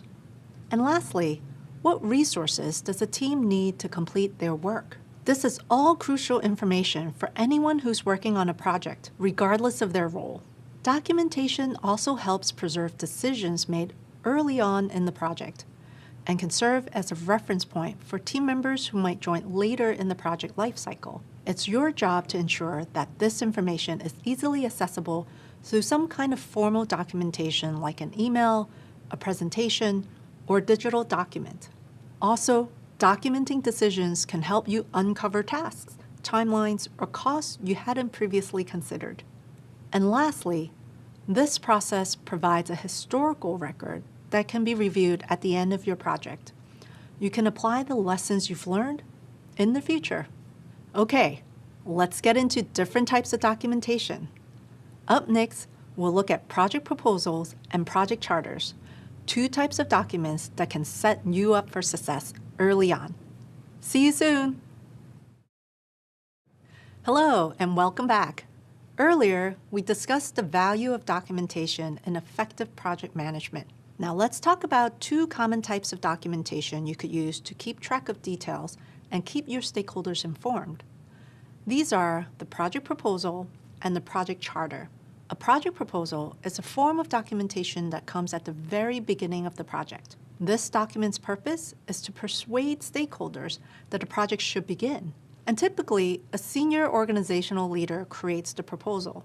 So you might not need to worry about creating the proposal, but you will have to keep track of the proposal's progress. The project proposal is a great starting point to help you understand the desired goals and impact. A proposal may be a formal document, a presentation, or even a simple email to get others on board with the idea. Then we have the project charter, a formal document that clearly defines the project and outlines the necessary details to reach its goals. A project charter helps you get organized, set up a framework for what needs to be done, and communicate those details to others. So how do these documents differ? A project proposal is created earlier in the project lifecycle than the project charter. The proposal kicks off the initiation phase by influencing and persuading the company to move forward with the project.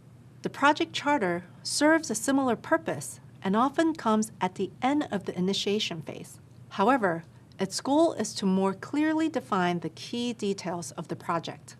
Another difference between these two documents is that a charter will often serve as a point of reference throughout the life of a project. The proposal is only used at the earliest stages.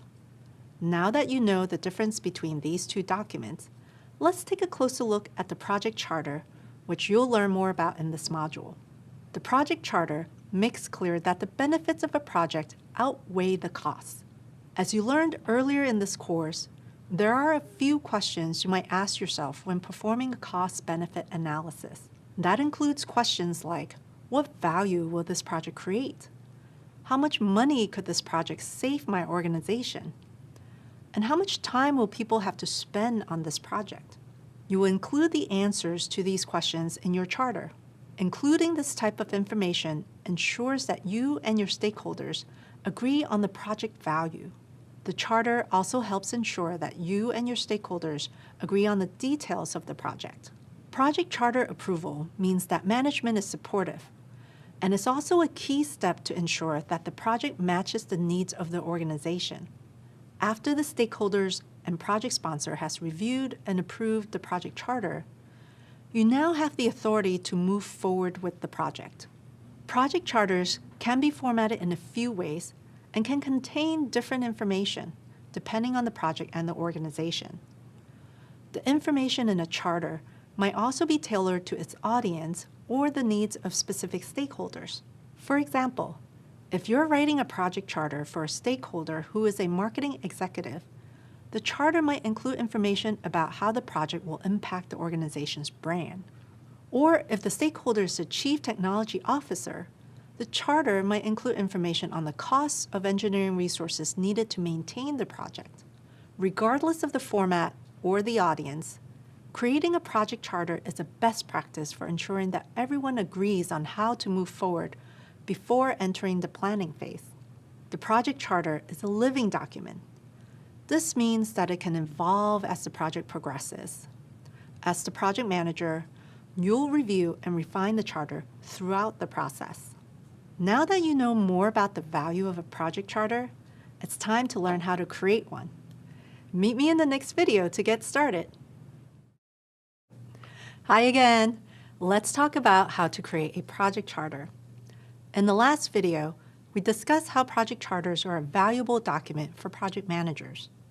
Project charters are key for securing approval from stakeholders and moving forward. Project charters can also be formatted in many different ways, and there are many different templates available online for you to choose from. Here, we'll use a template that's similar to one that program managers often use at Google. And to fill in each section, we'll use details from your project at Office screen. Ready? Let's take a look. At the top of your charter, you want to add in the name of your project. Let's add in the name of your project at Office screen. It's called Project Plant Pals. You also want to add in a brief summary. Let's type that in. Our plan is to offer high-volume customers small, low-maintenance plans that can thrive in an office environment.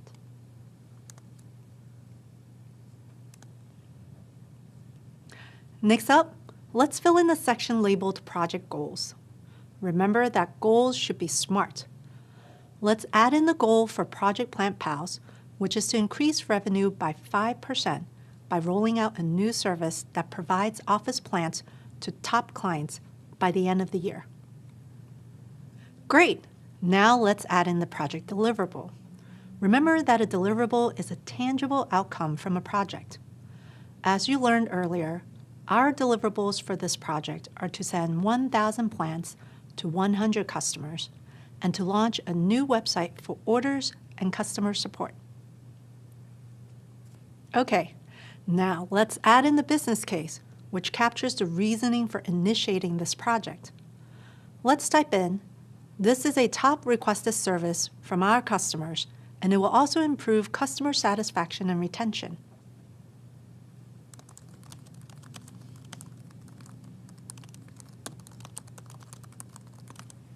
The business case is supported by the cost-benefit analysis, and we'll add that in now. Let's start with the benefits. The benefits, or expected gains of the project, include improving customer satisfaction and an increase in revenue. Now we'll move on to the costs. The costs include the price of the sourcing products, developing a website, and marketing materials.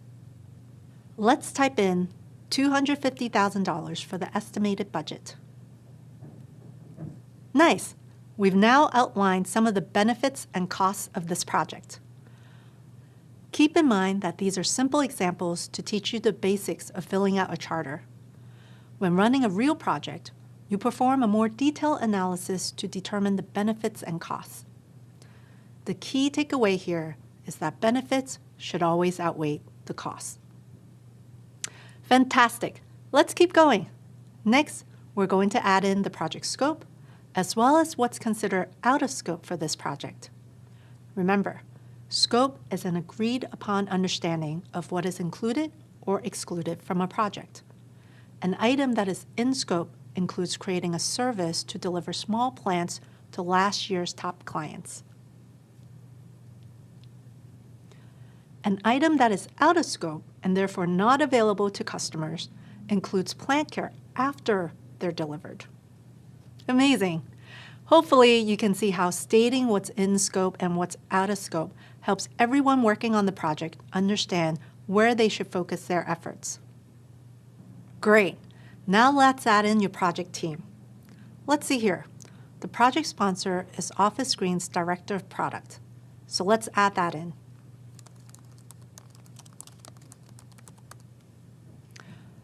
Who is the project lead? Well, that's you.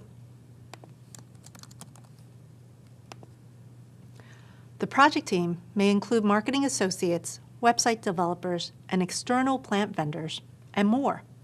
So we can add in a few important project team members here.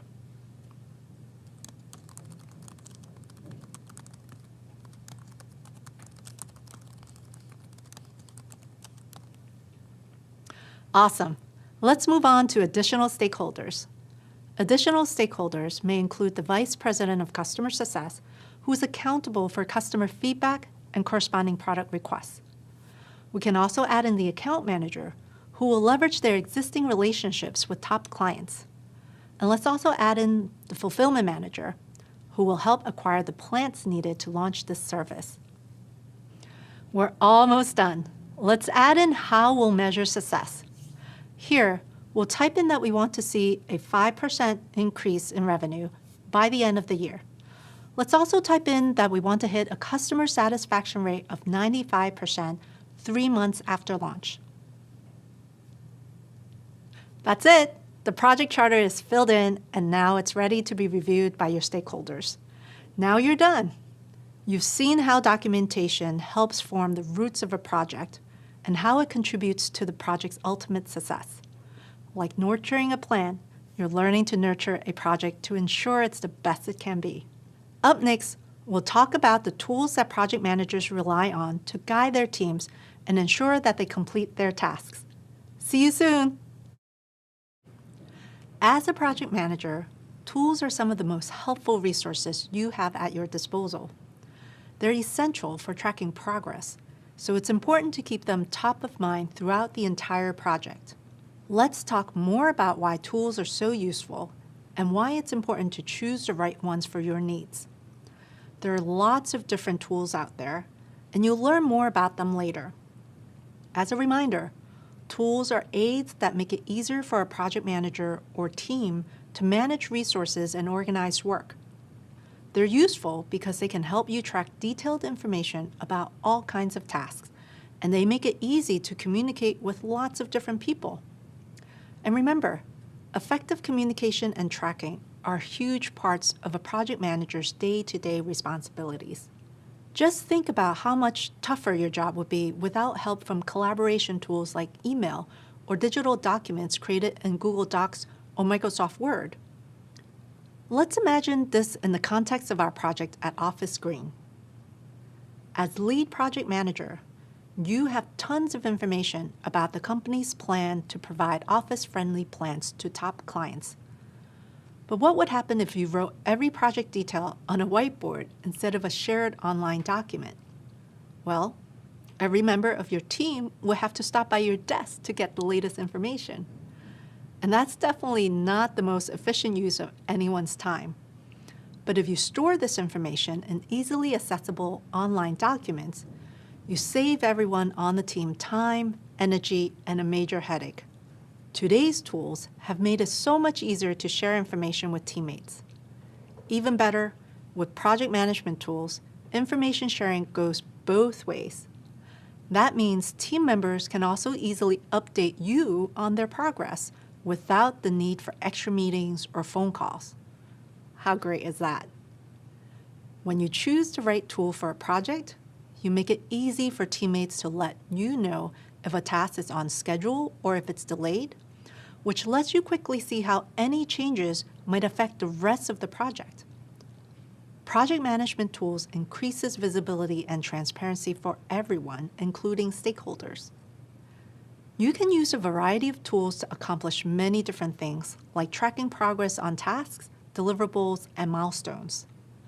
Tools can also help you manage a budget, build helpful charts and diagrams, manage contracts and licenses, and keep stakeholders informed. Tools can be straightforward, like digital spreadsheets or documents, or they can be more sophisticated, like scheduling and work management software. It's important to think about the needs of the project when choosing which to use.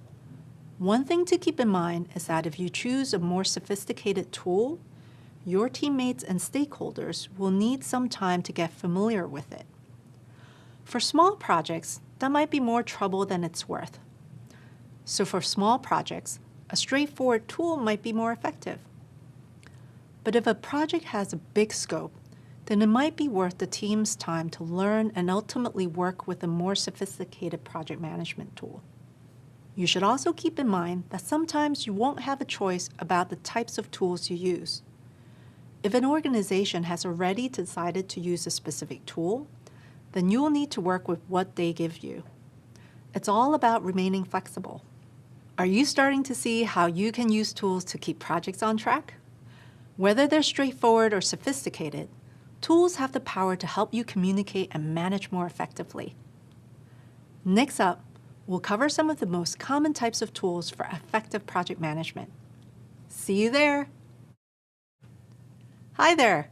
So, you've learned about how tools can make you more effective. Now let's learn more about the different types of tools used in project management. These include scheduling and work management software and tools for productivity and collaboration. Let's get started. One common tool type is scheduling and work management software. There are lots of different types of work management software on the market, including popular tools like these. Certain tools may work better for your project depending on a bunch of things. For example, the project methodology you're running or the number of tasks and people involved. So, why would you choose to use scheduling and work management software? Well, it can be really useful for assigning tasks to multiple teammates and for tracking progress on that work. It can also help you visualize your team's progress. For example, if you're using work management software to assign and track tasks, you're more likely to notice if your team completes 50 tasks one week and just 3 tasks the following week. That's a clear sign that you need to check in to see if there's a problem that's blocking progress. If you hadn't been tracking their tasks, you might not have noticed the issue. That's part of the reason why work management software is so useful. It provides an overview of how the project is going, so you know when you need to check in with your teams to get tasks back on track. Another type of project management tool we'll discuss is tools for productivity. Productivity tools can be very helpful for you and your team. This includes word processing tools like Microsoft Word or Google Docs. You can use these to create shared documents with the team, like the project charter we taught you how to fill out earlier. You can also use these tools to build documents like meeting agendas and status updates, and we'll talk more about these in a later course. Spreadsheets are another useful productivity tool. They're versatile, and you can use them to make documents like RACI charts and project plans, as well as other helpful charts you'll learn more about in a later course. And presentations created in tools like Microsoft PowerPoint, Keynote, or Google Slides can be a great way to package your project in a visual, easily digestible way. Now, let's discuss collaboration tools, which you'll probably rely on to work closely with your teammates. These include tools you're probably familiar with, like email and chat. Tools like this can help you quickly and efficiently check in with each other on questions, comments, and other topics related to the project. Productivity tools like documents and spreadsheets, and collaboration tools like email and chat are all pretty simple, which means they're great for smaller projects with fewer tasks and teammates to keep track of. Scheduling and work management software is better for bigger projects with a larger number of tasks and a bigger team of people to manage. Cool. You've learned more about the types of tools available to you, including scheduling and work management software, productivity tools, and collaboration tools. We'll spend the next video diving a bit deeper on some of the most popular project management tools out there. Meet you there! Earlier, you learned about different types of project management tools, from scheduling and work management software to tools for productivity and collaboration. Now let's discuss a few popular tools you might be expected to use or at least be familiar with. There are many different types of work management software that automatically make project planning and tracking a lot easier and that are much more efficient than manual project tracking. One tool that we'll focus on in this program is Asana.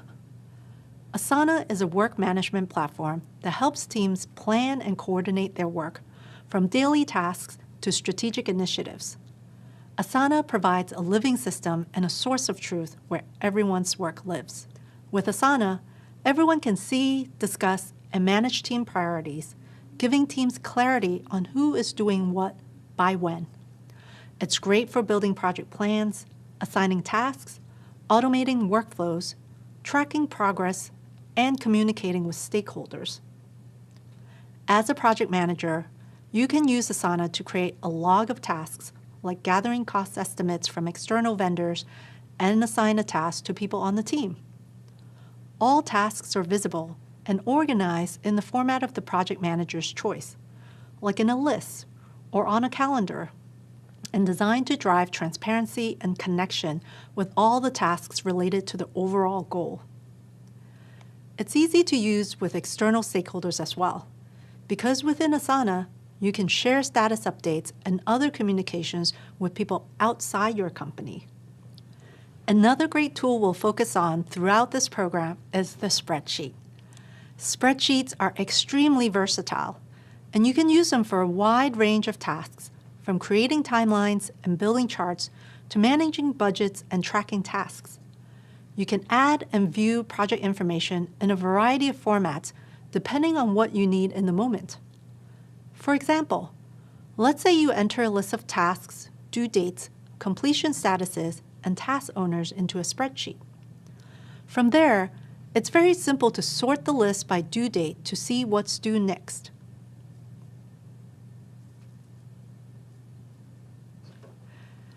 You can then filter the list of tasks by task owner so that you'll only see the things you're responsible for.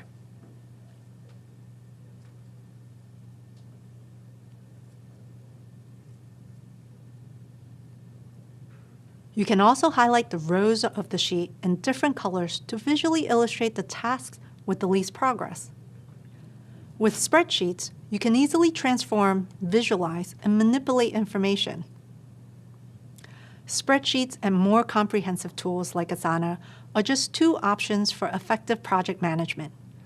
And it's a good idea to get a basic understanding of a variety of software options out there. Then, if your company doesn't have a standard software tool, you can choose the right one for the project needs. Being able to recommend the right tool for the job can be a great way to add value to your team at the beginning of a project. Keep in mind, however, that software options are constantly changing, from the addition of new features to the launch of new tools. There's no way for you to know every software available, and no company would expect that of you. Many of these tools have similar functionality like task tracking and task assignment. So if you understand one tool deeply, you should be able to easily adapt to a new tool on the job. Now that you've learned a bit more about Asana and the power of spreadsheets, take some time to explore these tools, since we'll be working with them later in the program. Coming up, you'll hear from a project manager who will tell you all about their experience using tools during their day-to-day role at Google. Stay tuned.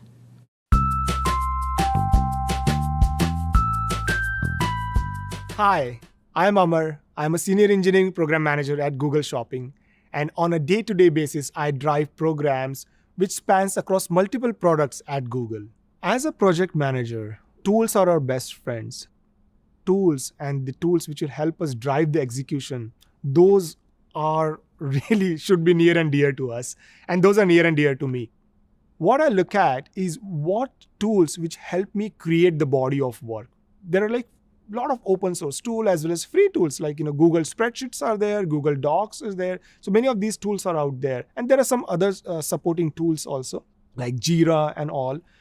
These will help you create the body of work. This will help you define that what needs to be delivered and when. This will help you create the timeline. Like there are timeline tools like Gantt chart, Gantt tools that you will find out. And then there are tools which will help you drive the visibility across the board and drive the dependent ecosystem. We want to make sure when we are starting at the project, we look at the available tool set so that we are not defragging the system that much. We are not really kind of adding too many complexities or new tools in the ecosystems. We want to make sure that, okay, what are the current tools which are out there? Have a look at those tool set. Find out, are those supported? Find out what's the current adoption rate, and look at what are the gaps. If there are gaps, go for new tools, propose new tools to improve productivity. But if there's existing tool set which our team is following, which your team is following, try to learn those tools, because those are the tools which will get quick adoption, and those will be an amazing tool set to have with you. Nice work! Getting through all this material is a huge accomplishment. Take a moment to consider how much you've learned so far about the ins and outs of successfully kicking off a project. You dug deeper on initiation, the first phase of the project lifecycle, and how important it is to determine your project scope, including what's in scope and what's not. You also learned about project goals and deliverables, and you learned how to measure project success by creating success criteria early on. Then you learn to define project roles and responsibilities. Choosing the right people for a project team is a big decision, and one you'll always want to consider carefully. You now know how to create a stakeholder analysis that tells you how and when to communicate with different stakeholders. And you learn how to create and track team accountability using a RACI chart. You also studied the final steps of the initiation phase: identifying resources, creating documentation, and selecting tools. You learned about the resources that project managers rely on to achieve the goals of a project, from budgets to people to the materials needed to complete a deliverable. You also learned the value of documenting your work using a project charter, which is a key step to getting approval to start your project. Lastly, you learned about the many types of tools that can help you be a more efficient project manager, from straightforward tools like email to sophisticated tools like Asana. Completing this course is no small feat, and you've put in hours of work. Give yourself a pat on the back. You've earned it. In the next course, you'll jump right into the next phase of the project lifecycle, and my colleague, Rowena, will be your guide. Get ready to have some fun as Rowena shows you the ropes of serious project planning. Hello, welcome to this course called Planning, Putting It All Together. If you've already completed our previous courses, then you have a great foundation for what it takes to initiate a project and kick off the planning phase. Before we get started, let me introduce myself. My name is Rowena, and I'll be your instructor for this course. I work as a senior program manager in Google Cloud on a variety of projects. I mostly focus on systems and productivity enhancements for my team, which consists of around 100 full-time employees and more than 300 contractors around the world. Some of the largest scale projects that I work on impact Google Cloud's sales and global sales support teams, which are made up of thousands of people. But I didn't start out building solutions for thousands of people at a global company. I left school at the age of 17 with no college degree and no real plan. Before Google, I worked in retail, hospitality, and even in the airline industry as a crew member. When I joined the corporate world, I noticed something. The processes were just as messy as the stockrooms of the retail stores where I'd worked. There was so much room to improve. I came to realize that every business is complicated and that there's always room to create order. So I started thinking about ways to automate my day-to-day tasks. I was emailing ideas to my manager and colleagues, working with teams across the company, brainstorming solutions to problems, coordinating training for my coworkers, and so much more. That's when it became clear I was project managing. I transferred into a role focused entirely on program management at Google's headquarters in Mountain View, California. In my job interview, I focused on examples of how I applied these transferable skills from my previous roles and how I could leverage the knowledge I gained from my experience. 4 years later, I'm here and I'm so excited to be partnering with you on this learning journey. From the outside, big global companies can seem as though they have it all figured out, but there's always room for new processes, and you likely have the skills and insights from your previous experiences that can be useful. So keep going, you're heading in the right direction. This course is focused on the planning phase. I'll share the tools and techniques to complete this phase. First up, I'll demonstrate how to kick off the planning phase. Then we'll explore the importance of setting and reaching milestones. For every milestone, there'll be a set of tasks to complete. So I'll teach you some tips for breaking down and distributing the workload. Later, we'll discuss the budget and how the overall budgeting process works. We'll learn about people or companies outside of your organization that may play a role in determining the budget. And we'll discuss the importance of sufficiently documenting your budget. Then, we'll discuss the various risks and the possible impact those risks can have on the project. Nothing ever goes quite as planned, but risk management is a great way to make sure you know what could go wrong and how you'll address it. This includes communicating possible risks to your stakeholders, creating a mitigation plan, and then keeping an eye on those risks to make sure they don't stall your projects. Last but not least, documentation ties it all together. Keeping all your project plans documented and organized not only helps you, but it also helps those involved knowing their responsibilities. Documentation also provides stakeholders with a window into the development of the project. It has always been important to the success of my own projects at Google, and I'm excited to explore this topic with you. Ready to get started? Meet you in the next video.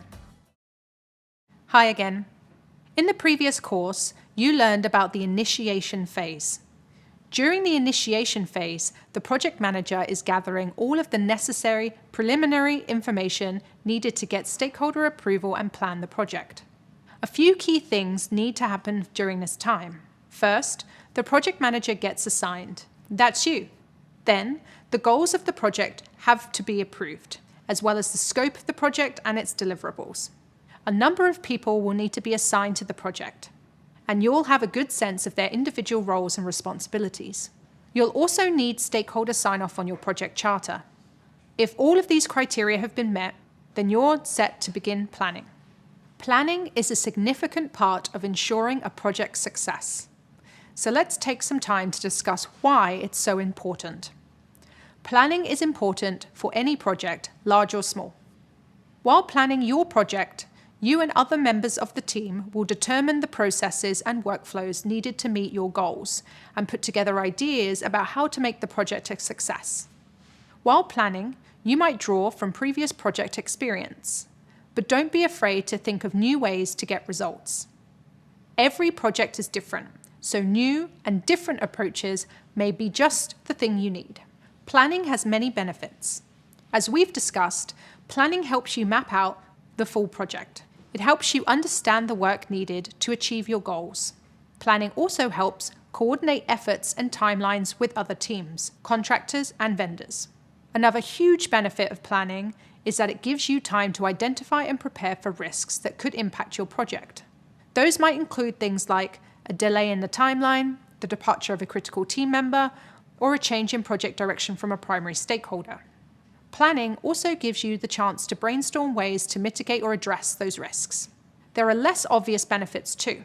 For example, the planning phase can help you get buy-in from key members of the project team. Getting buy-in means that you've gained their support for your plans.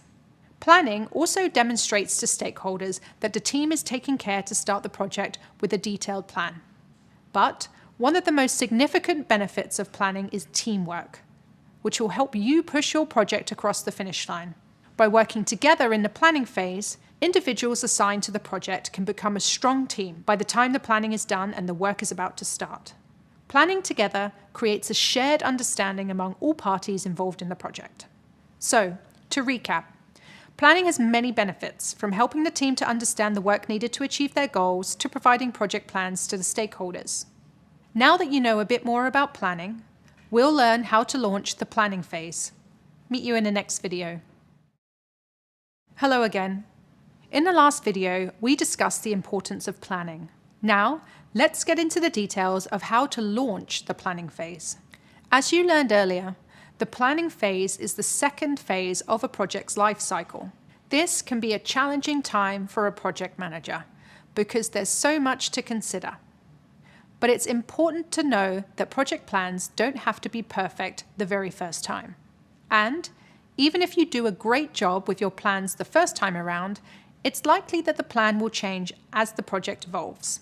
The planning phase may differ from project to project, but generally 3 big things are worked out during this stage: the schedule, the budget, and the risk management plan. We'll discuss each of these in greater detail later on in the course.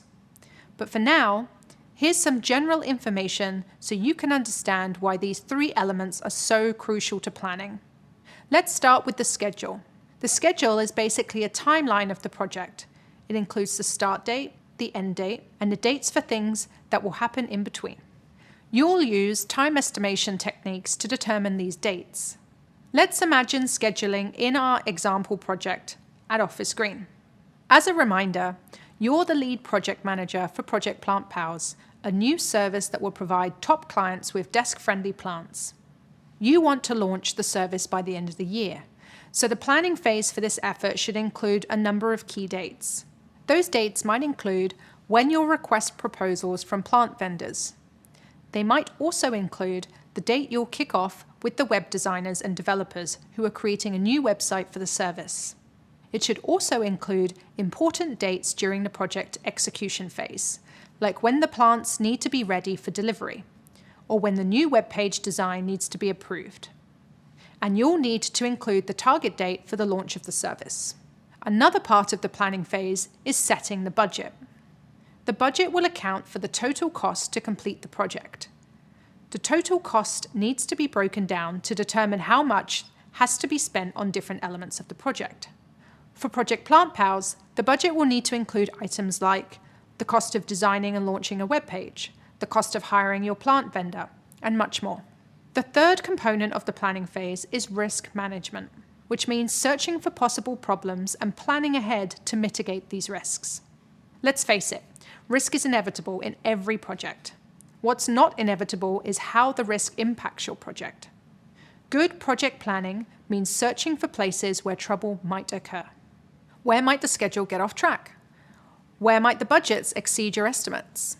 You'll work with your team to consider answers to these questions and prepare a risk management plan based on whatever you discover. Let's go back to the Office Green example.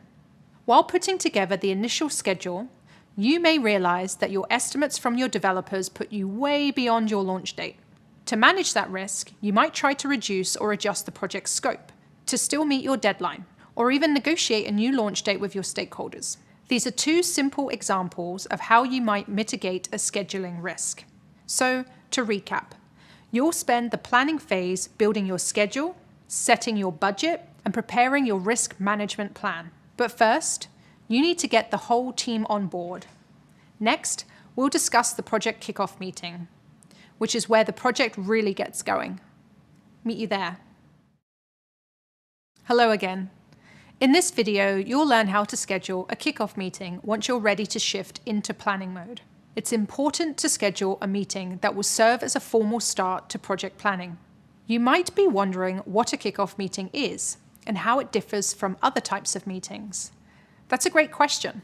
A project kickoff meeting is the first meeting in which a project team comes together to ground everyone in a shared vision, gain a shared understanding of the project's goals and scope, and to understand each person's individual roles within the team.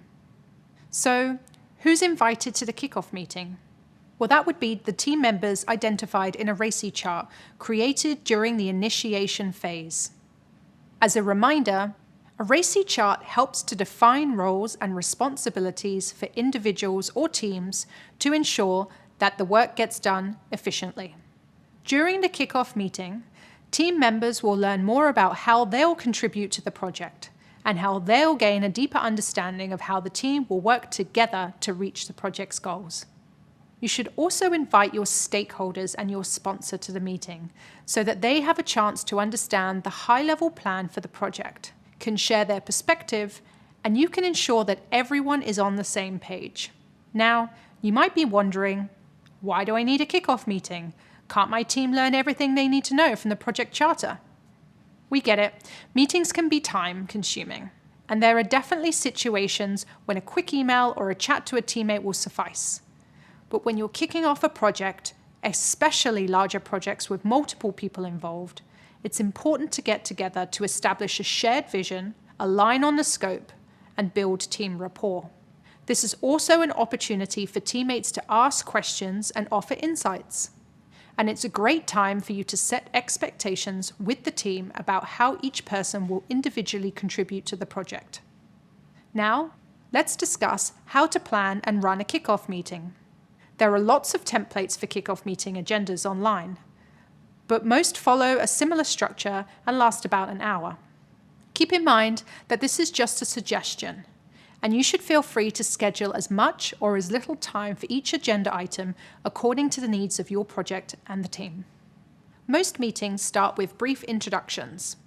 You can allocate about 10 minutes for everyone in the group to introduce themselves and their roles, and if time allows, share a fun fact to help build team rapport. Then you'll spend about 5 minutes giving an overview of the background of the project. This covers details like how the project came to be and why the project matters. You'll also use this time to set a shared vision. Next, spend about 5 minutes sharing the goals and the scope, which refers to the boundaries around a project. That includes making it clear what work is considered in scope and what work is considered out of scope. This is also a good place to share the target launch date and highlight any important milestones the team need to be aware of. Once you've covered goals and scope, it's time to discuss everyone's roles. It's a good idea to spend about 5 minutes making sure that everyone is clear on what work they'll be responsible for throughout the duration of the project. Next, it's time to address collaboration, which is how the team will work together on the project. This is a great time to go over tools that will serve as a communal source of information for the team, like a project plan created in a spreadsheet or a work management software tool like Asana. It's also a great time to determine how the team will communicate with one another, like through daily email updates, a team chat room, and weekly team check-in meetings. You should spend about 10 minutes on this topic. When that's all set, it's time to discuss what comes next. Now that you've discussed the details of the project thus far, you should spend about 10 minutes setting expectations with your teammates for what's coming up. You'll also use this time to make clear to each teammate what actions they'll need to take next. Finally, it's really important to set aside about 15 minutes for questions from the group. This is your team's chance to gain clarity on any of the topics you've discussed so far. It's also your chance to hear from the team and ensure that the project is benefiting from diversity of thoughts, experiences, and ideas. For example, in addition to fielding questions out loud in the meeting, I might invite teammates to input their questions or feedback in a shared document. This practice can help create space for collaboration. I also like to poll my teammates for confidence on the topics discussed that day. I ask what their confidence level is on a scale of 1 to 5. 1 being, I'm not confident at all, and 5 being, I'm extremely confident. If they're not confident, I ask them what I can do to help change that. This practice can give the team a stronger sense of support because they know I'm there to help them through roadblocks. If you try this practice in your meetings, be sure to deliver on any promises you make there. Your reputation as a project manager to get things done and remove roadblocks is critical to building and maintaining relationships. So, to recap, the kickoff meeting will cover introductions, project background, goals and scope, roles, collaboration, and what comes next. And the meeting will leave time for questions from the group at the end. Once you've finalized the meeting agenda, document this information into a meeting agenda template and send it to attendees a day or two ahead of the meeting. As the project manager, you'll be leading the majority of this meeting. And when you're presenting, it's difficult to take notes and present at the same time. So, at the start of the meeting, ask a teammate to take notes on key points you discussed throughout the session and to record each teammate's action items. In some cases, it may be beneficial to record this meeting so that attendees can revisit it later, especially if you have a large or dispersed team. Just be sure to get each attendee's permission to record ahead of time. After the meeting, don't forget to send a follow-up email to the group summarizing key points and outcomes from the meeting, as well as any action items to the attendees. In your follow-up email, be sure to also invite attendees to reach out if they have any additional questions. While there's a lot that goes into the kickoff meeting, remember that this is an exciting moment for the team, and especially for you as the project manager. All of the careful thinking and hard work that you've done during the initiation phase comes together to form the foundation of your project. Coming up, we'll learn about milestones, tasks, and how they differ. Meet you in the next video. Hi again. As we've discussed throughout this program, the project manager is responsible for assigning work to the team and keeping track of the project's progress. When we discuss assigning work, we'll use a few key terms: project milestones and project tasks. Let's break these down. A project milestone is an important point within the project schedule that indicates progress and usually signifies the completion of a deliverable or phase of the project. These are significant checkpoints in your project, and keeping track of them helps ensure that your project is on schedule to meet its goals. For example, a milestone might include completing the first draft of a report, and the goal may be to ultimately publish the report. Another example of a milestone is receiving sign-off or approval from your customer on a major deliverable. Let's discuss how milestones differ from project tasks. A project task is an activity that needs to be accomplished within a set period of time. The work of a project is broken down into many different tasks. In order to reach a milestone, you and your team must complete multiple tasks.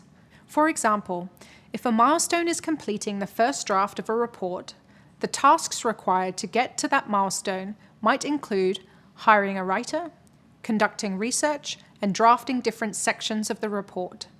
Let's imagine milestones and tasks in the context of Project Plant Pals at Office Green. One of your project deliverables is to launch a website for your new service, where customers will be able to place orders and get customer support. Some of the milestones leading up to that launch will include securing approval on the website design and implementing feedback from user testing. To achieve those milestones, your team needs to complete multiple project tasks. For example, in order to reach the design milestone, your website designer will need to create initial mock-ups of the proposed website design. You'll need to review those mock-ups, and the designer will need to implement your feedback. Each of these items is a project task, and you won't reach your milestone until they're complete. To review, milestones are important points within the project schedule, and project tasks are activities that need to be accomplished within a set period of time to help reach those milestones. Milestones and project tasks are interconnected. Tasks ladder up to milestones, which are crucial for project tracking. Now that you know more about milestones, project tasks, and how the two differ, we'll learn more about the importance of milestones in the next video. I'll meet you there. Great to see you again. So you've learned that a milestone is an important point within the project schedule that highlights progress and usually marks the completion of a deliverable or phase in the project. But now, let's talk about why setting milestones within your project is so important. While it might seem tempting to make a quick to-do list and get on with the project, it's really important that you take the time and effort to break your project down piece by piece. Here's why. First, setting milestones gives you a clear understanding of the amount of work your project will require. The act of setting milestones forces you to break your project down into more manageable chunks. The further you go, the better you'll be able to see how much work will be needed to meet the project goals. At first glance, it might seem simple to launch a new website, but it might be more work than you think.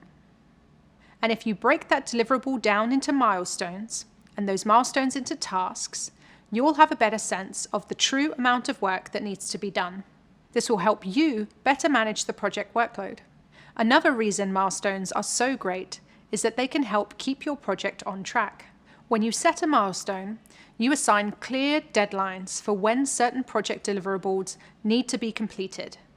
Then, as you work through the execution phase, you can look back at these deadlines to make sure that the project is progressing at the right pace. A third reason you'll want to set milestones is that they help you uncover areas where you might need to adjust scope, timelines, or resources to meet your goals. For example, if you realize that reaching a milestone will require more tasks than you'd anticipated, you might ask a stakeholder for permission to reduce the scope of the project and cut down on the number of tasks. And finally, there's one more reason milestones are so important. Actually reaching milestones can seriously motivate your team and illustrate real progress to your stakeholders. With big projects that go on for months, you'll want to keep the team's motivation high.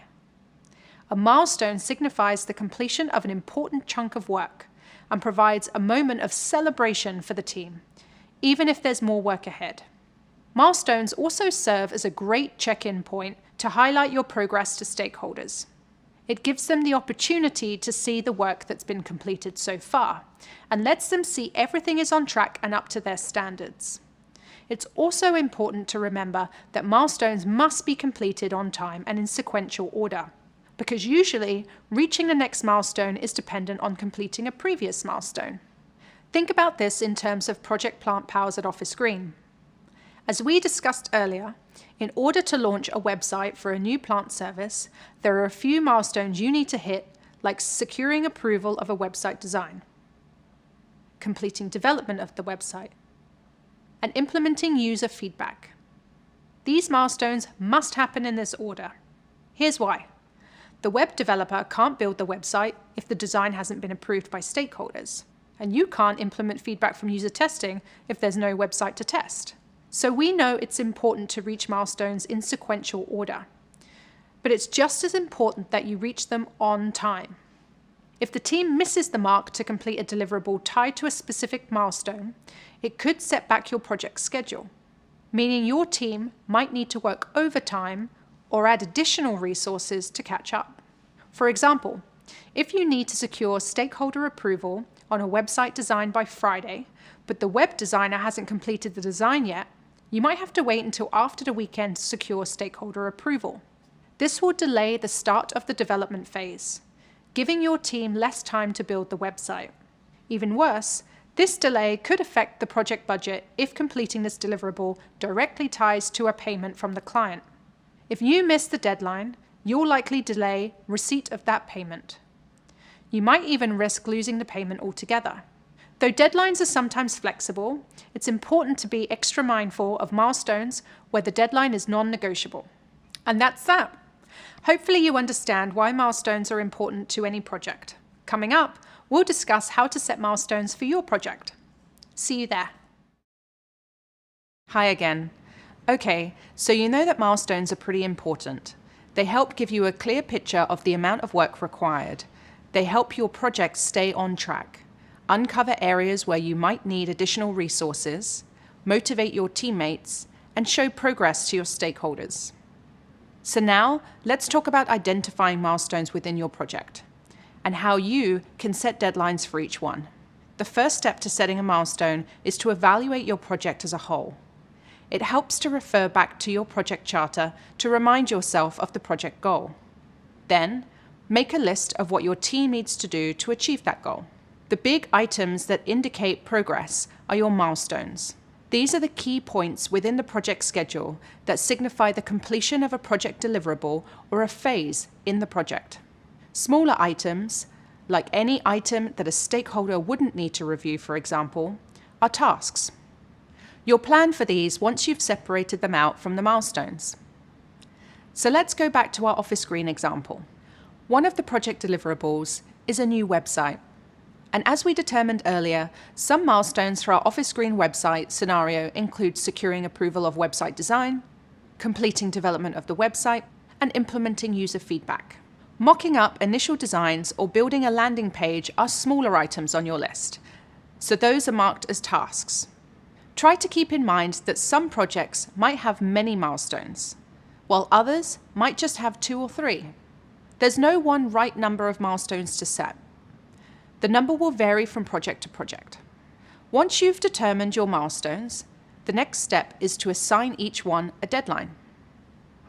Reaching each of your milestones is dependent on the completion of multiple project tasks.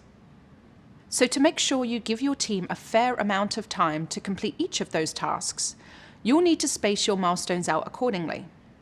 For a larger, months-long project like Project Plant Pals, you shouldn't expect to meet multiple milestones in the span of a week.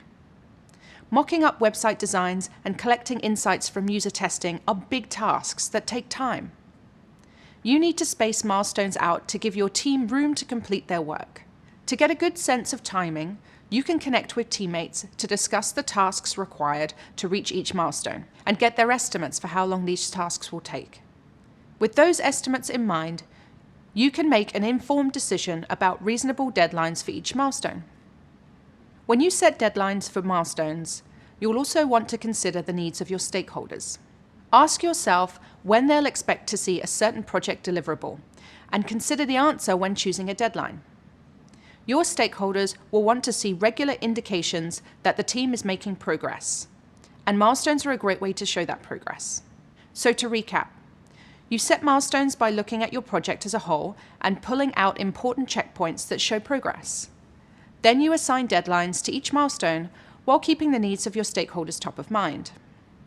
Next up, we'll discuss a helpful tool for breaking down the tasks that ladder up to each milestone. See you there. So we've discussed how to set milestones. Now we'll learn how to account for the many tasks that ladder up to each milestone.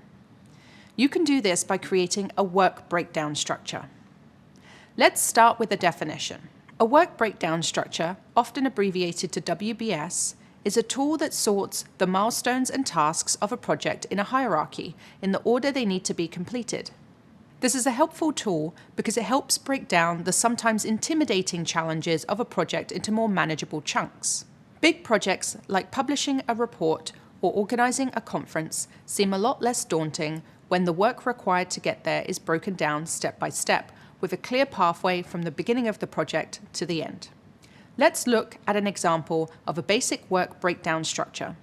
There are lots of different ways to design a work breakdown structure, but one common way is to create a tree diagram of project tasks. Let's say that we're creating a work breakdown structure for the Project Plant Pals website launch. At the top of the diagram is the name of the project. The second level of our diagram breaks the project down into 3 milestones. These include securing design approval, developing the site, and implementing user feedback. At the third level of the chart, we can see each of those milestones gets further broken down into a series of project tasks. For example, tasks listed beneath your design approval milestone include mocking up designs and collecting feedback. This is a very simple example of a work breakdown structure. Here, we've only created a work breakdown structure for a new website, which is just one of the Project Plant Pals deliverables. Keep in mind that in future project management roles, you'll likely create a WBS that outlines the tasks for an entire project. It's also important to note that while creating a work breakdown structure is a helpful exercise for visualizing the tasks of a project, you wouldn't typically include this type of diagram in your official project plan. Instead, you'd input the tasks identified through this exercise into a spreadsheet or your chosen work management software, where you can more easily assign owners to each task. Okay, so after completing a work breakdown structure and organizing those tasks in a spreadsheet, a few things should be clearer to you. First, you should have a set of discrete project tasks that ladder up to each of your milestones. You and your teammates will know exactly what needs to happen to reach your first milestone, and the milestones after that. Second, you're now in a good position to assign those tasks to members of the project team. Each person should have a clear understanding of the tasks they own, and the order in which they need to complete them. Let's break down how to assign tasks. Tasks are typically assigned according to a person's role in the project. For example, in our Office Green scenario, the web designer is assigned to the task of mocking up the initial website design. You are assigned to the task of reviewing that design and providing feedback. And the designer is assigned to the task of implementing your feedback. A web developer will be assigned to the next task of developing the site itself. Sometimes your team will have multiple teammates working in the same type of role.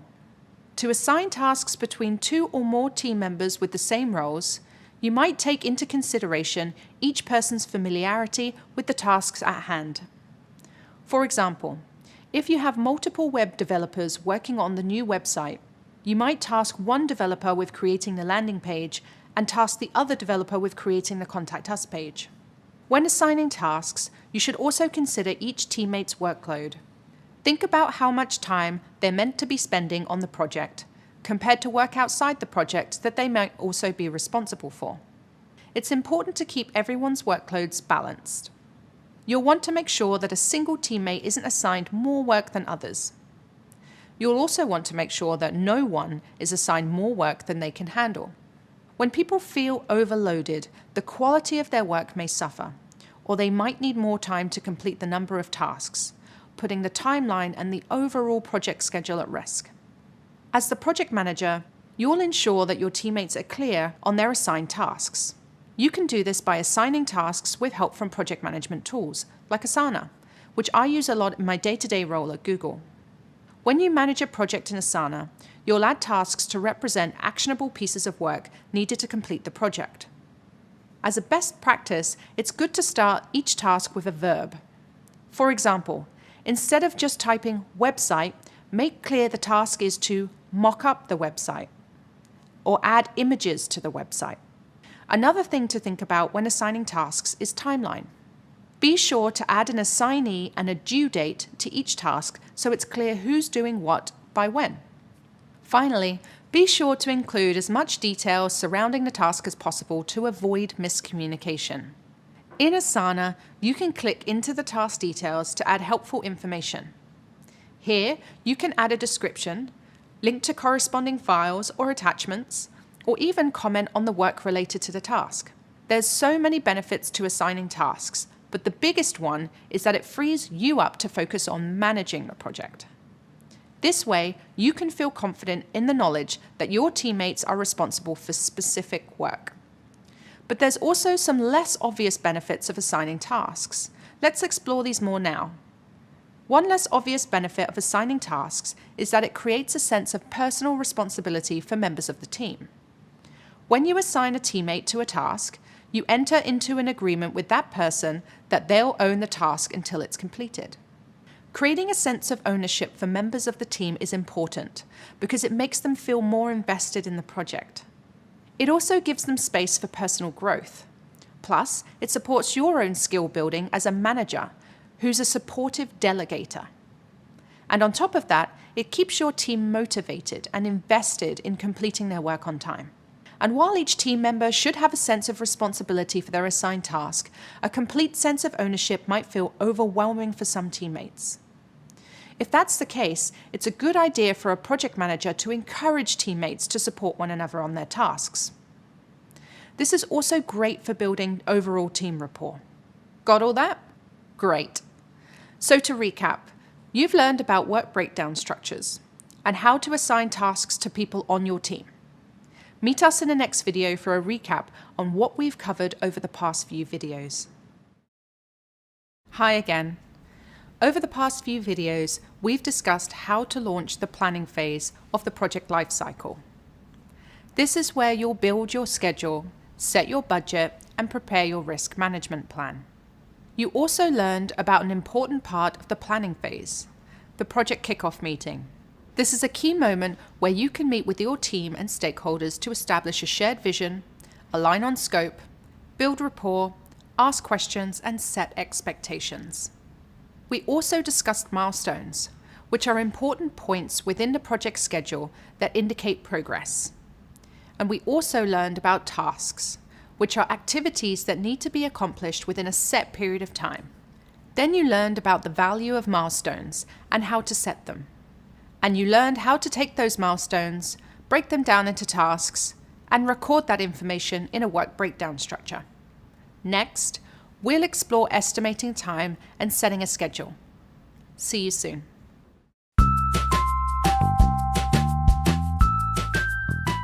Hi, my name's Clenita, and I'm a Senior Engineering Program Manager at Google. So the planning phase of project management is essentially the time where you take a step back and you reflect on what's the scope of the project. So what are the problems that we need to solve? When you look at planning for projects, it's critical to understanding what you're building, who you're building for, and how long you have to build it. We look at our risk to make sure that we know what potentially could derail the project, and if possible, create mitigation that would circumvent any risks that we may come in contact with, or just be aware of things like scope. We also look at timing. Is there a deadline that we need to hit? And if so, do we have enough time to hit that deadline? We assess the work that needs to be done to understand if the work that needs to be done in order to meet the requirements fits into the timeline that we have. We also look at testing, what the testing plan looks like, what is success going to look like, so we know what the target is, so that when we hit the target and we validate it, we already know what metrics we expect to get. I'm a planner, like it's just in my nature. Planning sets a tone for what we're actually doing together. It creates a sense of team. The planning also aligns everybody to understanding what it is we're all shooting for, what it is our goals are, what success is going to look like. It really is the place where we come together to ensure that we're all on the same page and we're all going in the same direction. When you don't have that, things get lost.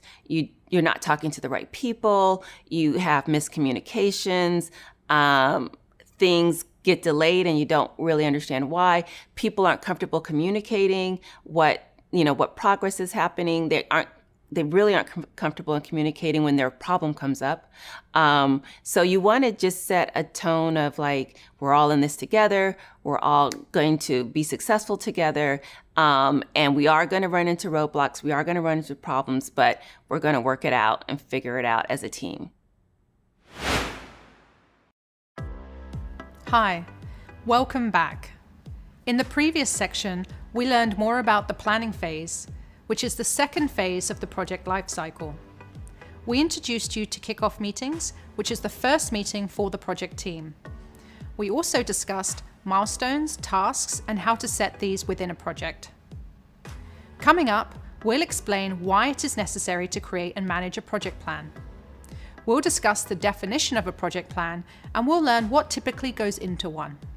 This includes the project schedule, which will help guide your team to the finish line. We'll also share how to use time estimation methods to prevent project failure. We'll introduce you to a few time estimation techniques which can help you build an accurate project schedule. And finally, we'll examine tools and best practices you can use to build out a project plan. Ready to get started? Meet me in the next video. A project plan can be useful for any project, big or small, since it helps you document the scope, tasks, milestones, and overall activities of the project. At the center of the project plan is the project schedule. The project schedule can help you estimate the amount of time it'll take to complete the project, and it can provide the team with a way to track the project's progress against your goals. What goes into a project plan may vary from company to company, but most plans contain these 5 basic elements. These are tasks, milestones, people, documentation, and time. Let's break those down. A project plan will include tasks and milestones. 2 topics we discussed before. Tasks are activities that need to be accomplished within a set period of time. They're assigned to different members of the team according to their roles and skills. And milestones are important points within the schedule that indicate progress. They usually signify the completion of a deliverable or phase of the project.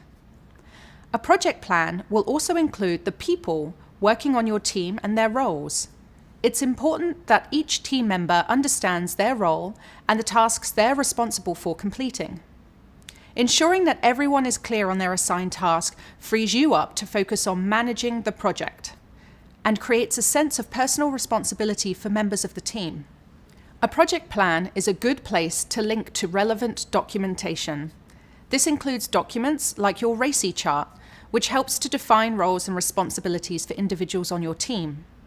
You can also link to your charter, which clearly defines the project and outlines the details needed to reach your goals. Relevant documentation can also include documents like your budget and risk management plan. We'll discuss more about those later on in the course. Lastly, A project plan should include the estimated time that will be spent on the project. This forms the basis of the schedule, which is the anchor of your project plan. The estimated time includes dates on which tasks should be started and completed, and the dates when you hope to reach various milestones. It also includes the start and end dates of the project, which are important in determining which resources you'll need and when you'll need them. So, how exactly do you estimate how long these things will take? Meet me in the next video to find out. As the project manager, you aren't responsible for completing every task. What you are responsible for is identifying and helping assign those tasks, and then estimating how long they'll take to complete. These estimates come together to determine the overall project schedule. So, how do you estimate the amount of time a given task will take? You do this with the help of your team. Time estimation is a prediction of the total amount of time required to complete a task. Effort estimation is a prediction of the amount and difficulty of active work required to complete a task. Effort estimation differs from time estimation in that effort quantifies the amount of time it will take a person to complete work on a task. On the flip side, time refers to the overall duration of the task, from start to finish. That includes inactive time. Here's an example. The effort estimation for painting a wall might be 30 minutes, but time estimation might be 24 hours. That's because, in addition to the 30 minutes of active painting time, there are also 23.5 hours of inactive drying time. It's important to understand the difference between time estimation and effort estimation, because it can help you be more efficient with your available resources. If there's idle time baked into a given task, your teammate is effectively free to do other things.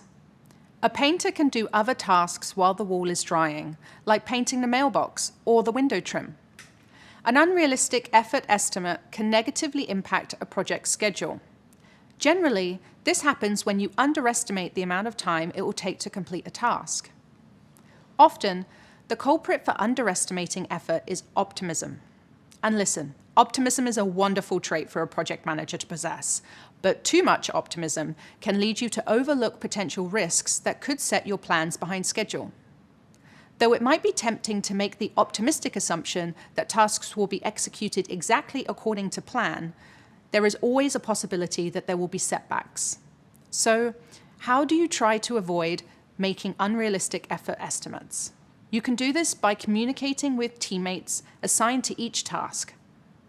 Your teammates will have the most realistic understanding of the amount of work required to complete a task, and should be able to provide you with the best estimate.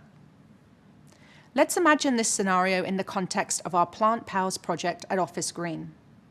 As a reminder, you're launching a new service to provide top Office Green customers with small, low-maintenance plants that they can place on their desks. You might assume that creating a contact list of top customers is relatively straightforward and can be completed in a single day. But it's important to really consider certain subtasks required to complete work in your planning. Subtasks refer to smaller tasks that are required to complete a larger task. For example, this might include meeting with the global sales team to identify clients, gathering contact information, determining client language preferences, and building a spreadsheet to house this information. Asking the teammate assigned to the task for their estimate is likely to yield a more accurate estimation, since they'll have a deeper understanding of the work and the nuances of what's required to complete the task. You might learn that creating the contact list may take 2 days to complete, which could be double the time you originally expected. Of course, you can usually ask follow-up questions, or even gently push back on their estimate as needed. Later on, we'll discuss more of the techniques you can use to get more accurate estimates from your teammates. Now, even though task owners tend to have the strongest sense of how much time they'll need to complete a task, the fact is that effort estimates are just that, estimates, meaning that sometimes those estimates won't be accurate. For example, in our Plant Pals scenario, your teammate estimates that it will take 2 days to create a contact list of top customers. But let's say that the sales team is out of the office for a team building exercise and unable to meet about the client list until after the weekend. This will create a task delay. And as a result, the original estimate is no longer accurate. Luckily, there's a helpful tool called a buffer that you can use during the planning phase to protect against inaccurate effort estimates. A buffer is extra time added to the end of a task or a project to account for unexpected slowdowns or delays in work progress. Buffers are important because they can provide some leeway, just in case your time and effort estimates turn out to fall a bit short. With a buffer, you can add extra time into your schedule, and your project shouldn't fall off track when task delays inevitably arise. There are 2 types of buffers you can use when planning your schedule: task buffers and project buffers. First, we have task buffers, which refer to extra time tacked onto a specific task. Task buffers should be used primarily for tasks that are out of the project team's control. For example, you might ask a potential plant vendor to provide you with a cost estimate by Monday. You might assign them this deadline knowing that you won't actually need the estimate until Thursday. The time between Monday and Thursday is your buffer, and it provides your team with extra time just in case the vendor sends their estimates to you a day or 2 late. Task buffers should be used more sparingly for tasks within the project team's control. For example, you might choose to add buffers only to tasks that are difficult to complete or that have an element of unpredictability, like the length of time it will take plants to grow.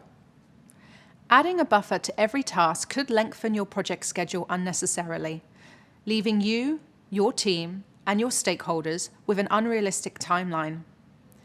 This is where project buffers come in handy. Project buffers differ from task buffers in that they provide extra time to the overall project schedule. Rather than adding a buffer to every task, you can add extra time as a buffer towards the end of your project schedule. Then you can use that extra time, 2 to 3 days for example, as needed throughout the project. For instance, if a teammate misses a deadline here and there, the project buffer gives you space in the overall schedule to make up for lost time. I use buffers often in my day-to-day role at Google. For example, on a recent project at Google, I was working with a new hire who was great at coding, but kept missing deadlines. I realized they weren't giving themselves enough buffer time to do testing. I started to ask questions about their current workload and the complexity of their tasks. And based on their answers to those questions, I was able to gather insights about their work and determine where I needed to add buffer to their tasks. Ultimately, my goal is to ensure that I'm setting a realistic timeline for the project. After all, if you hit your project goal 2 months later than expected, your organization may not consider the project a success. Time estimation, effort estimation, and buffers can help you build realistic plans for reaching the project goal. Hi again. Okay, so we've discussed time estimation, which is a prediction of the total amount of time that will be required to complete a task. And we've also discussed effort estimation, which is a prediction of the amount and difficulty of active work required to complete a task. These techniques can help you estimate the length of time it will take to complete a task. Once you have that information, you'll need to determine if you have the right number of people to get the work done. To figure this out, you can use a technique called capacity planning. First, let's define capacity. Capacity refers to the amount of work that the people or resources assigned to the project can reasonably complete in a set period of time. A person can only do so much, and it's important to keep in mind each person's capacity when assigning work. This is where capacity planning comes in. Capacity planning refers to the act of allocating people and resources to project tasks and determining whether or not you have the necessary resources required to complete the work on time. During this process, you might find that you need more resources to speed up the project timeline, like a second web developer or a third writer. Let's imagine capacity planning in the context of our Plant Pals project at Office Green. If you know that you'll need to deliver plants to 100 customers over a period of 5 days, then you'll need to determine if you've hired enough delivery drivers to meet that deadline. If one driver averages 4 deliveries within an 8-hour workday, then you know you'll need to hire at least 5 drivers to complete the work on time. Even if a person on your project team is spending 100% of their time at work on your project, they'll have limited capacity for the amount of work they should be expected to complete each day. Between meetings, unexpected urgent tasks, and other elements of a typical workday, there's only so much each person can complete. So, how do you decide where a teammate should focus their priorities and make the most of their capacity? You can prioritize their time by plotting the critical path of your project timeline. The critical path refers to the list of project milestones that you must reach in order to meet the project goal on schedule, as well as the mandatory tasks that contribute to the completion of each milestone. Anything else is considered off the critical path.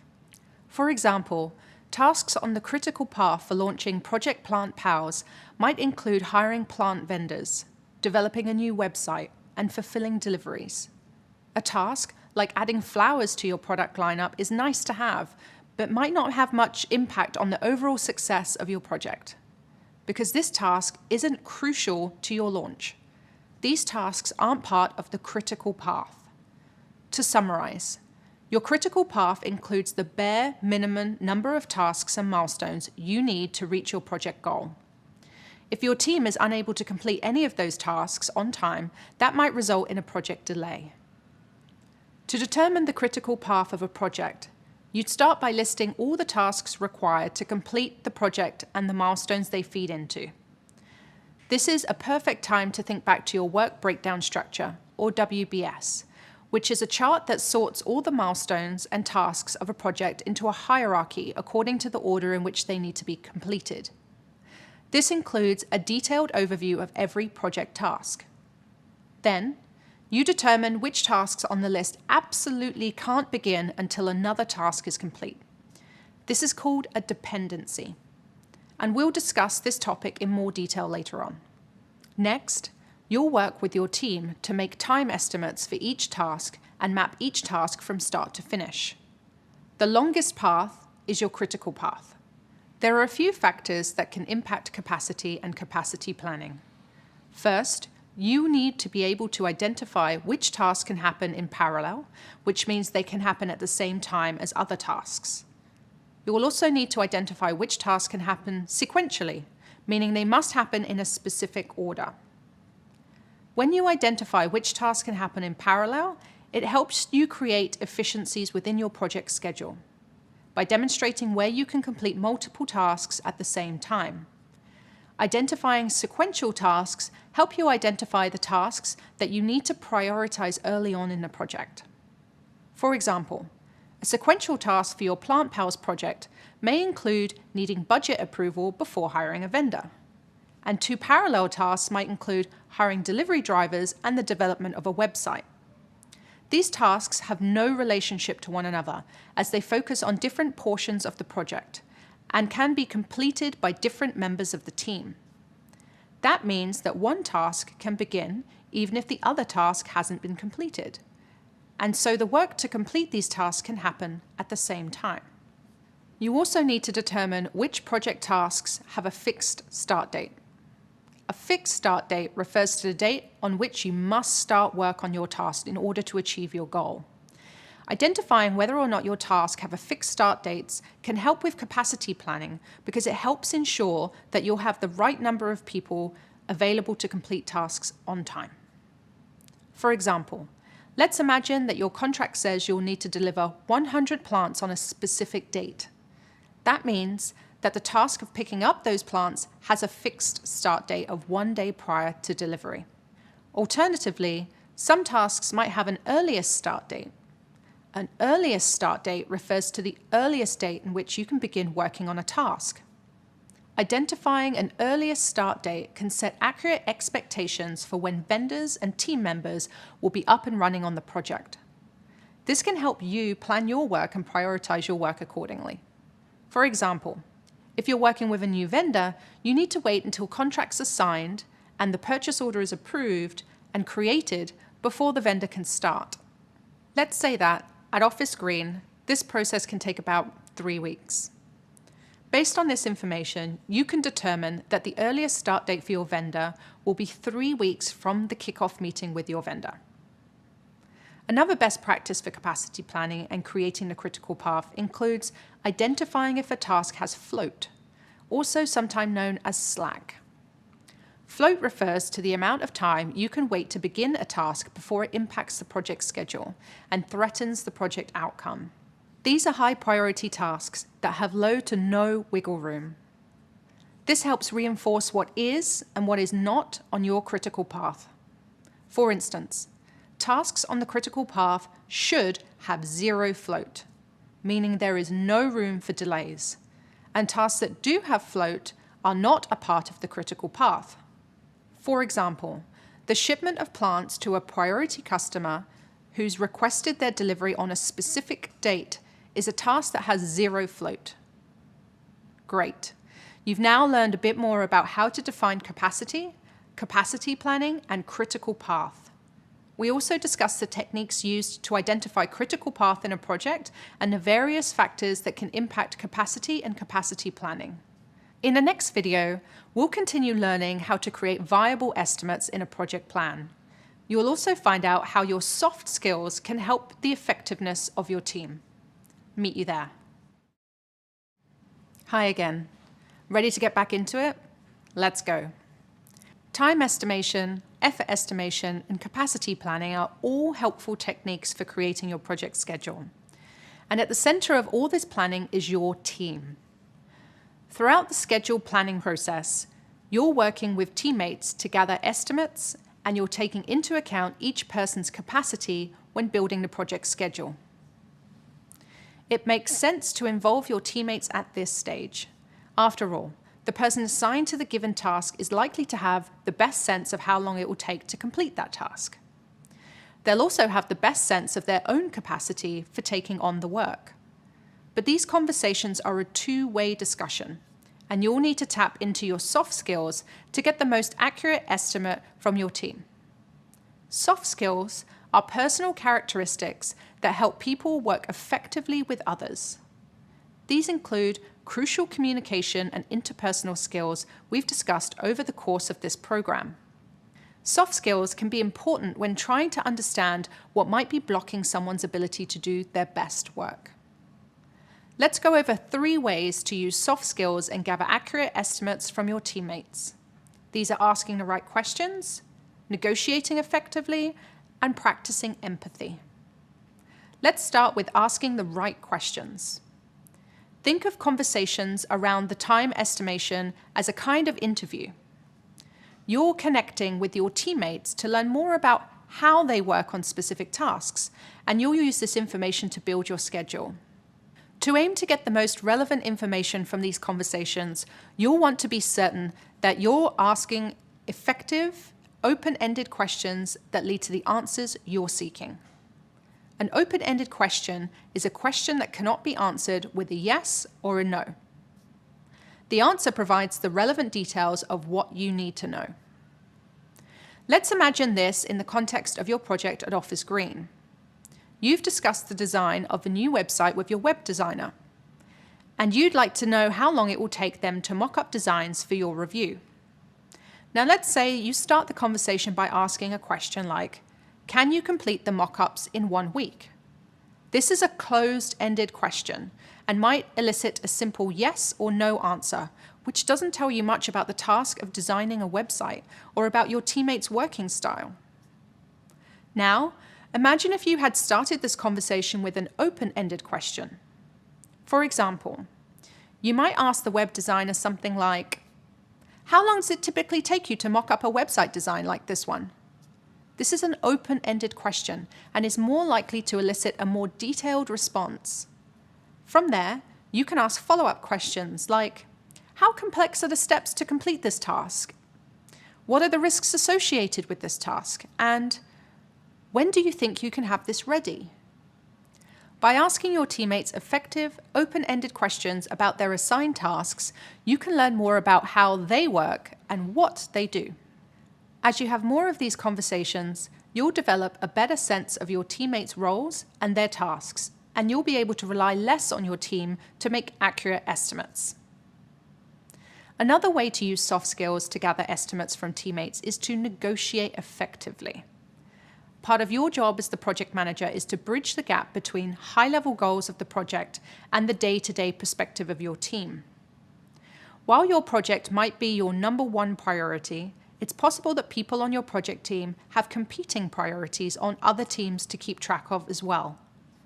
Negotiating effectively can help you influence a team member to make your project their priority by collaborating to find an outcome that works for everyone. For example, let's imagine that the website designer estimates it will take them 2 weeks to mock up the website design for review. But perhaps you were hoping that their estimate might be closer to 1 week. To arrive at an estimate that works for both you and the designer, you might gently challenge the estimate by asking follow-up questions. Perhaps you'd ask if their estimate includes mocking up designs for multiple pages. If so, you might ask if the designer is able to share 1 or 2 pages with you sooner than their proposed deadline. By asking questions, you can determine if their estimate is flexible, or if you need to bring in an additional designer to support the schedule. By negotiating effectively with your teammates, you can create a sense of shared ownership over the project outcomes and create a schedule that aligns with everyone's workload. Now let's discuss the value of practicing empathy. Empathy refers to a person's ability to relate to the thoughts and feelings of others. Practicing empathy at work can be a very effective way to build trust with your team. Your teammates are humans, and each person can only do so much. When you're discussing estimates with the team, you might practice empathy by asking each person about their workload, including work outside of your project and the overall work-life balance. You might also ask if they've scheduled vacation or leave during the duration of the project, or if there are crucial holidays in which they won't be working. This can help you avoid assigning tasks when teammates are unable to complete them on time. For example, the web designer might tell you that they're also designing a website for another team at Office Green, and that the timeline for both projects overlap. So, to avoid overloading your designer with work, you might work with the other project manager to balance workloads across the teams. People like to feel their work is valued, so part of empathy is remembering to always be appreciative of the work, collaboration, and support that you're getting from the team. So, to recap, asking the right questions, negotiating effectively, and practicing empathy can help you get viable, accurate estimates from your teammates about project tasks. Coming up, we'll discuss putting these estimates to good use in the project plan.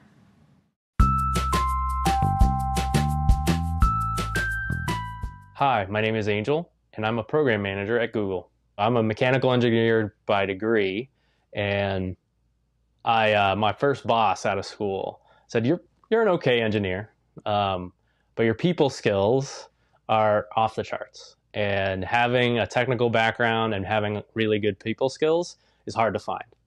Soft skills, to me, have a lot to do with emotional intelligence. So being able to read other people, and then ultimately really knowing yourself and being able to read the team, read what they need, but then at the same time, what am I doing?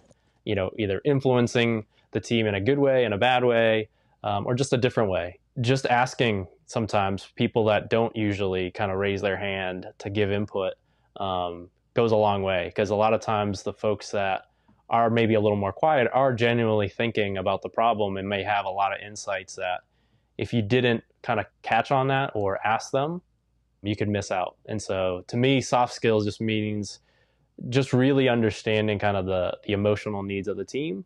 And that can really help with, whether it's estimations or costs, whether it be labor or dollar wise, get kind of the full view from the team of what that might look like. When it comes to task estimation and time estimations, the other thing is just asking good questions. So not just, I need you to go faster, but really saying, hey, how much faster could you go if I gave you this? What is stopping you from going faster? What teams would you need to get involved to kind of help this, right? Or, hey, we have an issue. Are there similar issues in other parts of this project? And do we need to get together in a larger group to kind of bring that together? I think as a program manager, that's really your role, is to kind of see patterns in a project and see kind of where things are either slowing down or at a complete stop, and having those soft skills to be able to bring the team together to solve that problem, and to even just see it, right? Just to acknowledge that there is a problem, and instead of, blaming, is really just digging in and kind of, how do we learn from this? How do we fix this? How do we move on? Some of the things that also help is just relating to your team members. And if you've either been in a similar situation or just trying to understand what their process is. Sometimes just having people walk through the estimate out loud can sometimes come up with realizations of, oh, we could save more time or could improve this just by talking it out. I've been a project manager, for machines that make labels, to locomotive engines, to how you make plywood. So project management skills, don't necessarily need to be all about kind of the field that you're in. It's really more about kind of the method and the process and kind of how you structure a team and get people to work together. Hi again. In the previous videos, we took you through a few different time estimation methods. Now you can relate how to use time estimation methods to prevent project failure. Let's discuss how to pull all of this information into a project plan to help you and your team stay on track to meet your goals. Even the simplest projects can benefit from a clear plan, and an anchor of a good project plan is a clear schedule containing all the tasks of a project, their owners, and when they need to be completed. Once you have your project schedule, you can build a solid plan around that schedule using tools like spreadsheets and Asana. We'll explain these tools in a few moments. But first, let's discuss building a project schedule. There are many helpful tools that you can use to create a project schedule, but let's focus on one that we sometimes use here at Google called a Gantt chart. A Gantt chart is a horizontal bar chart that maps out a project schedule. Fun fact, the chart gets its name from American engineer Henry Gantt, who helped popularize the chart in the early 1900s. So, why did people working in project management find this chart useful? Well, it's a highly visual representation of a project's tasks, with clear breakdowns of who's responsible for the work and when those tasks are due.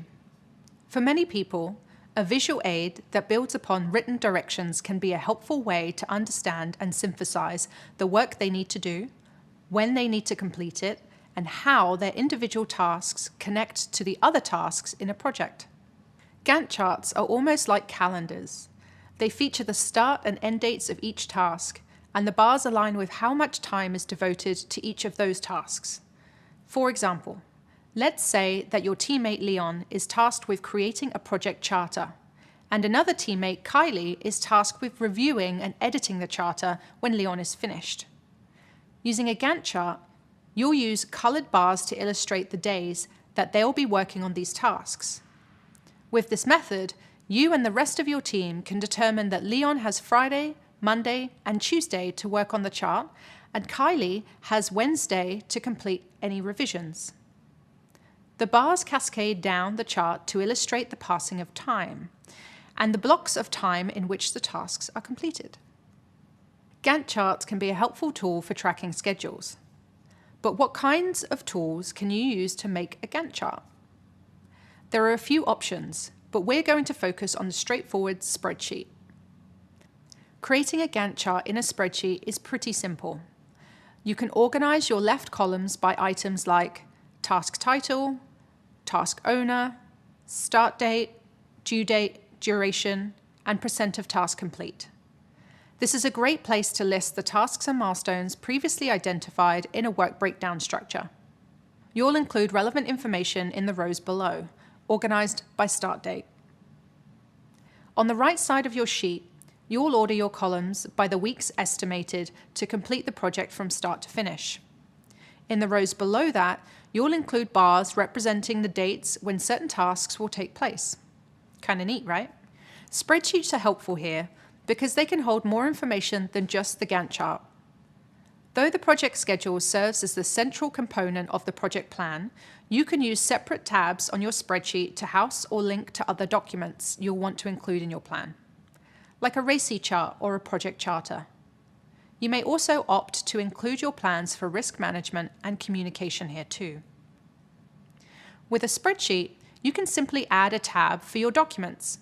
Keeping every document for the project in one spreadsheet saves time, helps everyone stay organized, and reduces the burden of having to search through emails for information. Alternatively, you can also opt to use a digital document to link out all the relevant documents. While Gantt charts are a useful tool, they are far from the only option for your project plan, and there are plenty of reasons why this form of documentation might not work for you or your project team.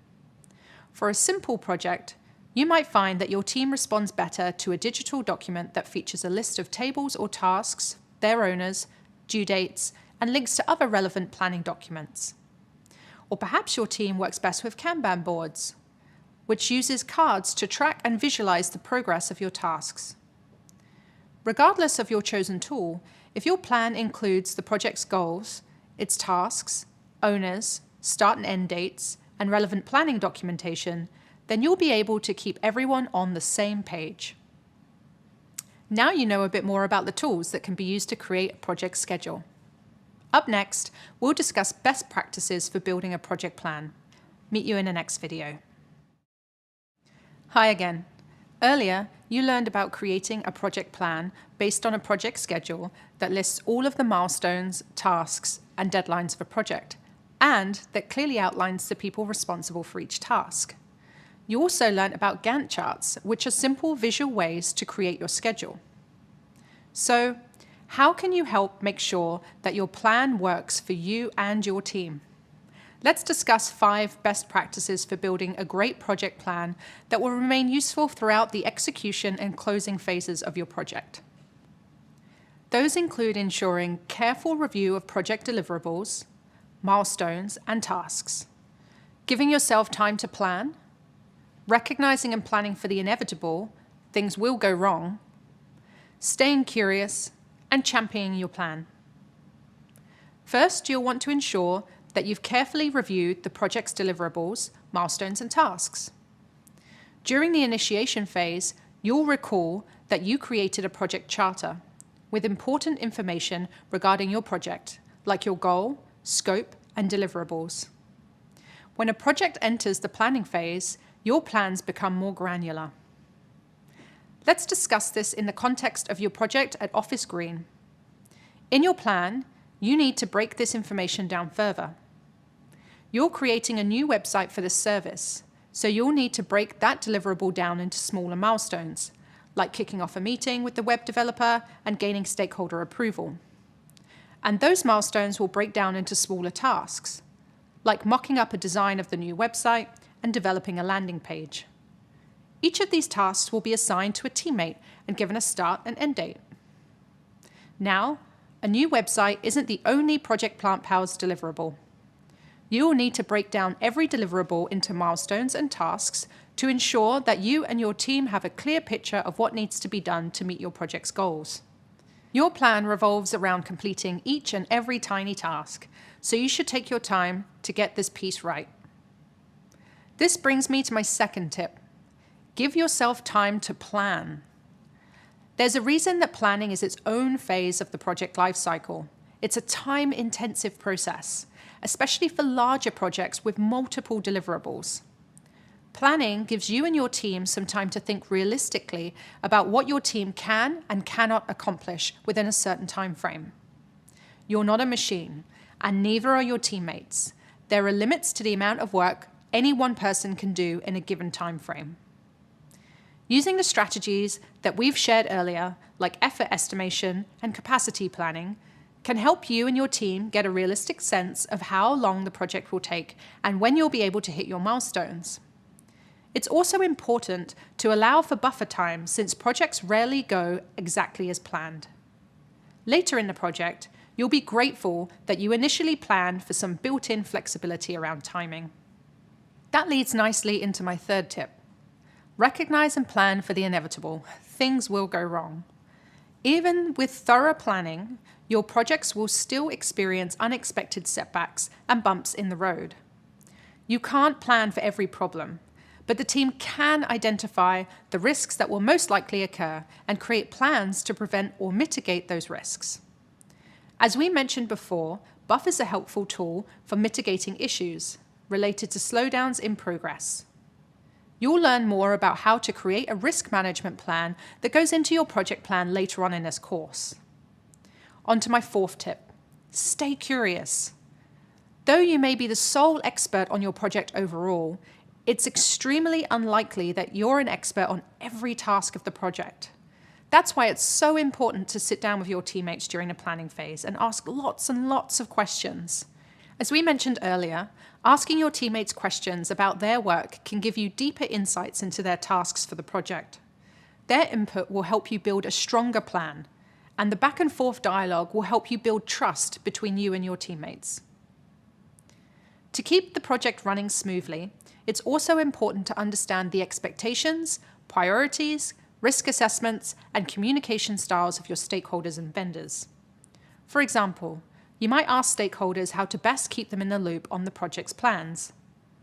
And you might ask your vendors about their availability to complete work for the project. Now, on to my fifth tip. Champion your plan. While deciding how to organize your plan, you'll want to ask yourself a few questions like, can your teammates use the tool you used to build your plan?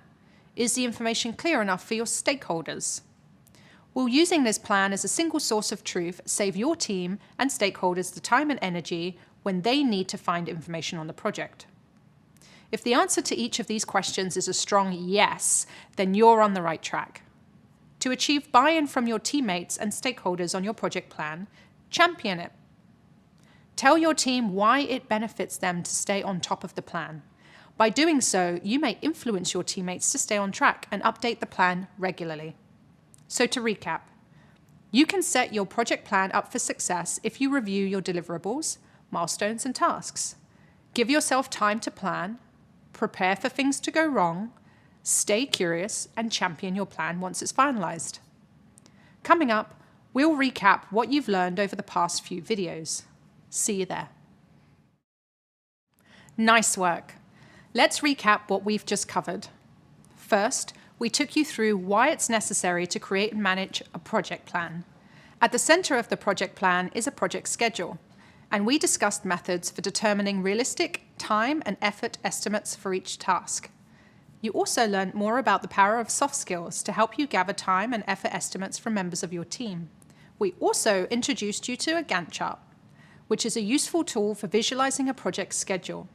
And I shared my best practices for creating a project plan that will serve as a useful source of information throughout the planning phase and execution phase. Coming up, we'll take you through managing costs and budgets. See you soon. Welcome back. Previously, we learned about creating and managing a project plan and using time estimation to prevent project failure. Coming up, we're going to shift the discussion to the inner workings of a project budget. So let's discuss money. As mentioned before, a lot of project management skills may overlap with common skills that you already use in your everyday life. And you may already have some kind of budgeting experience.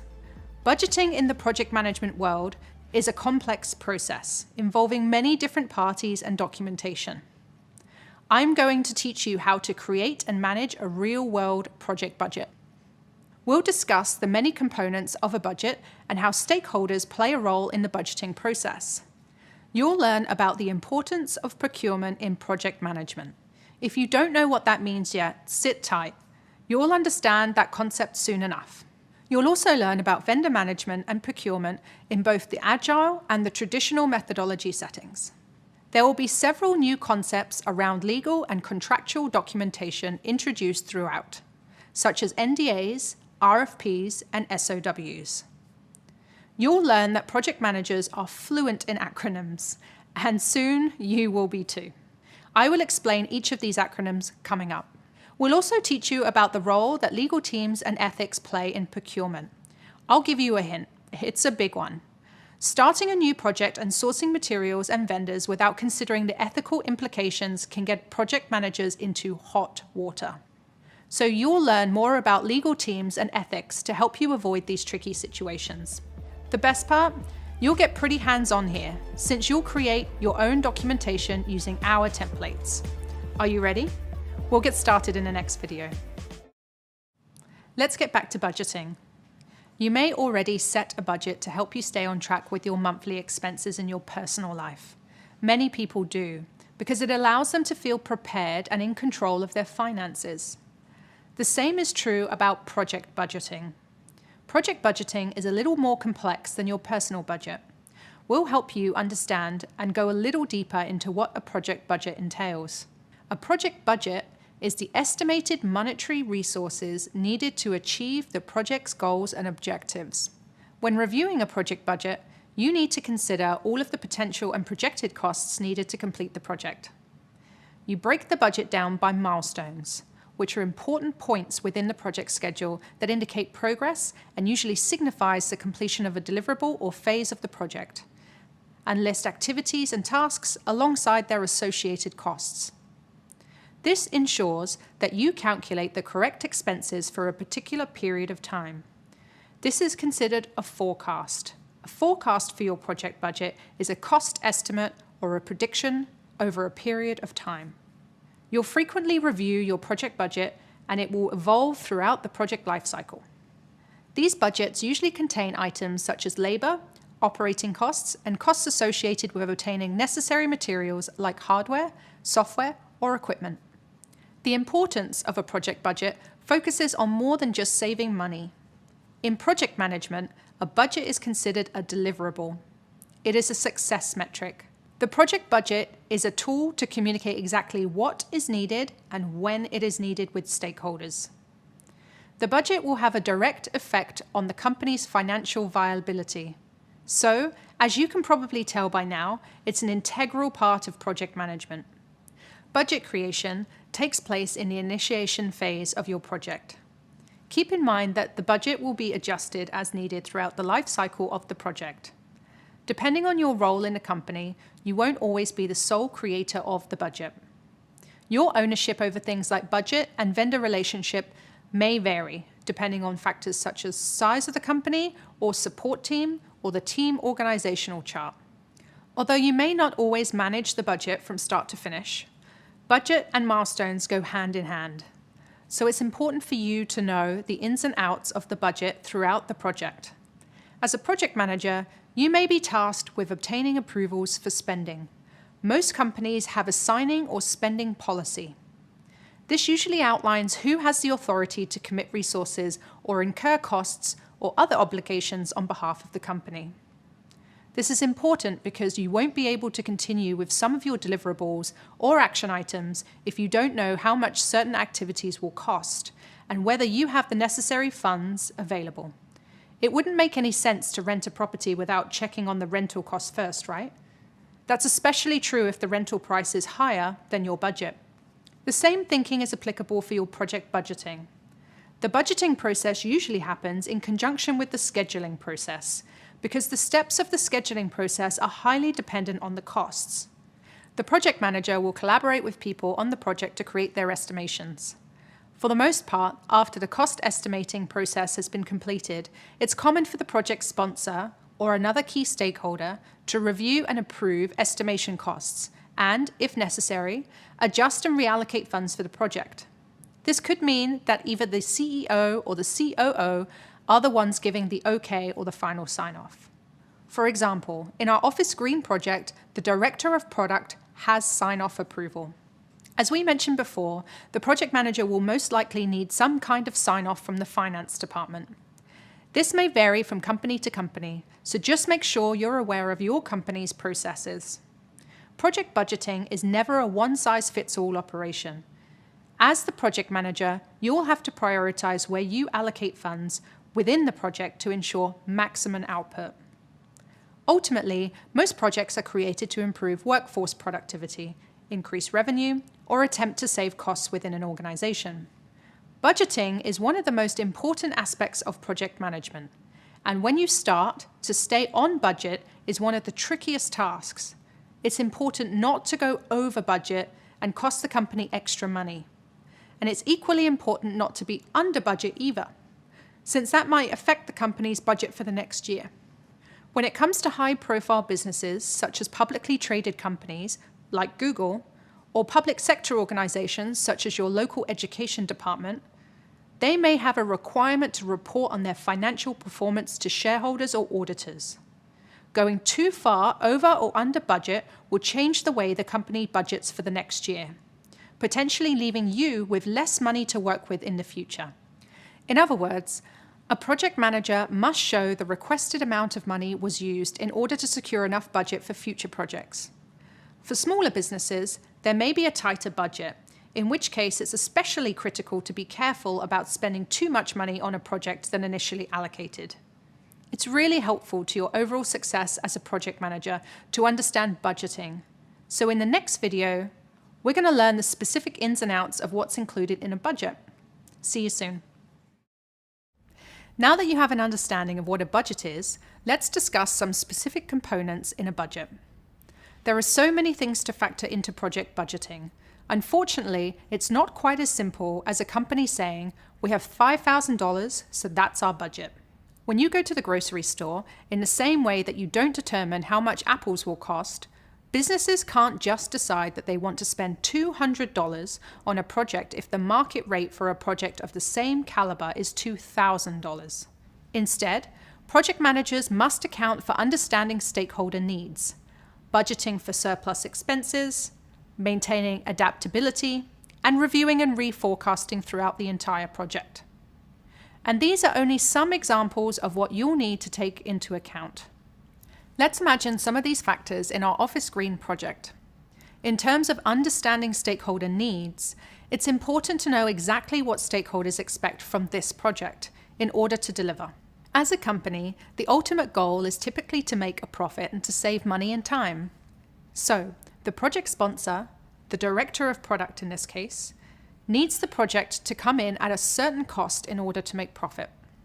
As the project manager, you will also need to budget for surprise expenses. Let's say several planters arrive from the vendor, broken and cracked. Maybe the planters cracked during delivery process, and it isn't the vendor's fault. In that case, you'll have to order some additional planters to fulfill orders, and that may be an added cost. As your project continues along, you'll have to review your budget, and sometimes reforecast, which means creating a separate revised budget based on how your project is tracking. Keeping on top of the budget will help you stay organized, and reforecasting is a way to recalibrate the budget if necessary. As the project manager at Office Green, you might find that you need to shift costs to different resources and categories within your project budget. Maybe you initially overestimated the cost of plants from the vendor and underestimated the costs of marketing your new launch. So, you can reallocate these dollars as necessary. That's a great example of how to review and reforecast. There are several factors to consider when creating a budget, including resource cost rates, reserve analysis, contingency budget, and cost of quality. You'll need to determine resource cost rates. Resource cost rates are exactly what they sound like, the cost of a resource. Some examples of resources are labor, tools, equipment, materials, and software. So you'll want to ask yourself, how much will each of these resources cost the company? Sometimes a project can be derailed because the project manager didn't adequately include funds for reserves or buffers. Performing a reserve analysis will help you account for any buffer funds you may need. A reserve analysis is a method to check for remaining project resources. In performing a reserve analysis, you'll review all potential risks to your project and determine if you need to add buffer funds. These funds are necessary because new costs that you didn't originally foresee will arise. This is also known as contingency budget. Contingency budget, in the context of project management, is money that is included to cover potentially unforeseen events that aren't accounted for in a cost estimate. The purpose is to compensate for the uncertainty that occurs in cost and time estimates, as well as unpredictable risk exposure. The cost of quality refers to all of the costs that are incurred to prevent issues with products, processes, or tasks. The cost of quality includes prevention costs, appraisal costs, internal failure costs, and external failure costs. Once you've applied these factors, resource cost rates, reserve analysis, contingency budget, and the cost of quality into your budget, you can estimate what your project might cost. Remember, your budget will most likely change. Starting with an initial estimate is one way to ensure that you are at least on track. And it's okay if your budget does change. That's why we review and reforecast. Hopefully you're starting to notice the framework for creating a budget. In the next lesson, we'll begin to piece a budget together. Let's put all of your notes and newly acquired knowledge to use. See you soon. Now that we've learned about budgeting, let's find out how it all works together. By now, we know that project budgets help to control costs throughout the duration of the project. They help project managers establish the main objectives of their project and keep them within a reasonable framework to ensure that the project makes financial sense for the company. So what's the best way to start making a project budget? You'll find that as you get further along in the process, there are various resources and tactics that you can use to make sure you aren't overestimating or underestimating. You'll use techniques like researching historical data, leveraging experts, the bottom-up approach, confirming accuracy, and setting your baseline. For starters, you can always review past projects that are similar to yours to get an idea of what your project could entail. We'll refer to that as referring to historical data. This way, you can find out what past project managers did right and wrong. The more experienced you become as a project manager, the more historical data you'll have to draw upon, and the better your estimations will be. In a similar vein, you can leverage experts in the field. To leverage something means to use it to its maximum advantage. So leveraging experts means gathering their insights to do something more effectively. Reaching out to colleagues who worked on a similar project in the past will be a great resource for you as an entry-level project manager. If you're asking someone outside of your company for advice, be sure to avoid sharing any confidential company information with them. Another approach to take is the bottom-up approach. This means thinking about all the parts of a project from the beginning to the end, including making a list of every material, resource, contract worker, or anything that comes with an associated cost, and adding all of that together. You should also ask the vendors you're thinking of working with for quotes, so you can get a rough estimate of how much their work will cost. After you've created your budget with these resources, you'll want to double-check everything to confirm accuracy.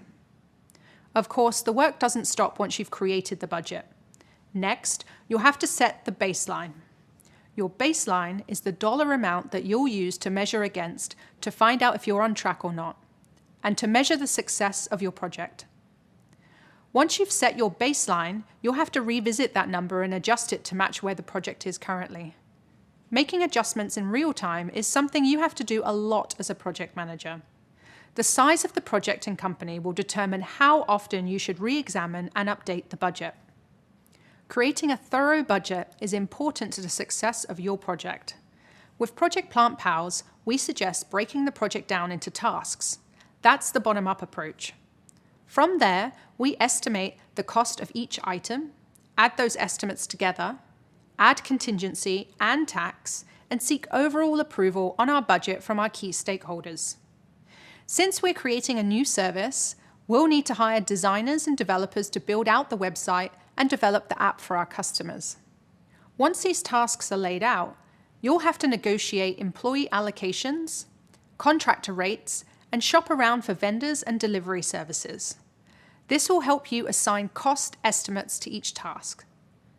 Now that the tasks have been broken down and assigned, you'll need to account for material costs. Do your team members and stakeholders need equipment? Maybe an employee with a disability requires modifications to accommodate or enhance their workplace. Maybe some remote workers need the hardware and accessories necessary to work from home. This is where you'll include everything from computers to software related to the launch. Will you need storage space for miscellaneous plants or supplies? Miscellaneous is a term that we use to represent additional items that are not included in any of the other areas. Usually they are minor items or items where there are only one or two of them and that they are not a major budget line. Be sure to add these items to your expenses.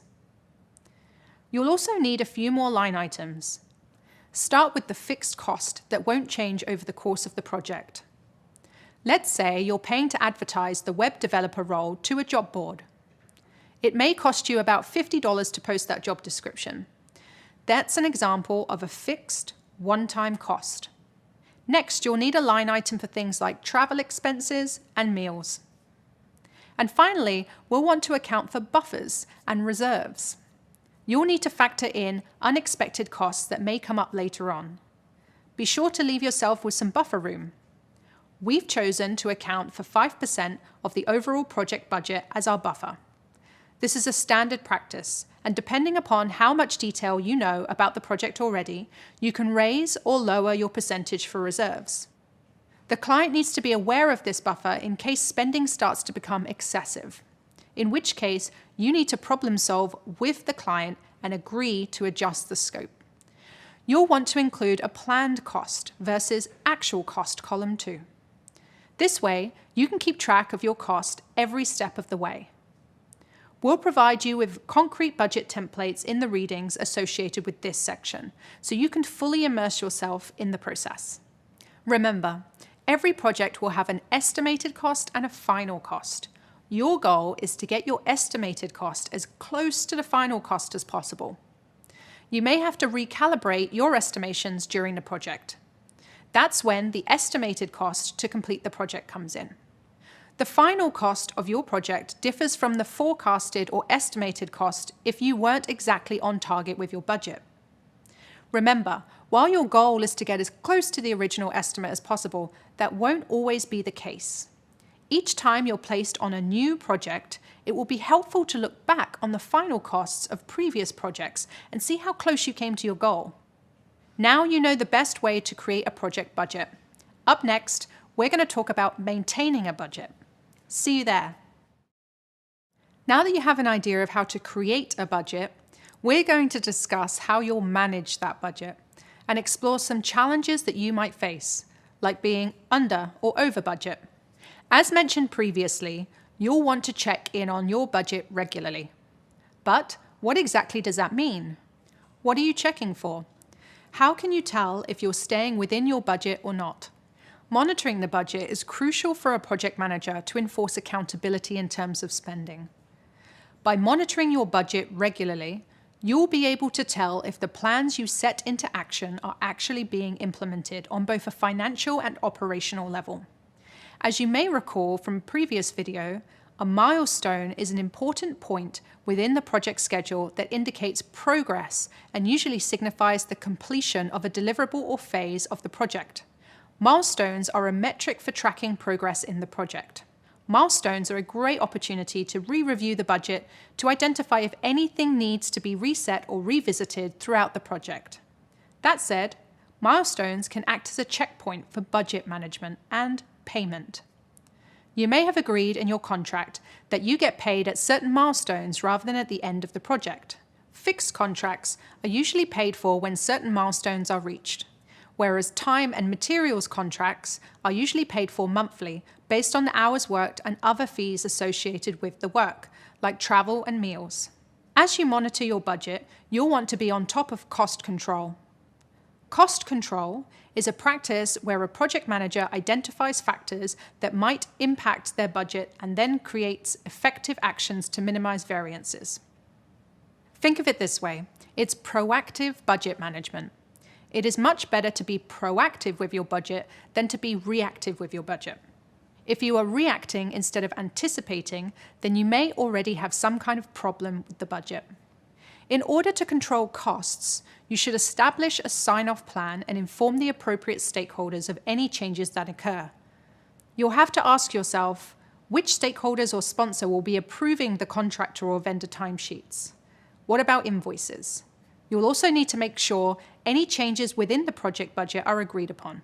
For example, you shouldn't approve a new cost or item if it hasn't been agreed upon or if it isn't within the scope. And you shouldn't be spending money if it's not pre-approved by your stakeholder or project sponsor. It is also important to make sure there's good business case before bringing it to the stakeholder. You'll also need to manage changes as they're made.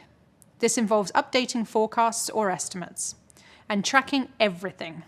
You never want to be surprised by budget changes, and you don't want to have to keep asking stakeholders for more money.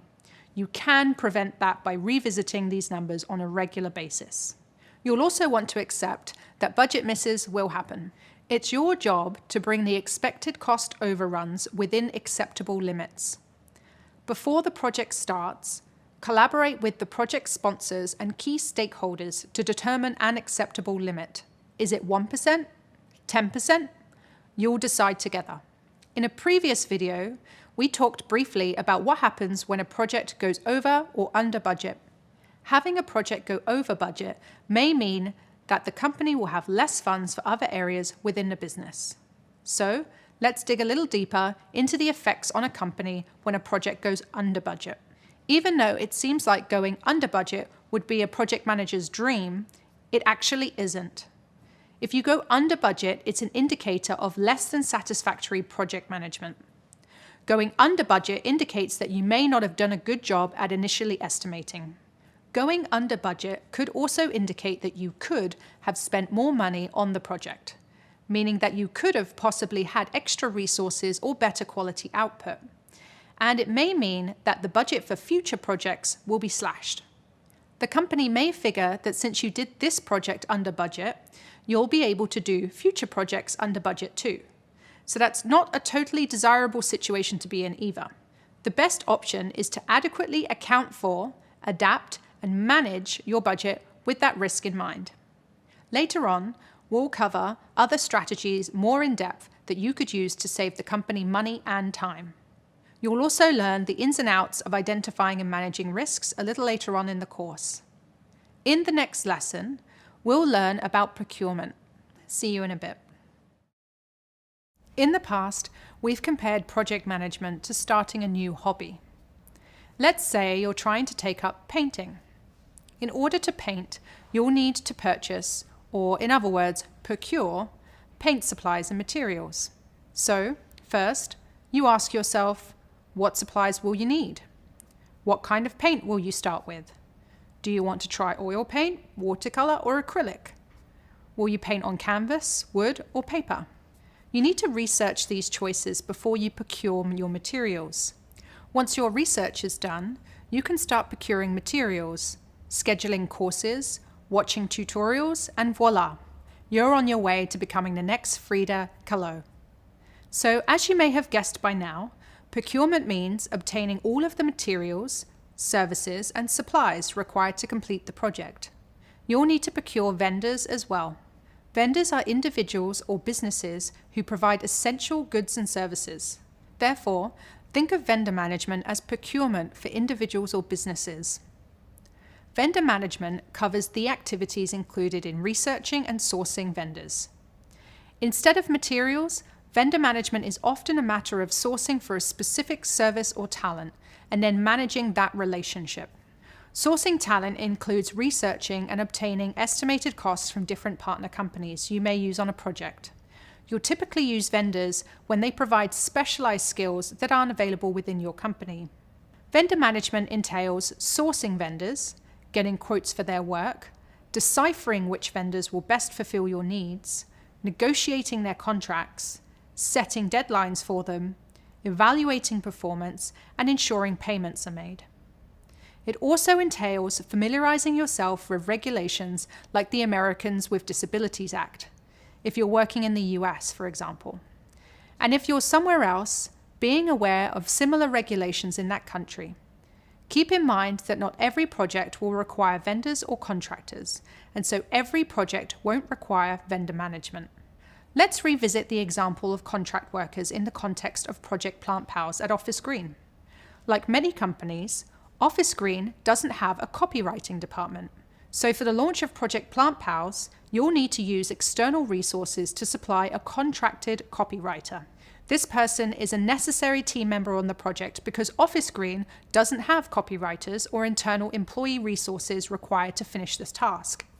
This contractor, or team of contractors, will draft copy for the website for a slated amount of time, and then their work on this particular project will be complete. Awesome. Now that you know about procurement, in the next video, we'll discuss the different phases of the procurement process and how procurement differs depending on your approach to project management. See you then. While not every single project will require procurement, it's important to be prepared for it if and when procurement does come up. So, how do you get started? There are typically 5 steps that make up the procurement process. Let's go over them. First is initiating, which is the planning process of defining what help you may need outside of your current resources to hit the project goals. In this step, you'll also make a case for getting extra resources via the procurement process. Second is selecting, which entails deciding what supplies you need and which vendors you'll go through. The third step is contract writing, which is where the contracts are developed, reviewed, and signed. The fourth step is control, which is when you make payments, set up logistics and requirements to maintain quality, and ensure the service agreement is being met. The fifth and final step is completing, which is where you'll measure the success of the procurement. That's a quick overview of the procurement process. This high-level cycle of procurement will make more sense as we continue on through this course. One thing to note is the procurement process can seem a little different depending on the project management methodology. There are differences in procurement in the context of Agile versus traditional. Agile procurement management is often more collaborative with both the project team and the end supplier than traditional approaches.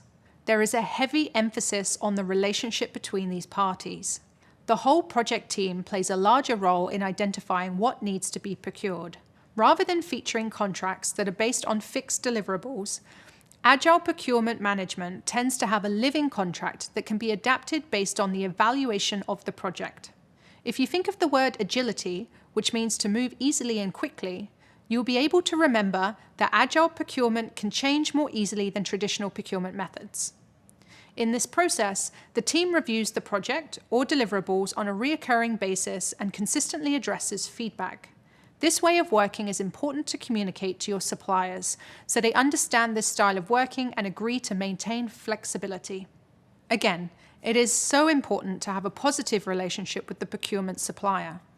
This is critical since the contract may need to be renegotiated at multiple points during the project. On the other hand, traditional procurement management tends to focus on standard contracts with clear terms and deliverables. When it comes to traditional approaches, the project manager may be responsible for end-to-end procurement instead of the entire team providing input. The contracts may feature lengthy and extensive documentation that include fixed requirements and comprehensive detail of the services and deliverables. While this may appear more rigid, the benefit is you've outlined clearer work streams and deadlines. This way, you're much more protected from unforeseen circumstances and may not have to pay for unpredictable changes. In traditional approaches, the negotiation process can be a little bit trickier. You won't necessarily have the room to renegotiate contracts if something changes, so you may have to start the whole process over again. That's why being as detailed as possible and spending more time in the negotiation phase is incredibly important in a more traditional project management approach. As you may have guessed, procurement can become pretty complex. But there are some official documents that can help guide you through the procurement process. In the next video, you'll learn more about those documents and processes. See you there. There are a few important documents that help a project manager navigate through each phase of procurement. For instance, in the initiating phase, a project manager will create a non-disclosure agreement, otherwise known as an NDA. In a selecting phase, a project manager creates a request for proposal, or an RFP. In the contracting phase, a statement of work, or an SOW, is created. Now let's learn more about these acronyms and documents. The first important document is a non-disclosure agreement, also known as an NDA.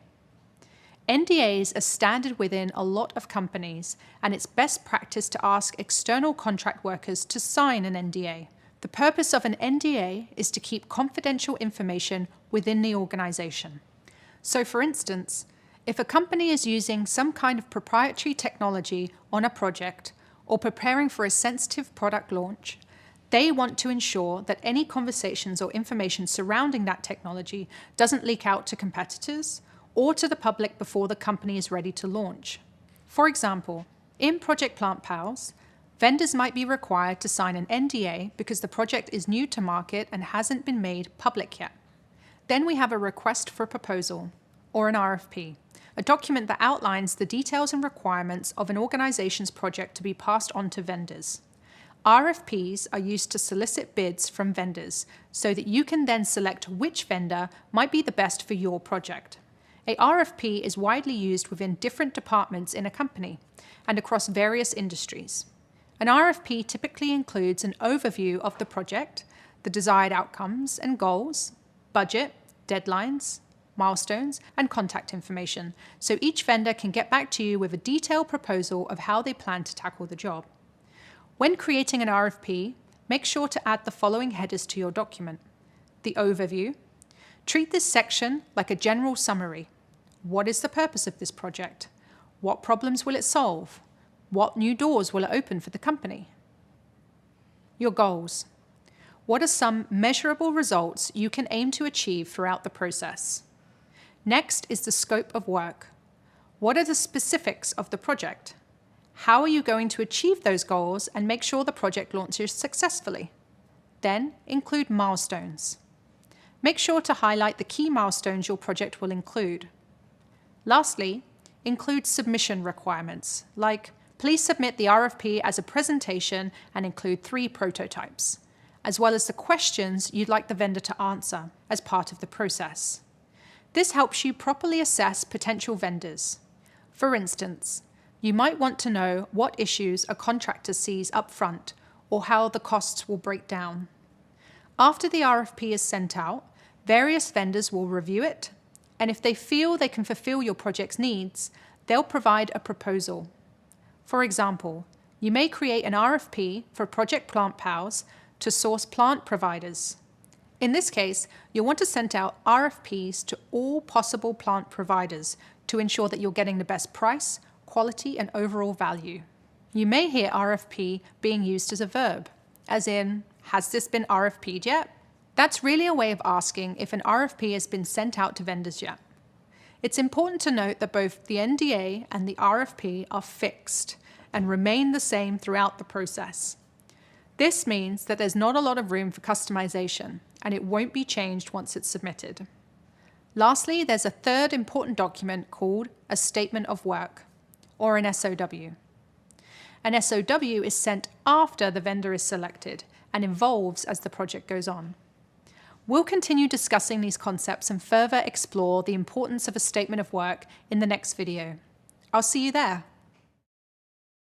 Let's continue learning about the necessary documents required for a successful project. After you've sent a request for proposal to clients and you've selected the vendor, client, or contractor you want to work with, you'll also send them an SOW, or a statement of work. A statement of work is a document that clearly lays out the products and services a vendor or contractor will provide for the organization. An SOW also provides a description of the contractor's needs and requirements to properly perform the agreed upon services. Although the SOW covers the customer's needs, it's equally as important to include the organization's needs and the vendor's needs too. It's critical that all parties involved understand what is expected from each of them in order to deliver the best possible products or services. The project manager is tasked with developing the SOW, but often asks for input from subject matter experts, or SMEs, for technical expertise that the project manager may not have. Your organization's legal advisors will review this document with you and may even be crafting it alongside you. Let's discuss how to create an SOW in the example of Project Plant Pals. You'll want to start by including page headers with your company name, project, and creation date on them. At the top of the page, make sure to include important stakeholders like yourself as the project manager and the name of the sponsor, which in this case is the director of product. Next, you'll construct a table for revisions. The SOW will likely go through a few rounds of revisions because several stakeholders may review it and suggest changes. You'll detail those changes in this box here. Next, you'll create a purpose section where you'll go into detail about exactly what the desired outcomes are. Make sure to include a section regarding your target audience and make sure it's inclusive of everyone. For instance, in this case, the purpose of the project is to launch a new service that provides desk plants to offices and commercial businesses. If you have more specific goals, you can list them here too. Next is the scope section, where you'll include what the service entails. You may write that the service includes providing customers with small, low-maintenance plants that they can place on their desks. Customers can order plants online or from a print catalog. Office Green will ship the plants to the customer's work address. The types of plants in scope include 6-inch leafy ferns, small cacti, and 5-inch bonsai trees. Keeping this vendor in mind, some major activities may be storing the plants in a warehouse, maintaining the health of the plants by providing them with water and light, sourcing the vases and ensuring that the vases are in near perfect condition upon delivery. You will also want to mention what's out of scope, or, in other words, what the project doesn't include. This will eliminate any potential room for confusion and help set expectations with the vendor. For instance, you may write that the project doesn't include annual reporting or custom plant orders that are not mentioned in the scope. This helps draw clear lines and sets the right expectations with the vendor. For deliverables, you'll want a concise statement about what your project will deliver. For example, your Office Green project deliverables could include the vendor providing maintenance guides on how to take care of the plants, or that the vendor will be responsible for developing a support page on Office Green's website to address any questions or concerns. Since milestones are such an integral part of tracking progress, budget, and scope, they'll need to be included here too. Examples of milestones in Project Plant Pals could be to fulfill the first quarter of plant orders, deliver to all of the top customers, launch customer satisfaction surveys, collect and report on any insights from customer feedback. You'll want to make it really clear on how many hours are needed for the completion of this project here, and you will want to designate a particular date that you need their services performed by here. At the bottom, you'll typically add terms and conditions and any other disclaimers. It's good to have a disclaimer stating that revisions may take place as the project goes on. This is important to include, just in case the scope changes because of unforeseen issues.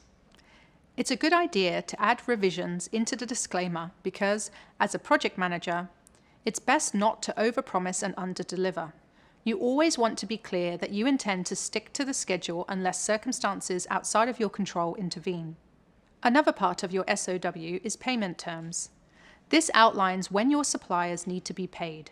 Ensuring that suppliers are paid on time will promote strong relationships. Generally, good procurement practice would be to pay your vendors and contractors upon delivery of goods and service, not before, unless a circumstantial agreement has been made. For instance, if Office Green's plant provider requested to be paid when each milestone was completed instead of after the entire project is finished. Great job. Now you know more about SOWs. Next up, we'll discuss the importance of partnering with your legal team during the procurement process. See you there. Now that you have a better understanding about NDAs, RFPs, and SOWs, let's discuss how you can get support from other departments and team members as procurement goes forward. The procurement process doesn't end after you've selected vendors and signed contracts. You'll use performance trackers and meetings like quarterly business reviews to track and evaluate overall performance to ensure that both parties are living up to their initial agreement. And when there are contracts and paperwork with terminology that you may not be familiar with, you'll enlist the help of a legal team. Depending on the company's size, the legal situation may vary. Some companies, usually well-established and larger businesses, will have a legal team. Some businesses may outsource their legal team. Some startups or smaller companies may not have a legal team, but they might reach out to legal advisors as needed. Again, this all depends on the company where you work. Laws surrounding manufacturing products and consumerism will vary from country to country. But there will nearly always be laws in place that you'll need to follow around topics like fair and ethical trade. Most companies have a mission or values statement. Sometimes, a team of people in the ethics and compliance departments are tasked with ensuring that the day-to-day operations are adhering to their value statement and governmental policies. These team members will also be tasked with duties like working to prevent discrimination and making sure that the company is practicing adequate corporate social responsibility. Also, as a project manager, you'll need to ensure that the various stakeholders who are representing the business are adhering to these policies and processes too. You'll all need to be aware of any pertinent meetings regarding legal or compliance issues, and you, as a project manager, will have to remind the team about when those meetings are being held. Looping in the appropriate stakeholders is especially critical if there's some kind of necessary approval, since it'll have an impact on the project one way or another. Like most projects, for Project Plant PALs, looping in legal and compliance for review and approvals is really important. For instance, let's say some of the offices where you're delivering plants are pet-friendly. In your contract with the supplier, you've specified that you want to offer non-toxic plants only. Unfortunately, the supplier provided a plant with leaves that are harmful to animals. Office Green could potentially be liable and in legal trouble because this critical detail was missed. Pretty crucial consideration, right? So, regardless of your future company's legal team or advisory, having contracts reviewed in some capacity make good business sense and should be a priority for you as a project manager.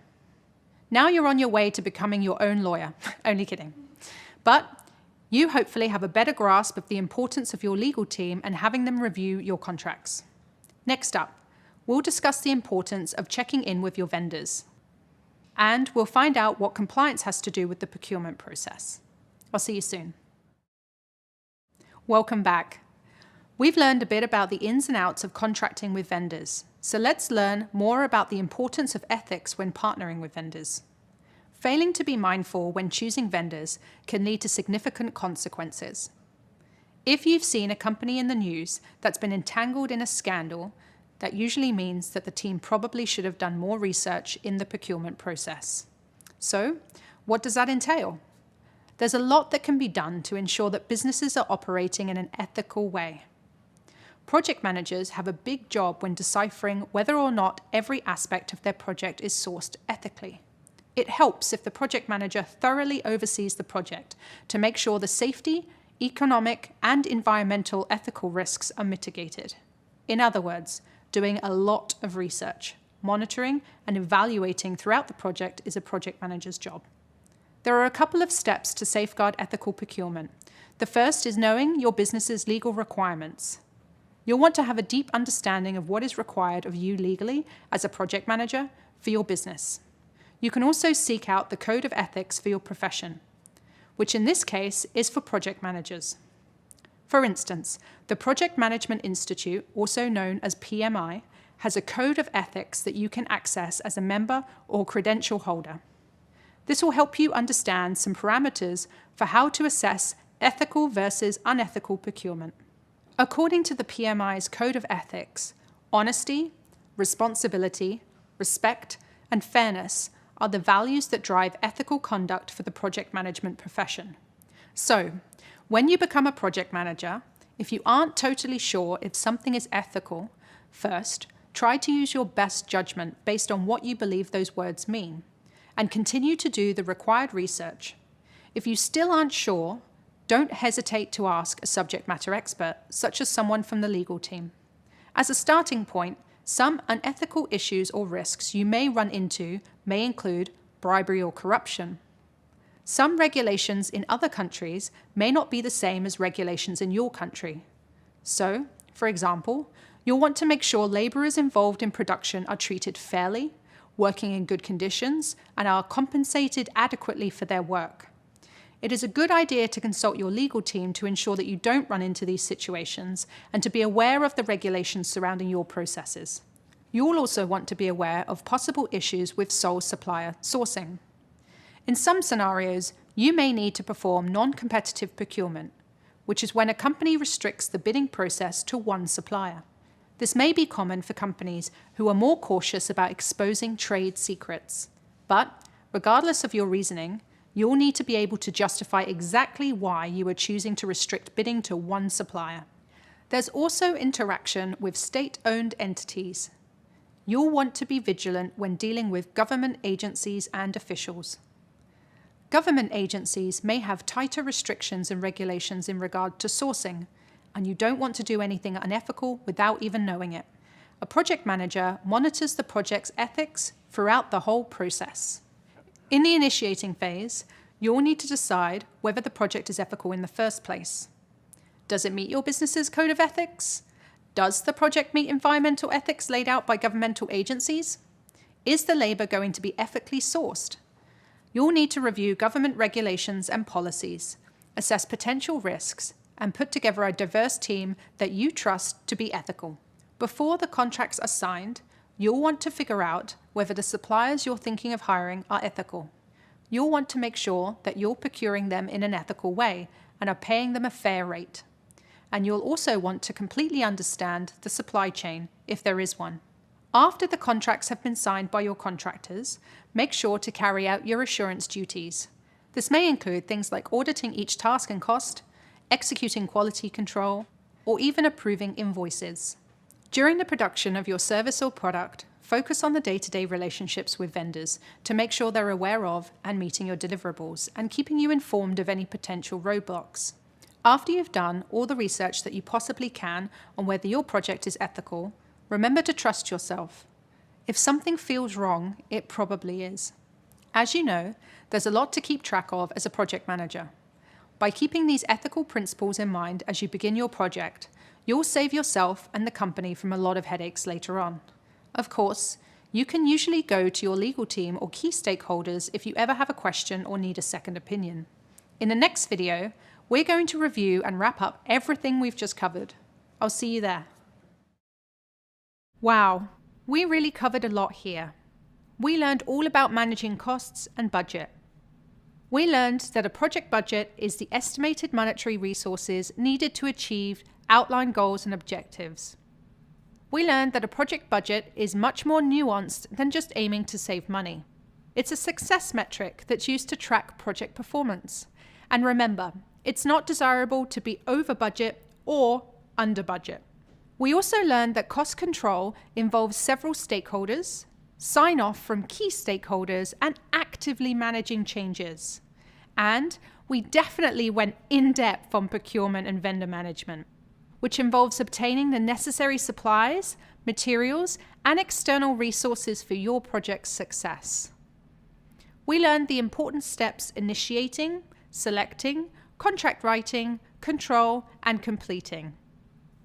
We now know that procurement will be different depending on which methodology you're using.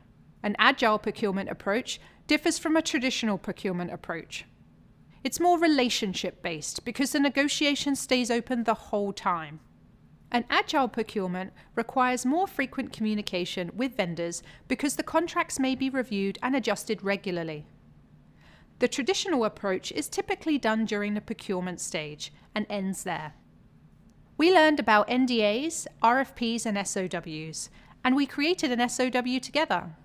Finally, you learned a bit about how to think critically when it comes to ethics in procurement. You learned how to adhere to a code of ethics, when to use your own judgment, and the importance of researching the ethics of procurement. Nice job. Next up, you're going to learn about different types of risks how to identify risk, and how to mitigate risk. See you there. Welcome back. Earlier, we covered managing costs and a project budget. We discussed what the components of a project budget are, how the budget process works, and how to track and estimate a budget. You also learned about the procurement process. Coming up, we will discuss risk management and why it's important to help prevent project failure. Knowing how to anticipate and alleviate, commonly known as mitigate, the potential problems is your best bet for keeping a project on track. You will learn how to define and relate risk management concepts and explain how risk management can help protect your project from failing. You'll also identify risk types and how to measure their impact on a project and communicate and resolve identified risks using a mitigation plan. Ready to get started? Great. Meet me in the next video. Think about a time in your life when you managed a project. Maybe it was a professional project, like creating an employee schedule, or a personal project, like planning a family celebration.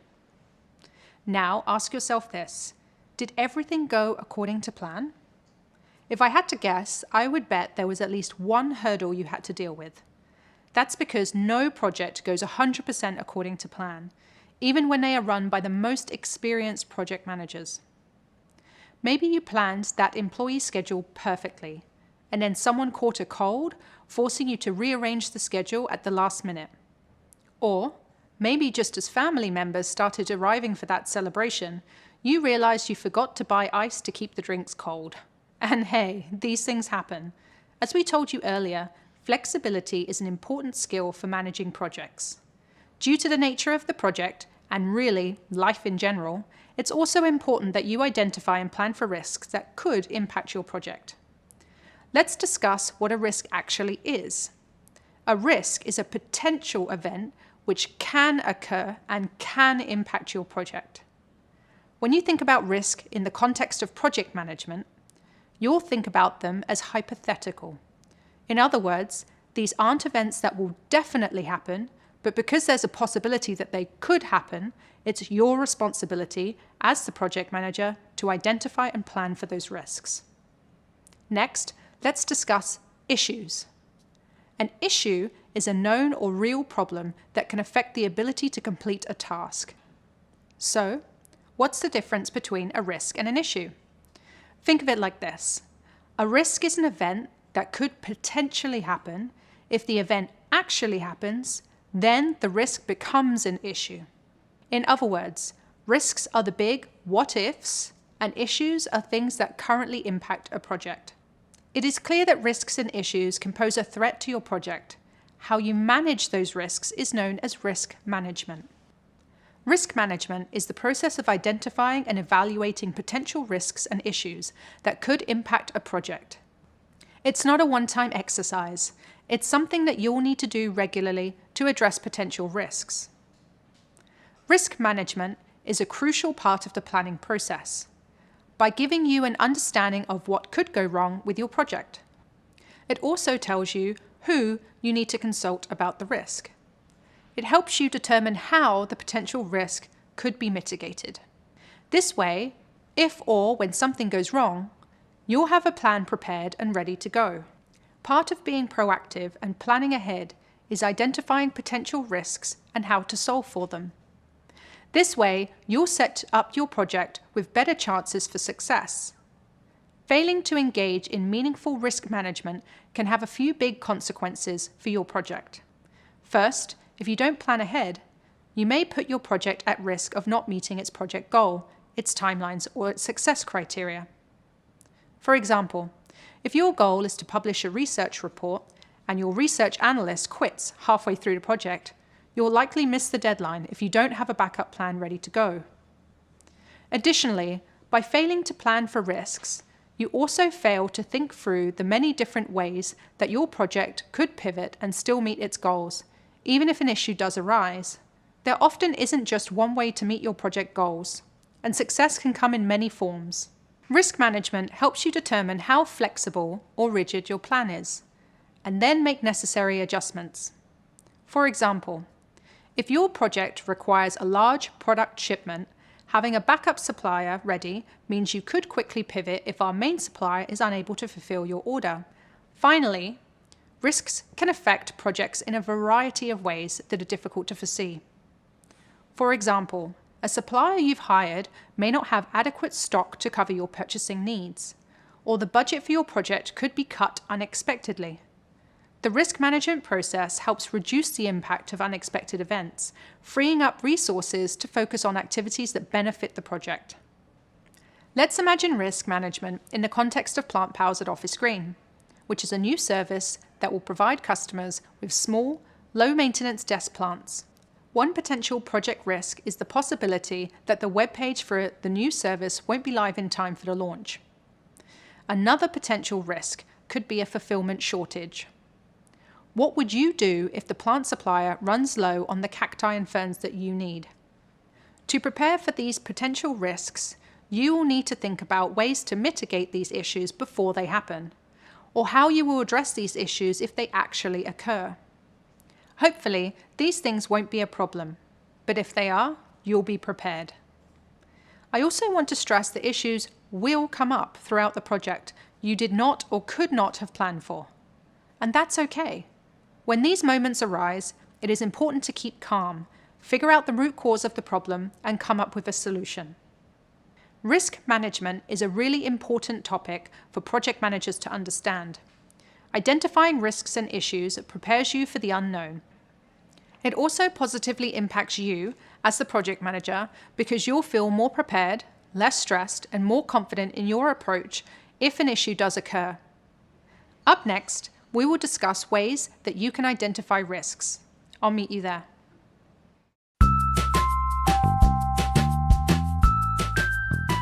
Hi, I'm Stanton, and I'm a program manager at YouTube. Thinking back to one of the first projects I ever worked on, we were actually in charge of building this sports highlight app. But it wasn't just an app, it was an iOS app, it was an Android app, it was a website. And I remember the very first meeting I went to, I was just furiously taking down notes and trying to understand what the heck was going on. And immediately after, I thought, okay, this is my first project. I have to get all the details right. I have to make sure we know every little thing that was going to happen. The launch date needed to be perfect. We had to get all the bugs down to zero. I was just totally consumed with getting everything right the first time. I think what I've realized since then is you're probably not going to get your first project plan correct because there's just so many things that can change. You might find a bug last minute before launch. Your client might come in and say they want a different requirement, like the screen needs to be blue instead of red.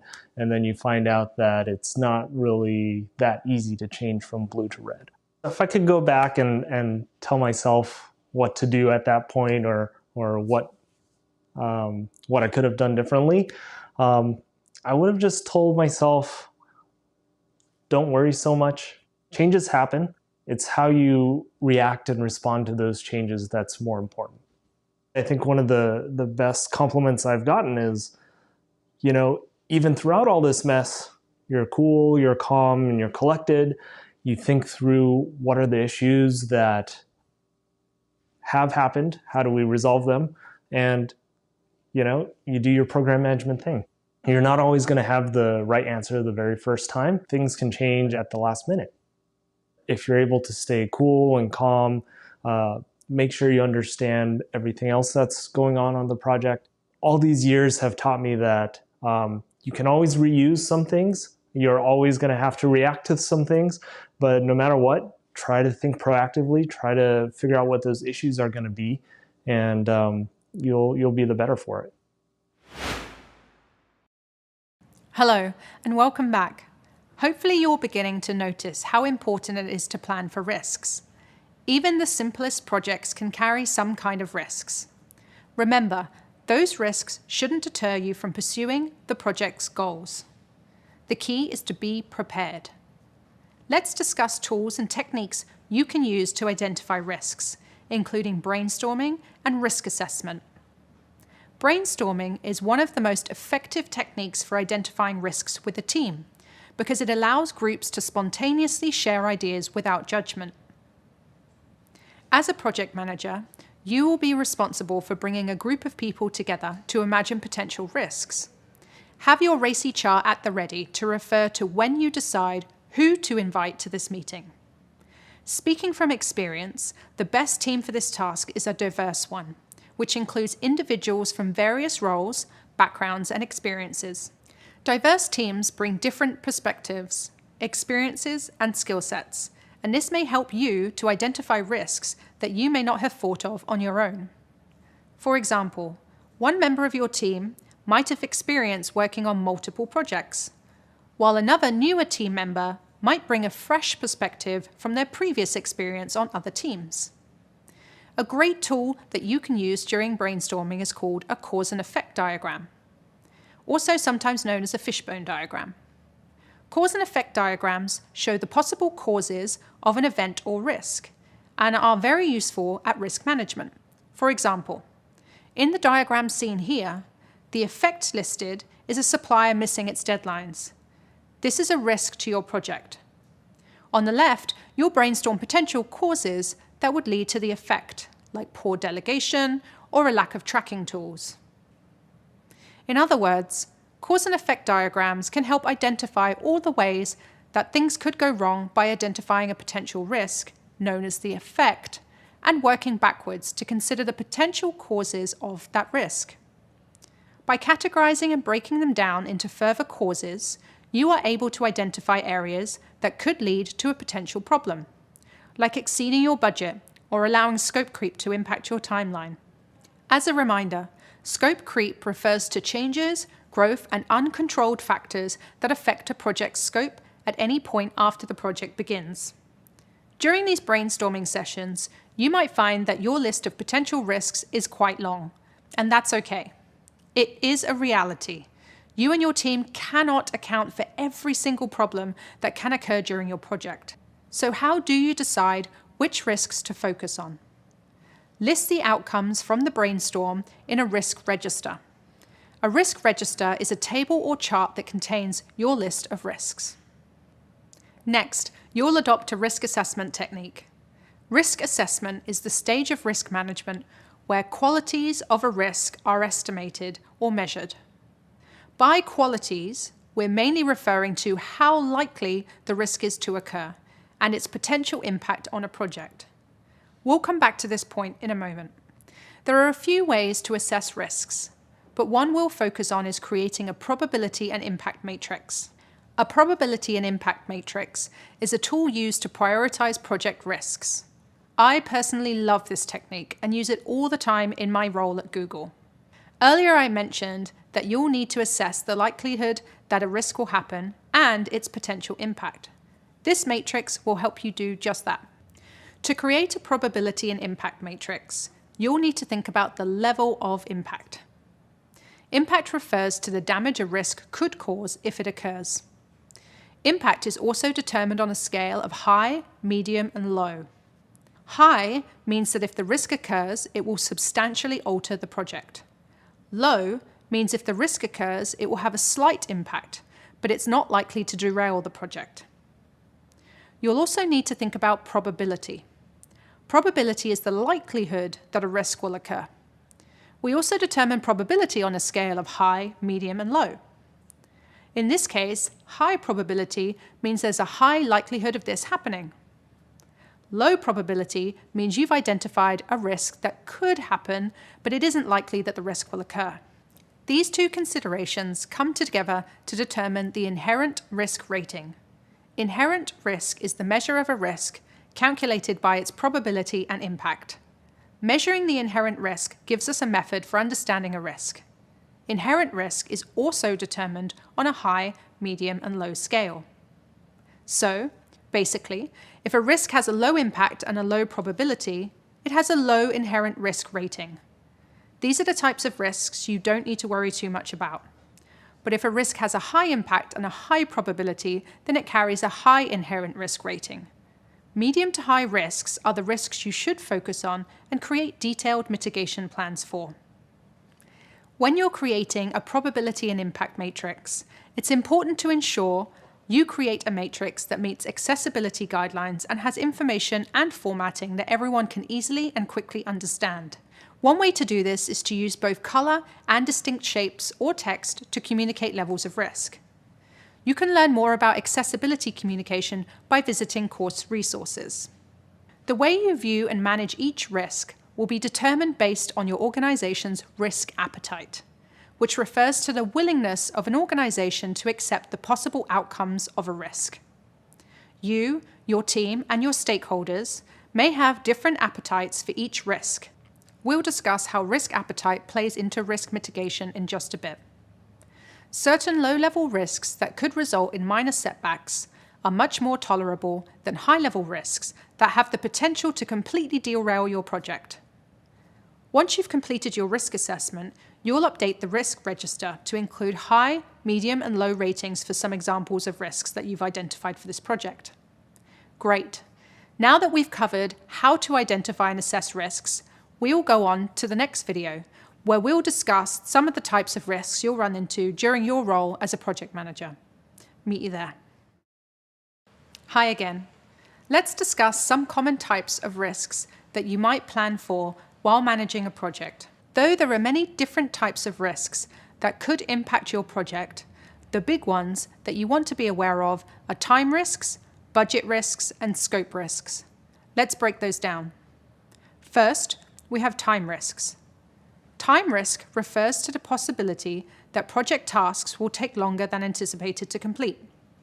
You'll need to be aware of time risks because time is money. Poor time management may deplete your budget and upset your stakeholders by causing delays. Next, we have budget risk. Budget risk refers to the possibility that the cost of a project will increase due to poor planning or expanding the project's scope. You need to be aware of budget risk since budgeting provides the basis for project costs control. For example, if you overspend, you might not be able to pay your suppliers. This could also result in some reputational damage for the company. Then we have scope risk. Scope risk refers to the possibility that a project won't produce the results outlined in the project goals.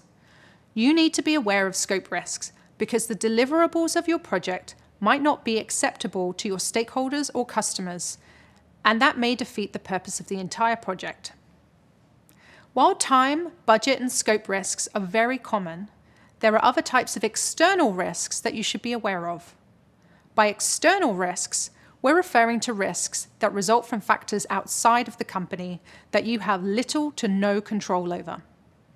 For example, your project could be impacted by an environmental risk, like a major storm, or a legal risk, like a change in regulatory requirements.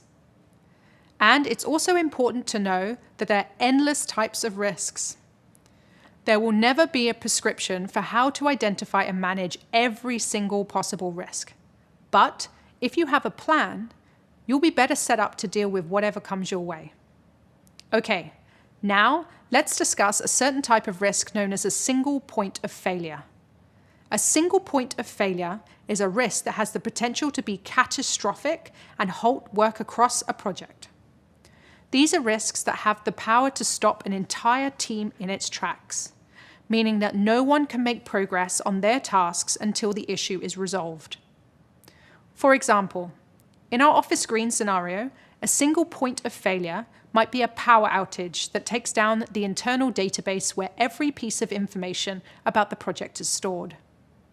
Until the database is back up and running, your team won't have access to any of the information they need to do their jobs. As a result, your team won't be able to complete any of their assigned tasks. To mitigate this risk, you might budget for a separate cloud service to serve as your backup for all of your project documentation and information. As the project manager, you will need to identify and monitor potential single points of failure in your project, since they can be detrimental to the project timeline, budget, and scope. Another source of risk to be aware of are dependencies. A dependency is a relationship between two project tasks, where the start or completion of one depends on the start or completion of the other. In other words, dependencies are like links that connect one project task to another. A dependency must be addressed before the task can be completed or before another task can begin. Because dependencies are the links that connect one project task to another, they are often a huge source of risk to a project. For example, imagine that you've tasked a teammate with hiring a local plant supplier. Until they've signed a contract with the supplier, your team can't place any orders. That's a dependency. Now here's where the risk comes in. If your teammate doesn't meet the hiring deadline and then goes on vacation for a week, this could delay your project timeline. Not great, right? If you don't plan for dependencies, you might risk an impact to your budget, schedule, or project outcome. To prevent something like this from happening, you might ask a teammate to share their out-of-office plans with you at the start of the project. This helps you to stay aware of everyone's schedules, ensuring that there are backup plans in place to maintain your project schedule. There are two types of dependencies, internal and external. Internal dependencies refer to dependencies within the project that you and your team have control over. For example, you'll need to secure approval on a website design before development can begin. On the other hand, external dependencies are dependencies that you have no control over. For example, the farm that your plant vendor works at might have experienced a lighter rain season this year, meaning that they'll have fewer plants to sell. There are many different risks that can impact your project, from time risks to budget risks to scope risks. But remember, no project is risk-free. And with careful upfront planning, you can do your best to prevent risks from occurring. In the next video, we'll discuss how to mitigate risks. I'll meet you there. Hi, and welcome back. Okay, so you've learned how to identify your project's risks and assess them using a probability and impact matrix. Now that you know which risks require your attention, how do you determine what to do about them? This is where risk mitigation planning comes in. Risk mitigation planning is about finding ways to eliminate or reduce the impact of potential risks to your project. There are 4 common ways to mitigate risk. You can avoid it, accept it, reduce or control it, or transfer it. Let's discuss each option using the office green example. Sometimes you can avoid the risk altogether. For example, if you learn that a certain contractor you've considered working with on your office green project has a poor reputation for meeting deadlines, then you might choose to avoid that risk by hiring a different contractor. You can also accept the risk, especially ones that you deem low in probability and impact. In this case, you're accepting the possibility that this risk can happen. You've agreed to monitor it throughout the project, and you'll ultimately be okay with the risk if it does happen. For instance, maybe your plant supplier tells you that one of the planter styles you've requested is backordered. The supplier is confident that they'll have time to restock the planters without delaying your project schedule. But if there is an issue with their restock shipment, this could delay deliveries to your clients by up to 2 days. Rather than starting over with a new supplier, you decide that it makes more sense to accept the risk. It wouldn't be ideal for this delay to occur, but you're flexible and you know that accepting this risk will save you and your team the headache of onboarding a new supplier, which could take 2 weeks. Another way to mitigate a risk is to reduce or control it. Personally, I like to use a decision tree when building mitigation plans. A decision tree is a flowchart that helps visualize the wider impact of a decision on the rest of your project. For example, you decide to hire the contractor with a reputation for missing deadlines because you know they do great work.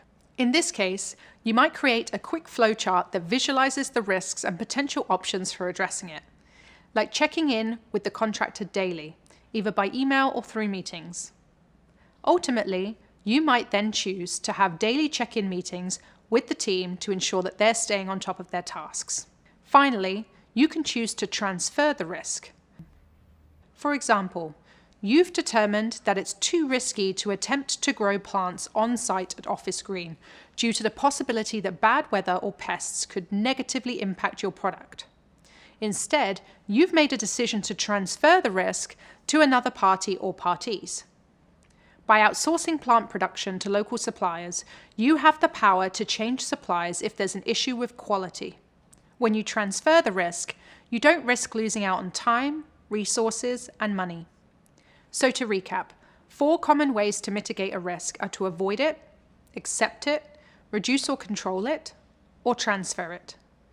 Using one of these 4 strategies can help you effectively take control of the risks to your project. Coming up, we'll discuss how to document these risks in a risk management plan.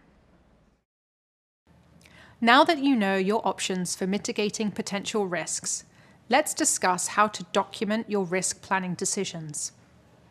As you've been learning throughout this program, documentation is a crucial part of your role as a project manager.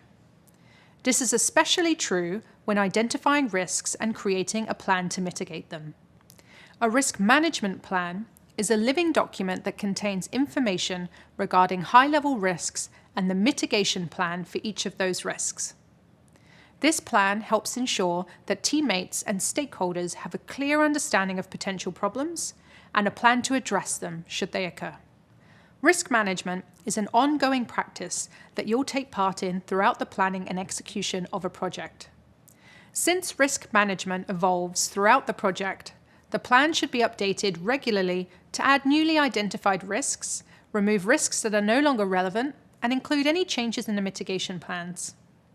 Let's review an example of a risk management plan, similar to the one we sometimes use here at Google.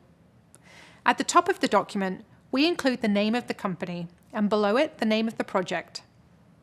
We also include the document author so that anyone reviewing the plan knows exactly who to reach out to if they have any questions.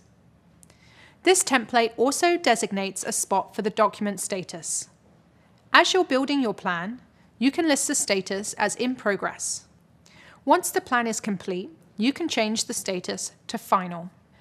We've also included helpful details like when the document was created and when it was last updated. Details like these might seem small, but it's best practice to include them. That's because being transparent about dates provides stakeholders with a sense of how up-to-date the document is. Below these details, we have the document objective. Here, we've written that our objective is to outline mitigation plans for Project Plant POWs. Below that, we've added an executive summary of our project. Executive summaries should include a brief introduction to the normal conditions of a project and an outline of the potential risks that could impact the project. Now onto the really important stuff, the risks and how we'll mitigate them. This document also includes the risk register you learned about earlier, which is a table or a chart that contains your list of possible risks. Here, we've outlined one of the potential risks to Project Plant POWs, which is the potential for the vendor to fall behind on a deadline. We've given this risk a medium inherent risk rating. Remember that inherent risk is the measure of a risk calculated by its probability and impact. A mitigation plan has also been included for this risk, which is to hold daily meetings with the vendor to help them stay on task. Down in the appendix of the document, you'll find the probability and impact charts, as well as the probability and impact matrix that we use to assess our risks.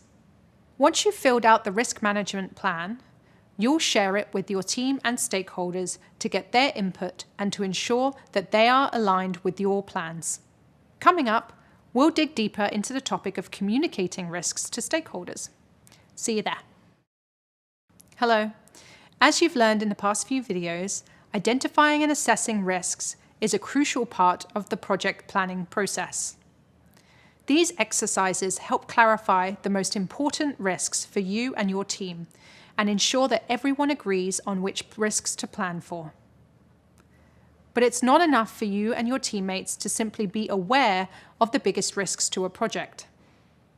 You also need to communicate these risks to your project stakeholders, whether through documentation, email, meetings, or other forms of communication you've deemed appropriate. Your stakeholders need to be aware of the risks facing a project, because if you don't tell your stakeholders about important risks, they may be less equipped to help you if an issue does arise. For example, they might not be able to provide you with more budget should you need it, or with more resources should you require them. Even worse, your stakeholder might be caught off guard by an issue. Unpleasant surprises like these can erode their trust in you as a leader of the project. They'll likely want to know if you were aware of the possibility that this risk could occur, and they might wonder why you didn't share this information with them sooner. That's why it's important to communicate early and often with stakeholders about medium and high-level risks. It sets expectations with stakeholders about what to potentially expect during the project execution phase, and demonstrates that you've taken steps to mitigate and plan for those risks should they come up. It also gives you the opportunity to suggest ways they might be able to help you if a risk does arise. So how do you communicate risks to stakeholders during the planning phase? Well, that depends on the severity of the identified risk. For low-level risks, something as simple as an email might suffice.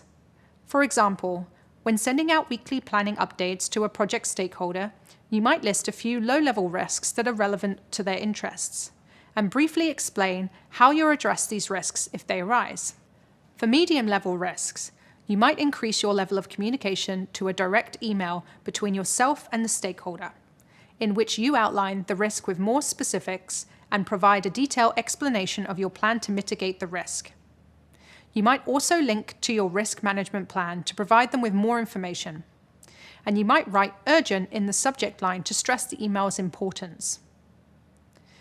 The serious nature of high-level risks requires a thorough and direct level of communication. When you're meeting with stakeholders to go over the project plan, you might add an agenda item to present serious risks and your plans to mitigate these risks. You can also use this time to collect feedback on your risk management plan and ask for insights from stakeholders on how they suggest handling these high-level risks. Your stakeholders might have prior experience planning for similar risks and strategies that you hadn't considered before. Risk communication is a big part of my role here at Google.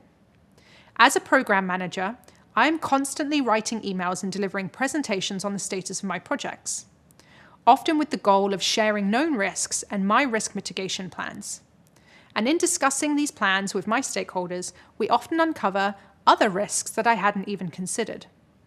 For example, in a recent meeting, I was presenting a potential new product to a stakeholder on a different team. In the meeting, the stakeholder flagged their concerns that my solution might create time and resource risks that could have a negative impact on their team.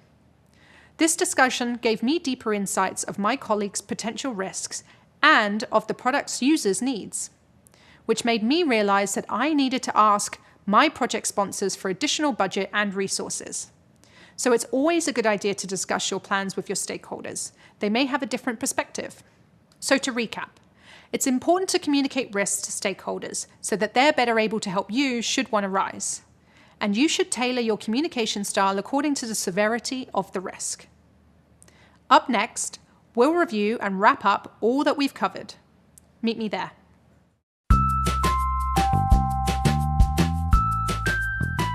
My name is Aji, and I'm a senior program manager at Google. Program management spans a lot of different industries, a lot of different applications. At its core, it means that we bring order to chaos.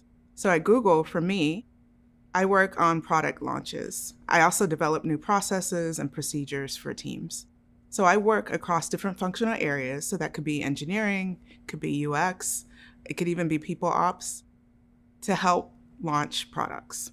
To me, risk management means looking ahead and trying to anticipate issues. So I liken it to the analogy of, being on a ship and being the person looking ahead to make sure there's no rocks, right? A lot of our projects, I would say for the most part, at least in my experience, are never just done in a silo. Like there are other dependencies, right? And other teams that are depending on you to execute.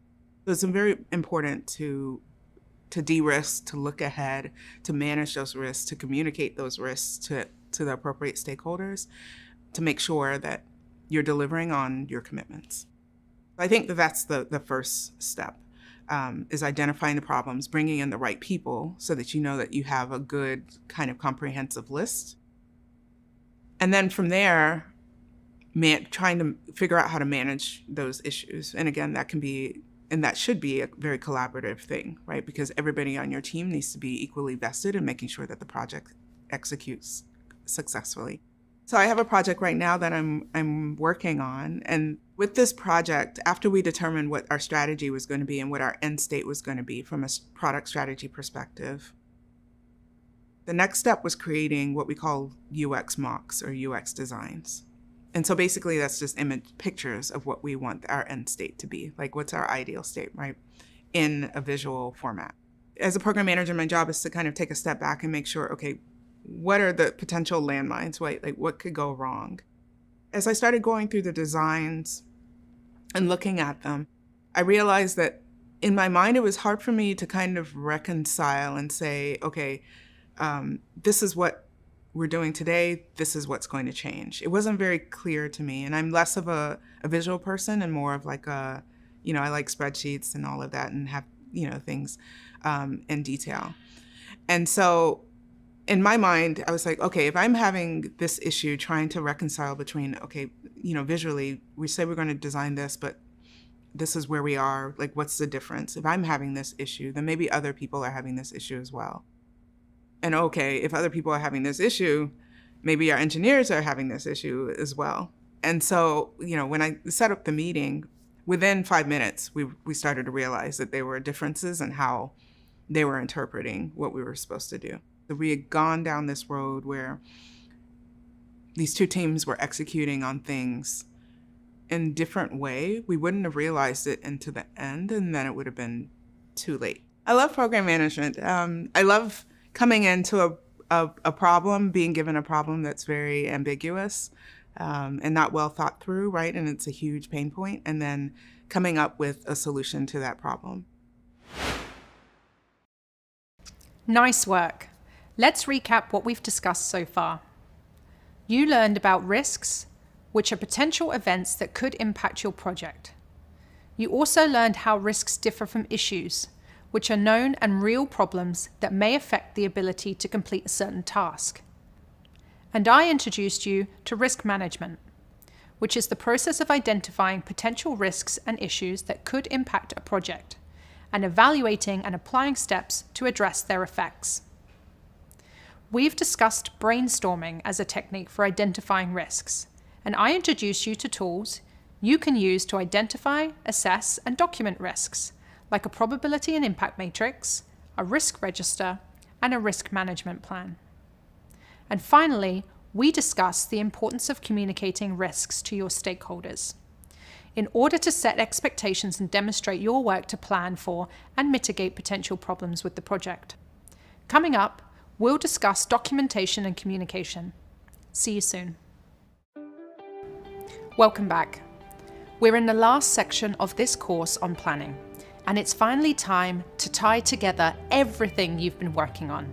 So far, we've covered the key components of the planning stage: how to set a schedule, create and manage a budget, and how to identify and manage risks. Up next, I'll discuss the importance of project communication plans. There are many ways to effectively communicate during the planning phase and beyond. Here, I'll teach you some great communication strategies, and I'll show you how to create a successful communication plan for any project. Let's get started. Okay, let's start with an example. Imagine you've planned a surprise party for your best friend's birthday. You've been working on it for a month, and finally, it's the big day. You show up at the restaurant where the party is happening, but there's an issue. The host says the reservation was cancelled because no one confirmed. A friend shows up with the birthday cake, but you'd asked them to bring cupcakes.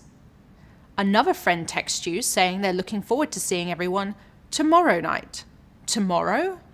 And then, in the middle of all the confusion, you look over to see that your best friend has already been seated on the other side of the restaurant. Not exactly the surprise party you had in mind. What happened? Poor communication happened. The friend who made the reservation forgot to tell you to confirm 24 hours in advance. The friend who ordered the cake never saw your email asking them to get cupcakes. And you assumed everyone in the group text message got the update that the party was on Friday, not Saturday. Fortunately, your best friend appreciated the effort and was surprised anyway. But whilst you and your best friend can have a good laugh about the party planning breakdown, if something like this happens at work, your boss and co-workers might not think the same. Communication is very important to every project. I'd even argue that it's the most important tool in making sure your project runs smoothly. Many times, what contributes to the success or failure of a project team comes down to whether or not everyone understands what's happening and how their tasks contribute to the project's goals. As project manager, you play a big part in making sure everyone knows what their roles and tasks are.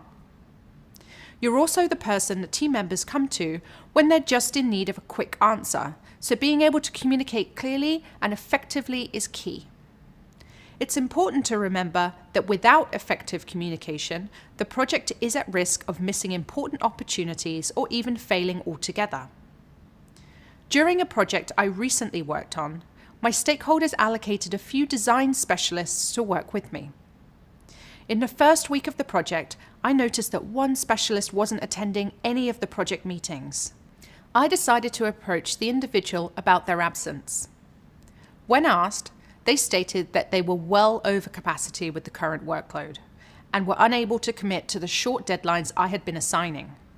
There were a couple of breakdowns in communication here. First, between the specialist and their manager. And second, between the specialist and me, the project manager. Ideally, the specialist and their manager would have communicated better with each other about the specialist's ability to take on the workload. If I had not communicated with the specialist, their continued absence at meetings could have resulted in lots of lost time, the project being delayed, or not being able to deliver the project in a satisfactory way. As it turned out, we only ended up losing a week of work due to the lack of communication. However, since I followed up quickly, we were able to pivot and assign another specialist to the project. So we know communication is very important. But what is communication exactly? To put it simply, communication is the flow of information. It includes everything that's shared, how it's shared, and with whom. Good, effective communication is always clear, honest, relevant, and frequent. But not too frequent. There is such a thing as information overload. Effective communication makes it possible for your project to run on time and up to the expectations outlined in the project plan. So take full advantage of tools like meetings, emails, phone calls, written documents, and formal presentations, and make sure they are accessible by everyone. It's also important to remember that communication is not a one-time event or a one-way route. It needs to happen throughout the entire life cycle of the project, from the project team and stakeholders, as well as from you. So be sure to clarify goals and client expectations, follow up on action items, and communicate delays as the project progresses. This will help you avoid issues and setbacks. As the project manager, you're responsible for creating a consistent flow of communication throughout the project. Setting the tone for team communication and working to make sure everyone's on the same page, every step of the way, gives your project the best chance to succeed. Okay, hopefully it's clear that communication is incredibly important to manage a project. Coming up, I'll show you how to make a communication plan that will help you manage all important communication. See you in a bit. So far, you've learned some common ways of communicating during a project. Let's take that a step further by learning how to create a communication plan that will help you manage all the different kinds of communication that will happen during a project. Trust me, there's going to be a lot of communication, so you'll need a plan to help you stay aware of it all and to use as a tool for communicating effectively. A communication plan organizes and documents the process, types, and expectations of communication for the project. The size and complexity of your communication plan will be different for every project, but it is always good to have one, especially when multiple stakeholders, different phases, and change management are involved. It will really help you, your project, and the stakeholders. Just like other plans related to the project, your communication plan needs to address these questions. What needs to be communicated? Who needs to communicate? When communication needs to happen? Why and how to communicate? And where the information communicated is stored. Let's break down each question with a sample communication plan that I've created for our Plant Pals project. First off, your communication plan should include what you're communicating on, or in other words, the type of communication. This could include things like status updates, issues, feedback from users, daily check-ins, and other types of project meetings.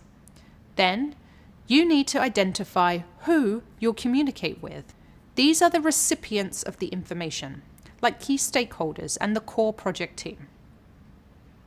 For each type of communication, record when to communicate.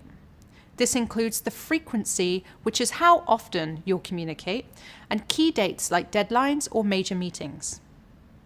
One thing to keep in mind is that not everyone needs to receive the same amount of information at the same time. Generally speaking, your key stakeholders will get their information less often, like in a monthly high-level summary email or project review meeting. But your core project team could receive more detailed info through daily email updates or quick virtual check-ins. Next, include how you'll communicate or what delivery method you'll use. This could be email, in-person or virtual meetings, or a formal presentation. Your plan also needs to include the goal of communicating. This is your why. So ask yourself, why are you communicating? Is it to give a progress update, identify a risk and address barriers? Or perhaps you need to figure out next steps, detail preparation plans, and reflect on lessons learned. The goal of communication could be a combination of any of these, or some other reason altogether. In either case, there must be a purpose for communicating, otherwise you risk wasting valuable time. Finally, include where communication resources are located, along with any other notes. I'll talk more about best practices for storing information in the next video, but for now, try to remember that relevant information should be easily accessible so that you, your stakeholders, and your team can quickly find the resources they need to make decisions, work on tasks, get caught up, or provide updates. One more benefit to an effective communication plan is that it allows for continuity of the project's operations. If a new project manager comes onto the project and sees the plan, they should be able to quickly access past meeting notes and documentation, as well as current and upcoming communications. The communication plan also helps with effective change management, the process of delivering your final project and getting it successfully implemented. When others have access to the communication plan after you leave the project, they'll be able to fix any problems that might come up, make decisions, or apply similar processes to a new project. Hopefully by now, you're feeling more familiar with the ways a communication plan can lead your project to success. Keep in mind, this is just a basic plan, and there are lots of other ways to structure one. It all depends on what kind of project you're working on. Up next, I'll take you through the details of a communication plan and show you how to use it to manage project communications effectively and efficiently. Now that you know what a communication plan is and the basic categories that go in it, the next step is filling in your plan. In this video, you'll learn how to set up a communication plan that works best for all the different people involved with your project, and what kind of information to include in your plan. Things like who needs to be involved in the project communication, what's the best way to communicate, why are you communicating, and how often should you communicate. There are a few key benefits to planning your communications upfront. Creating a communication plan helps improve the overall effectiveness of communication, keeps people engaged and motivated throughout the project, and gets stakeholders involved in effective conversations. Let's try building a sample communication plan so you can see how it helps with managing the different aspects of project communication. we'll continue with the Office Green Plant Pals project. Here's an example of a basic communication plan using a spreadsheet. Before anything else, think about what types of communication you'll be using throughout your project. Feel free to refer back to your RACI chart and stakeholder map, which are tools that will help you figure out what type of communication might work best for each person, group, or role. In this example, let's say the stakeholders are busy senior executives who may not need day-to-day details. So instead of daily meetings, it's better to send a newsletter that summarizes key milestones and project progress to date. Let's type that in. The core team, on the other hand, may benefit from a daily stand-up, which is a daily meeting designed to bring everyone up to date on key information. Here, each team member briefly describes any completed work and any barriers that stand in their way. This is common in Agile project management, as it helps the team stay coordinated and move quickly throughout the project. So, we will go ahead and enter daily stand-ups in this row. But sometimes, daily meetings aren't possible for given time zone restrictions or other obligations. Don't worry, there are other ways to keep communication flowing. For example, the project team that created this program had daily email status updates for the whole team to report which action items were being worked on for the day. They also used a project tracker for tasks and milestones to make sure everyone's on the same page. Next up, think about who needs to receive information about your project. These are the communication recipients. It helps to look back to the stakeholder map and RACI chart again. Ask yourself, who needs to be heavily involved in the details? Who has high interest in the project? Who needs only to be informed of major milestones? I already mentioned that key stakeholders would be receiving a monthly newsletter, so I'll type that in now. Also, we know that the core team will be participating in daily stand-ups, so I'll add that in as well. Excellent. We're moving right along. Next up in recipients are the project subgroups for marketing, procurement, and product development. Let's add separate meetings in for each of those groups in addition to the core team meetings. Since those subgroups are not part of the core team, you might only want to meet with them weekly instead of every day. Let's add weekly check-in to each of these. Great. Another best practice is to list contact information and time zones in your communication plan. That way, you know when people are available for communicating. Let's add that in. Feel free to hide this column, since it contains sensitive information about people involved in your project. There are other ways to list contact information privately and link it for easy reference. I'll teach you how to do that in another video. If you're having trouble deciding which type of communication to use, one way to help you choose is by thinking about the frequency. As I mentioned earlier, a senior stakeholder probably won't be able to attend daily meetings, and they don't need every piece of information. Instead, you can communicate with a senior stakeholder on a weekly or monthly basis, and you can focus on high-level status updates like overall progress, recent wins, or milestones reached, and current metrics. In this case, let's send out the project newsletter once a month. If you're unsure, it's always great to ask senior stakeholders which method of communication works best for them. When you work with your core team on a project, you need to get into more of the day-to-day details.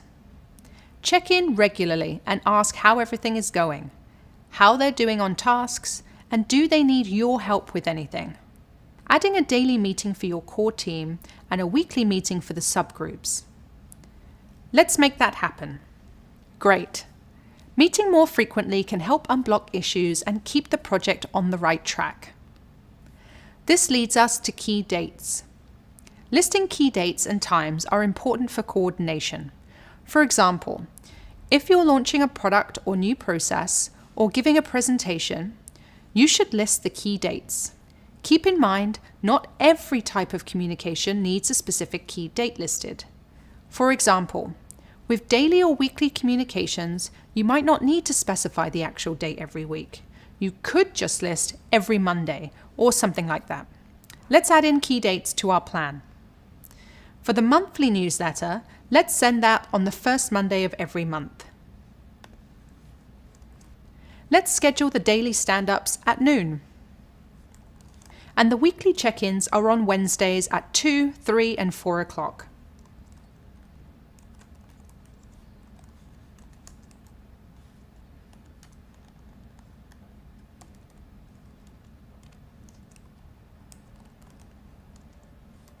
Wonderful. Now let's talk about delivery methods, like email, in-person, and virtual meetings. A shared document that gets updated regularly, or a progress report that gets presented. Deciding the best way to communicate is a skill. One thing I continuously need to adapt and work to improve in my role as project manager is communicating among different teams and levels of authority. A director or executive may only have 5 minutes, so I need to be concise and know exactly what I need from them. Likewise, I might be used to communicating via instant message and video chat with my core team. However, one of the subgroups on the project might respond better to emails and in-document comments. Let me add in these methods for our communication plan, starting with email.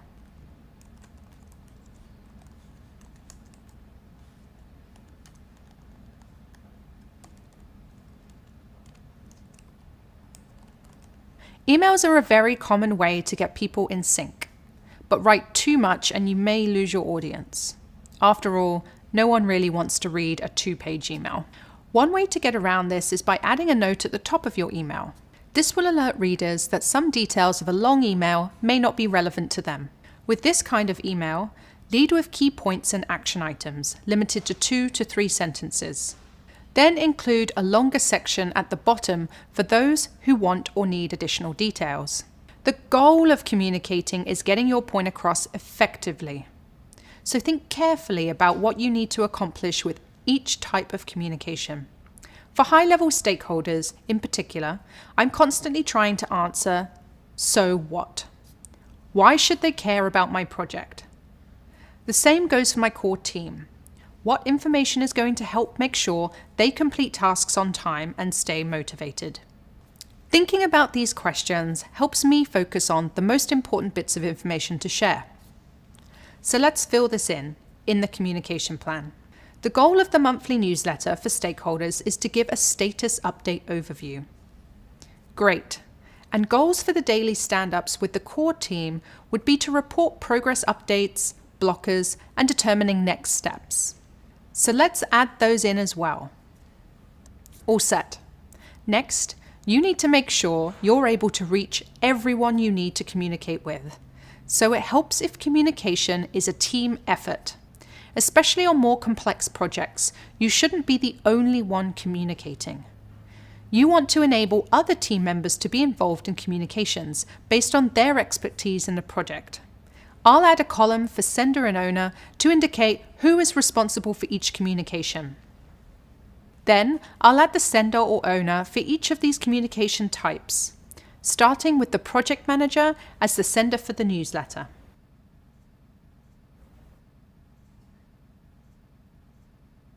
Great, and we are all done. Keep in mind, it's always a good idea to check in with everyone to make sure communications meet their needs. Everyone absorbs information differently. What works best for you doesn't always work best for others. Some people are more visual and want to see charts and graphs.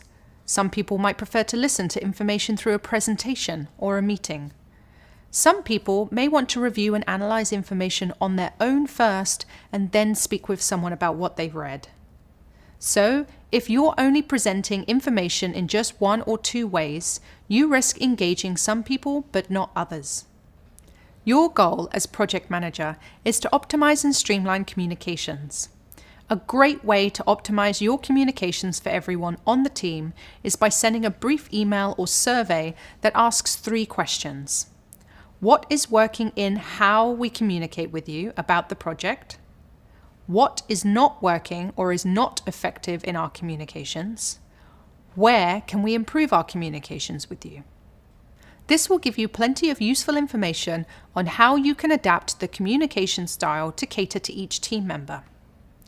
Communication plans contain a lot of important information, and there are so many different ways to set one up, depending on the size of your team and the needs of your project. Whichever system you choose to use, the most important thing is to make sure your communication plan clearly identifies who needs to be involved in project communication, what methods are being used to communicate, why are you communicating, and how often you are communicating. So that wraps up our discussion on how to effectively fill in a communication plan. In the next video, I'll share with you some best practices for documenting all the information you and your team will be communicating throughout the project. See you in a bit. Great to see you again. Now that you're here, let's talk about the importance of documentation and how it serves as a form of communication for others to reference and contribute to. I'll share an example with you. Once I worked on a project that involved several teams, from quality assurance, testing, design, partner engineering, and program managers. Each team was responsible for their own set of deliverables. To keep all teams on the same page, it was important for everyone to store their plans and reports in one centralized place. This allowed any team member to quickly find the documents they needed. Documentation storage and sharing is very important. Having plans in one place makes communication quicker, easier, and more streamlined, because everyone knows where to find any information they need. And just as important is making sure your files are stored with clear labels or organized into folders. For example, on my team, we have certain reports stored in one central place. This makes it easier for teams in different countries to find and share their research with each other, which optimizes workflow and reduces duplicate work. Documenting and organizing plans also provides visibility and accountability. Your project plan is a great example of this. Each task has an owner and a due date. This creates visibility for the members of the project team and accountability for the task owner. It's common for members of the team and senior stakeholders to reference your project plan and associated documents when they need a refresher on timelines or milestones. So having up-to-date plans will help ensure there's no room for misinterpretation or miscommunication. Once you've created a centralized location for your documents, it's time to think about managing permissions of your files and folders. If someone isn't a core part of the project team, you might not want them to have full access to all of the meeting notes. Instead, summarize the relevant information into a status report for those who need to stay informed of final outcomes, but don't need all background information. There's another big benefit to setting up your project plans and centralizing them in one place: continuity. As the project manager, there could be times when you need to suddenly leave the project. Say you got sick, transferred to another project, or needed to take a leave of absence. Another project manager may need to step in, and if all the project information is scattered across unorganized personal notes, it's not very helpful. But if you documented all the plans in one place, the new project manager can find everything they need and pick up right where you left off. So, it's always useful to store guides, manuals, meeting notes, plans, and processes all in a centralized place and clearly labeled. You'll also want to make sure the people in relevant roles are granted access to those documents. So even if you're not present, the project can carry on. As project manager, it's your job to ensure that project data can be accessed in the future by others. Documenting your plans and making them available is part of a project management best practice called knowledge management. If someone needs to review this project for making decisions or planning similar projects, They should be able to easily access the information they need. It also helps set the tone for future projects and future project managers, which can be incredibly helpful if you happen to be the one jumping onto a new project. For example, if an architect is working on a kitchen remodel and they want to make a decision about the design, they can look at the old project plans to understand why the decision was made to put the sink in a certain location. Or if a new architect comes in halfway through the remodel, they might want to know why the other architect designed the plumbing a certain way. By looking at the old plans, they can go back and get the information and context they need to move forward with more informed decisions. It's also important to determine what kind of information to share with whom and when. Focus on the key information related to what specific individuals need to know. Think about this scenario. A project manager who's working with all the VPs at their company decides to send out daily updates. From a communication standpoint, what could be the potential impact of the project manager's decision?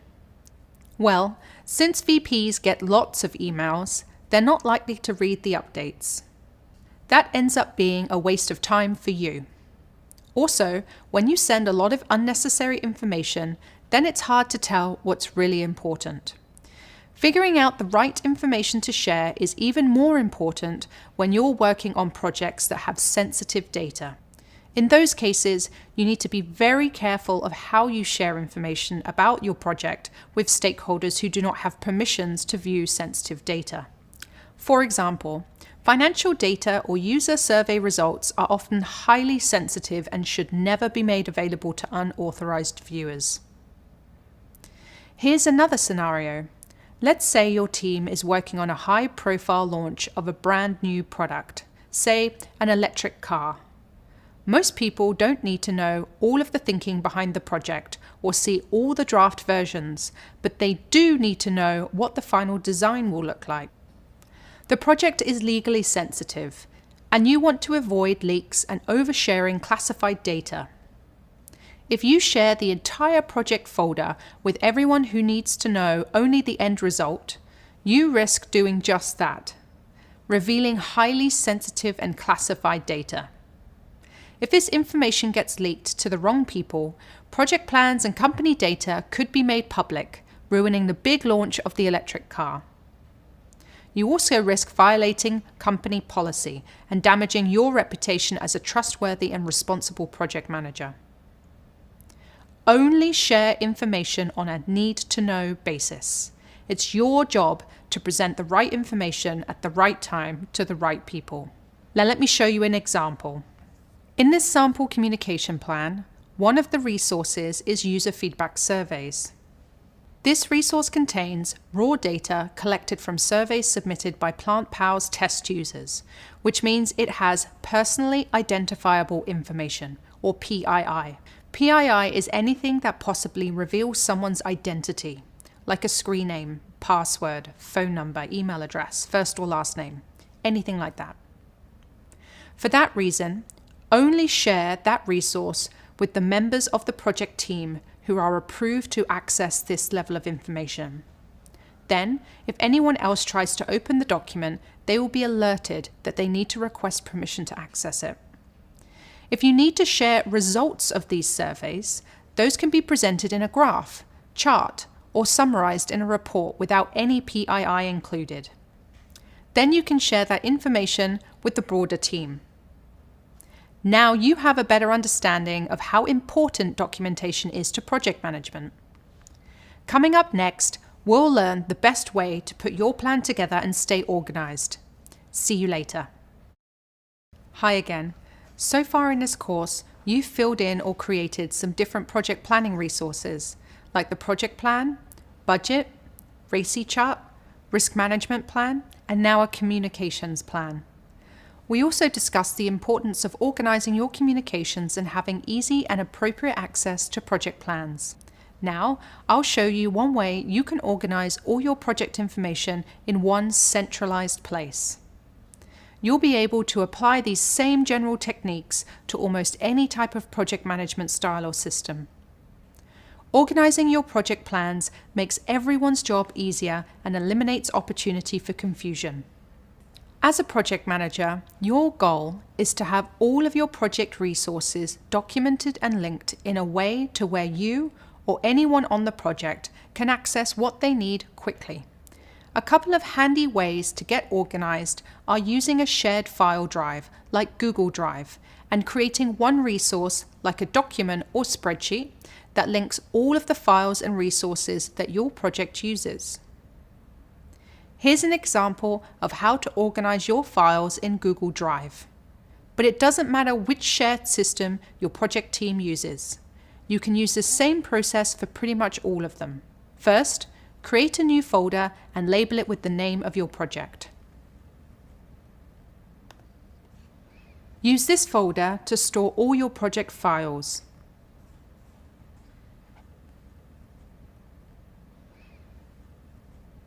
You can even create subfolders and store them in the main project folder.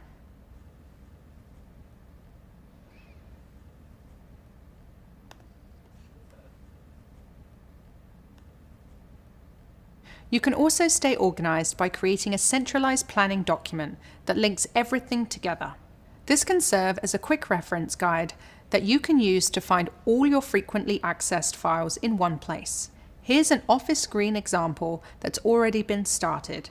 One at a time, select a resource name, then link it.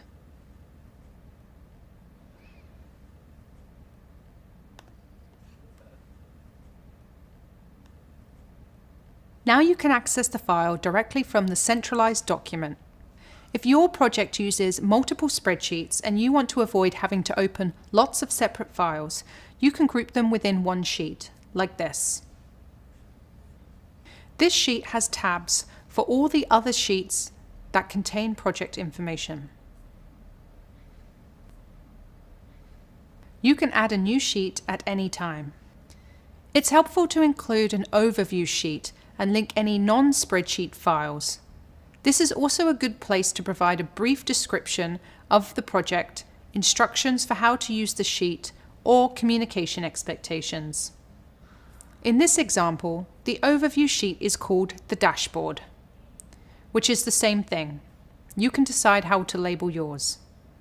There you have it. Now you're organized and ready to show everyone what an awesome project manager you are.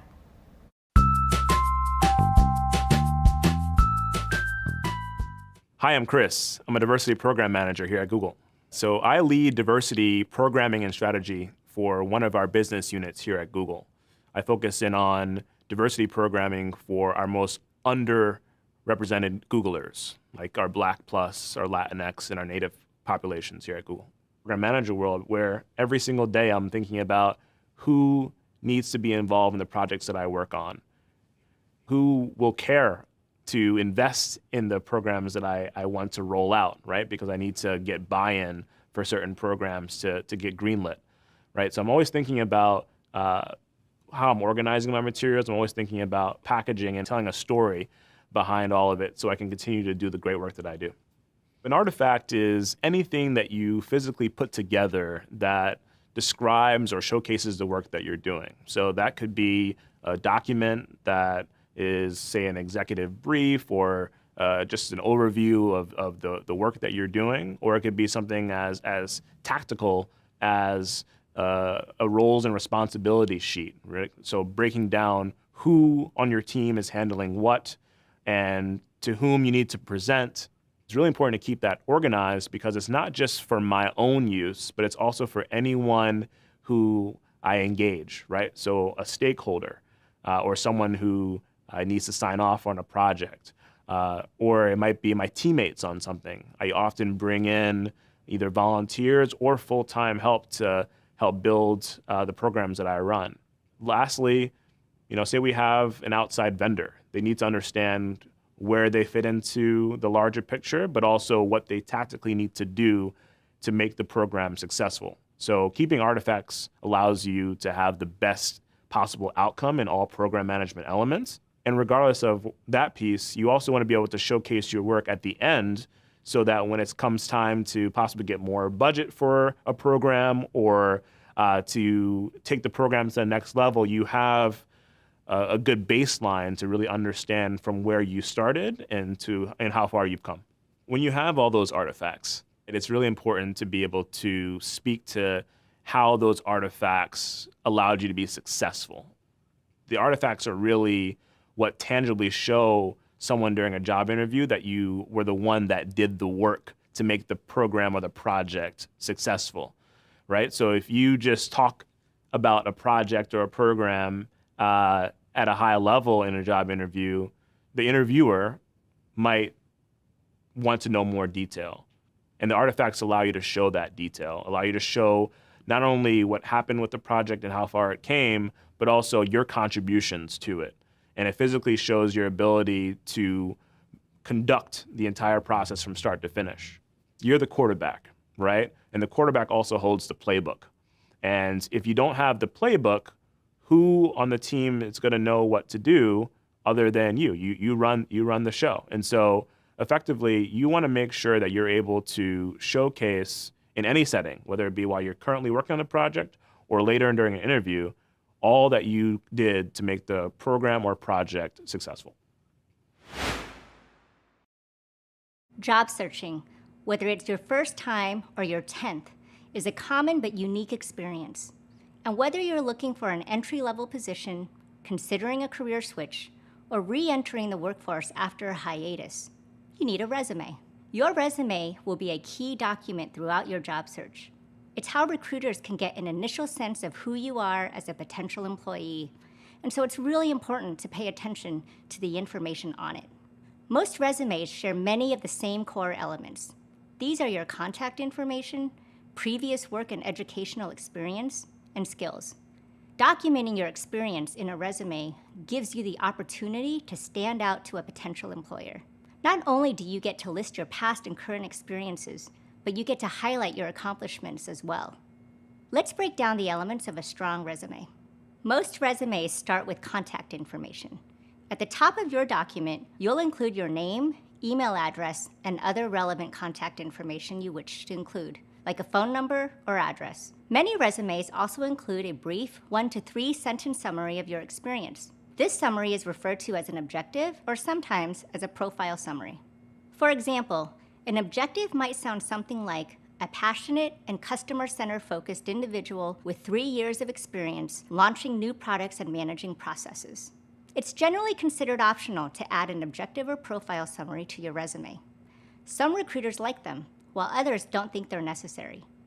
An objective or profile summary can be helpful, however, if you're looking to change careers and want to highlight transferable experience to a recruiter.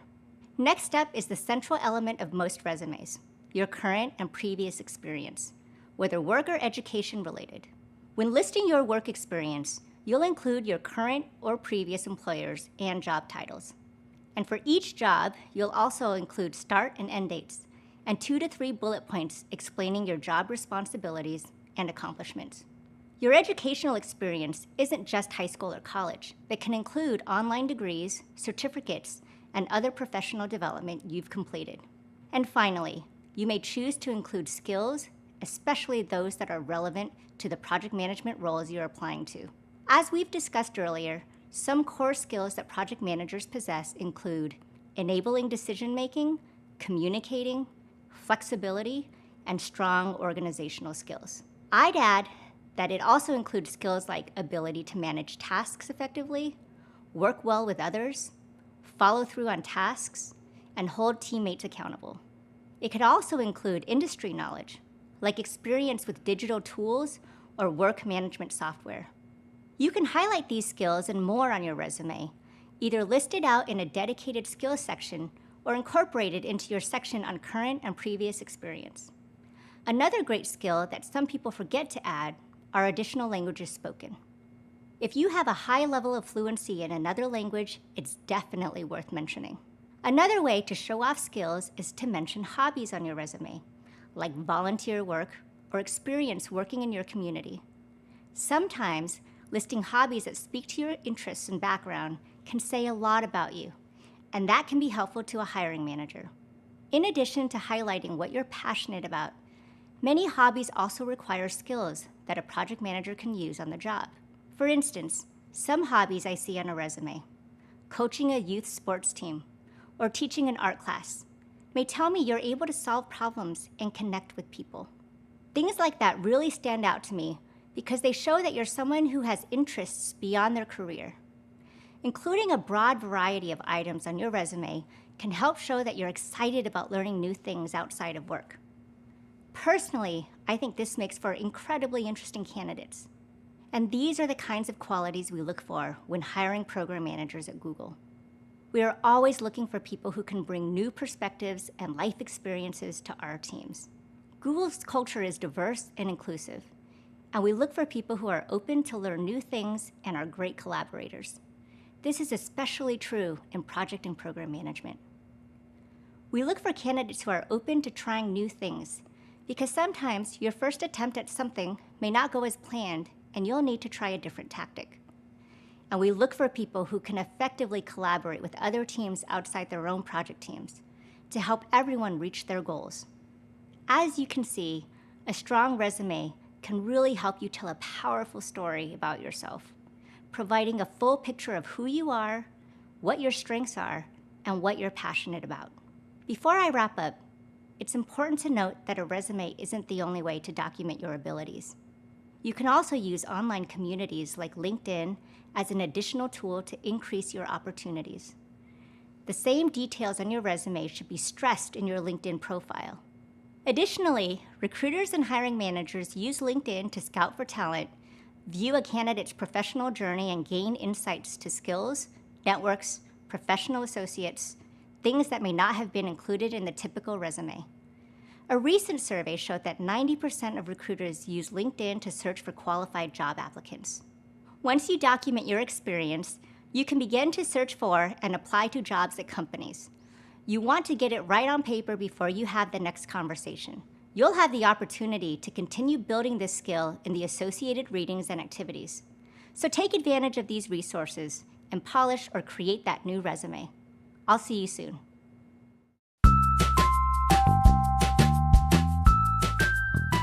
I'm Dan, and I'm a program manager at Google Research. As a program manager in research, I work to make sure that all of the teams I work with are on the same page, whether that's product teams who are implementing the research or research teams who need to understand kind of how to define their research agenda for future projects. So a lot of what I do is effective communication and trying to create kind of detailed documentation so that everyone can kind of connect the dots. One thing that I've observed as a program manager is a kind of a proliferation of documents, or what I like to call death by 1,000 documents. So it becomes really important to have one kind of master document where you centralize all the kind of sub-documents or smaller docs that you might need to execute a project. And then you can just go to the master document and find what you need, even if that lives somewhere else. So I can go into my kind of master tracker and I can find the program charter. I can find the budget. I can find the agreed upon scope, any document that has approval matrices, which is a list of all the approvals I need, things like that. If I can link out to everything from just one place, I know that I'll always be able to start there and find what I need. There's not a one-size-fits-all approach to project or program management. So you might need a risk management plan for one project, but not another, and there might be some other type of documentation you need. So really keeping everything organized and starting from one place is the most helpful tip I can give. A broader trend in program management or project management documentation is that you don't just take one pass at a document. You don't finish your project plan or your project charter in one go. You have to constantly return to it, revise it, and continue to, it's a living and breathing document. And the more detailed you can be in your documentation, the fewer iterations you're going to need to go through later on, because they're more likely to get things right the first time. You've done a lot of work so far. Let's take a moment to review all you learned in this course. First, you learned the key components of the planning phase and explored how proper planning ensures that milestones and tasks are completed. Next, you learned why it is necessary to create and manage a project plan, how to utilize time estimation methods to prevent project failure, how to get viable estimates using soft skills, and which tools you can use to build a project plan. Then, you learned what the components of a project budget are, how the budget process works, and the concepts behind estimating and tracking a project budget. And we discussed how the procurement process flows to manage paperwork, bids, proposals, and performance. You also learned about risk management and how it helps prevent project failure. You learned how to identify risks and measure their impact on a project, and how to communicate and monitor potential risks once they're identified. Finally, you learned how important it is to document plans. You learned how to organize plans to provide visibility and accountability, and what elements of a simple communication plan are vital to project success. In the next course, you'll continue on to executing and closing a project, where my colleague Alita will be your guide. She's going to teach you all about tracking and measuring project progress, risk management, using data to make decisions, and effective project communication. I had a wonderful time sharing my project management experience with you. Best of luck.